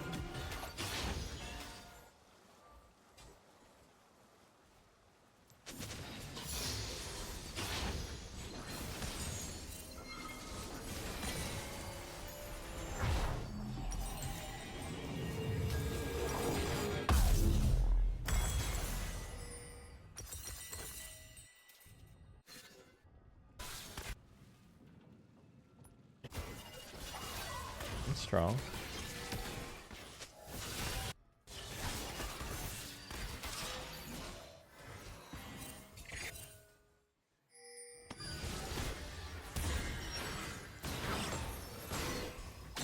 I don't know. How useless are our champs? I'm dizzy. I'm actually dizzy. How useless. Zoe Kha'Zix.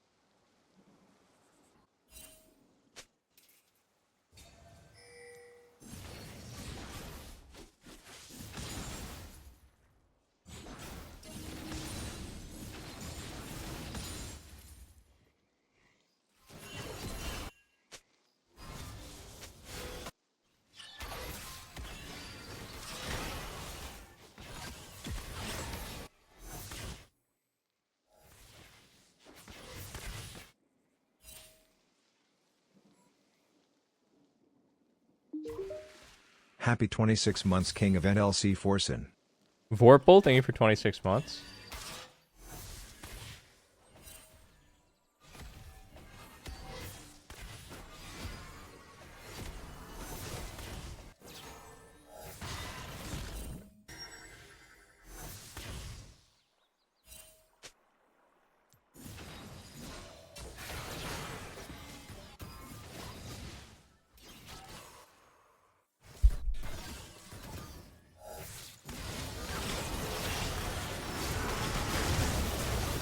Fuck.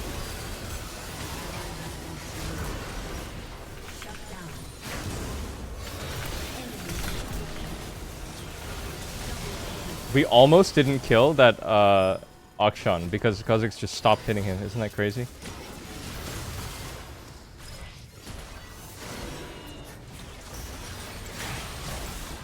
Oh, they're so low. Holy fuck.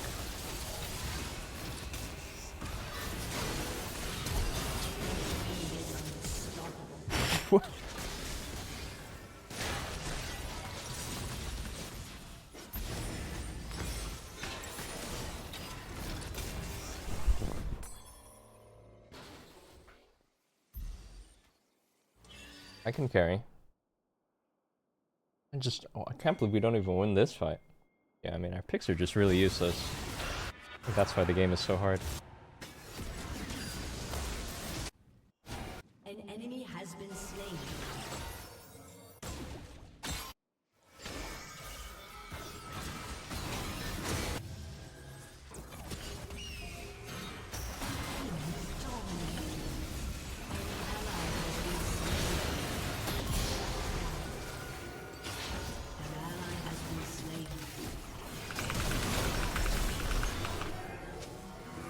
Alright. I got my actualizer. And maybe they go Nash?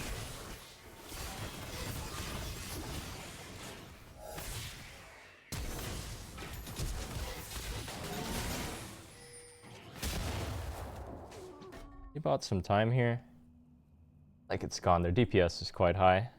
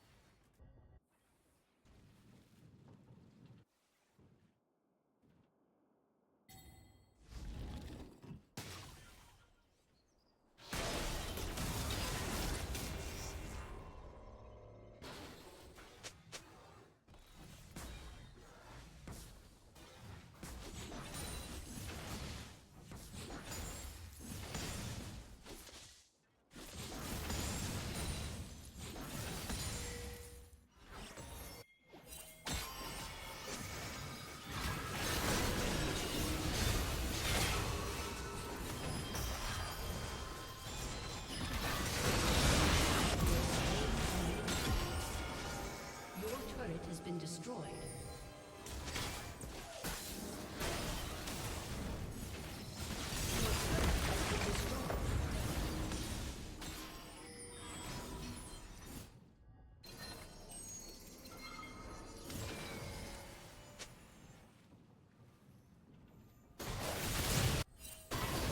Enemy killing spree.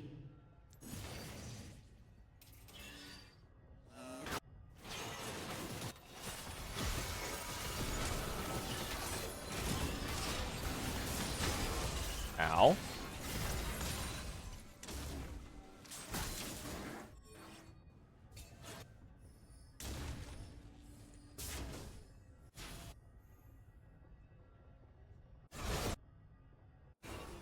Your turret has been destroyed.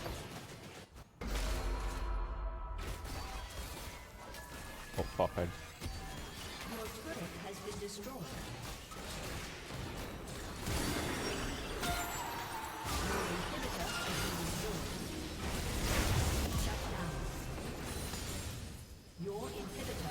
Destroyed. Bro, everyone's so fucking useless.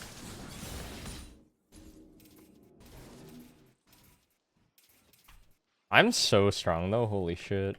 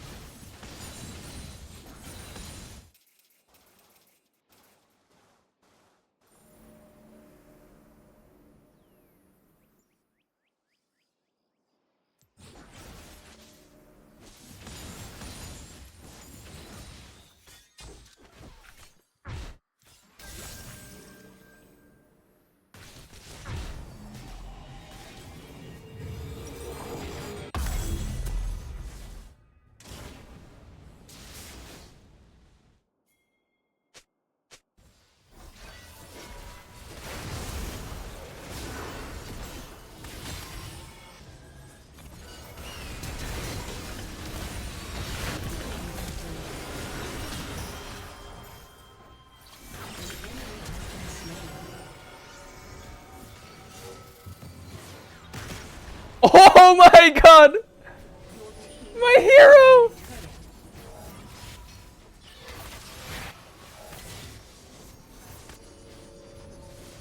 I popped my actualizer kind of late there accidentally. Dude, that was a crazy jump. He actually blocked every bullet. That was like a snapcast. Oh man.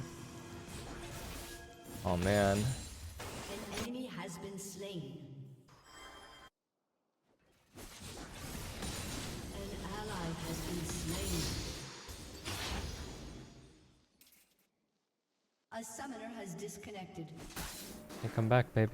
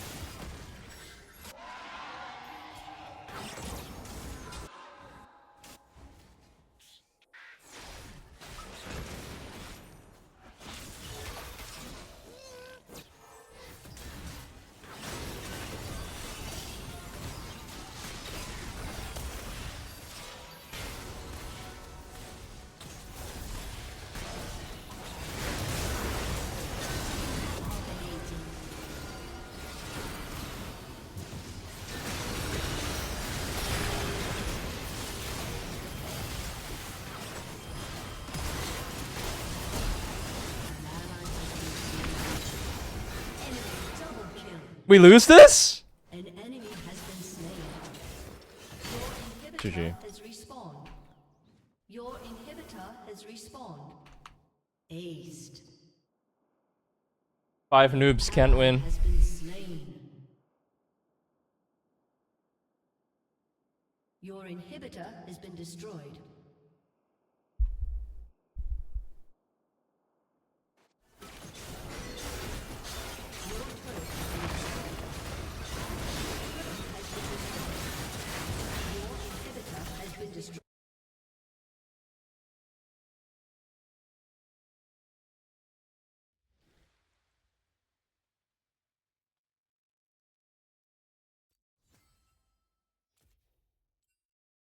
Really? We live in a society.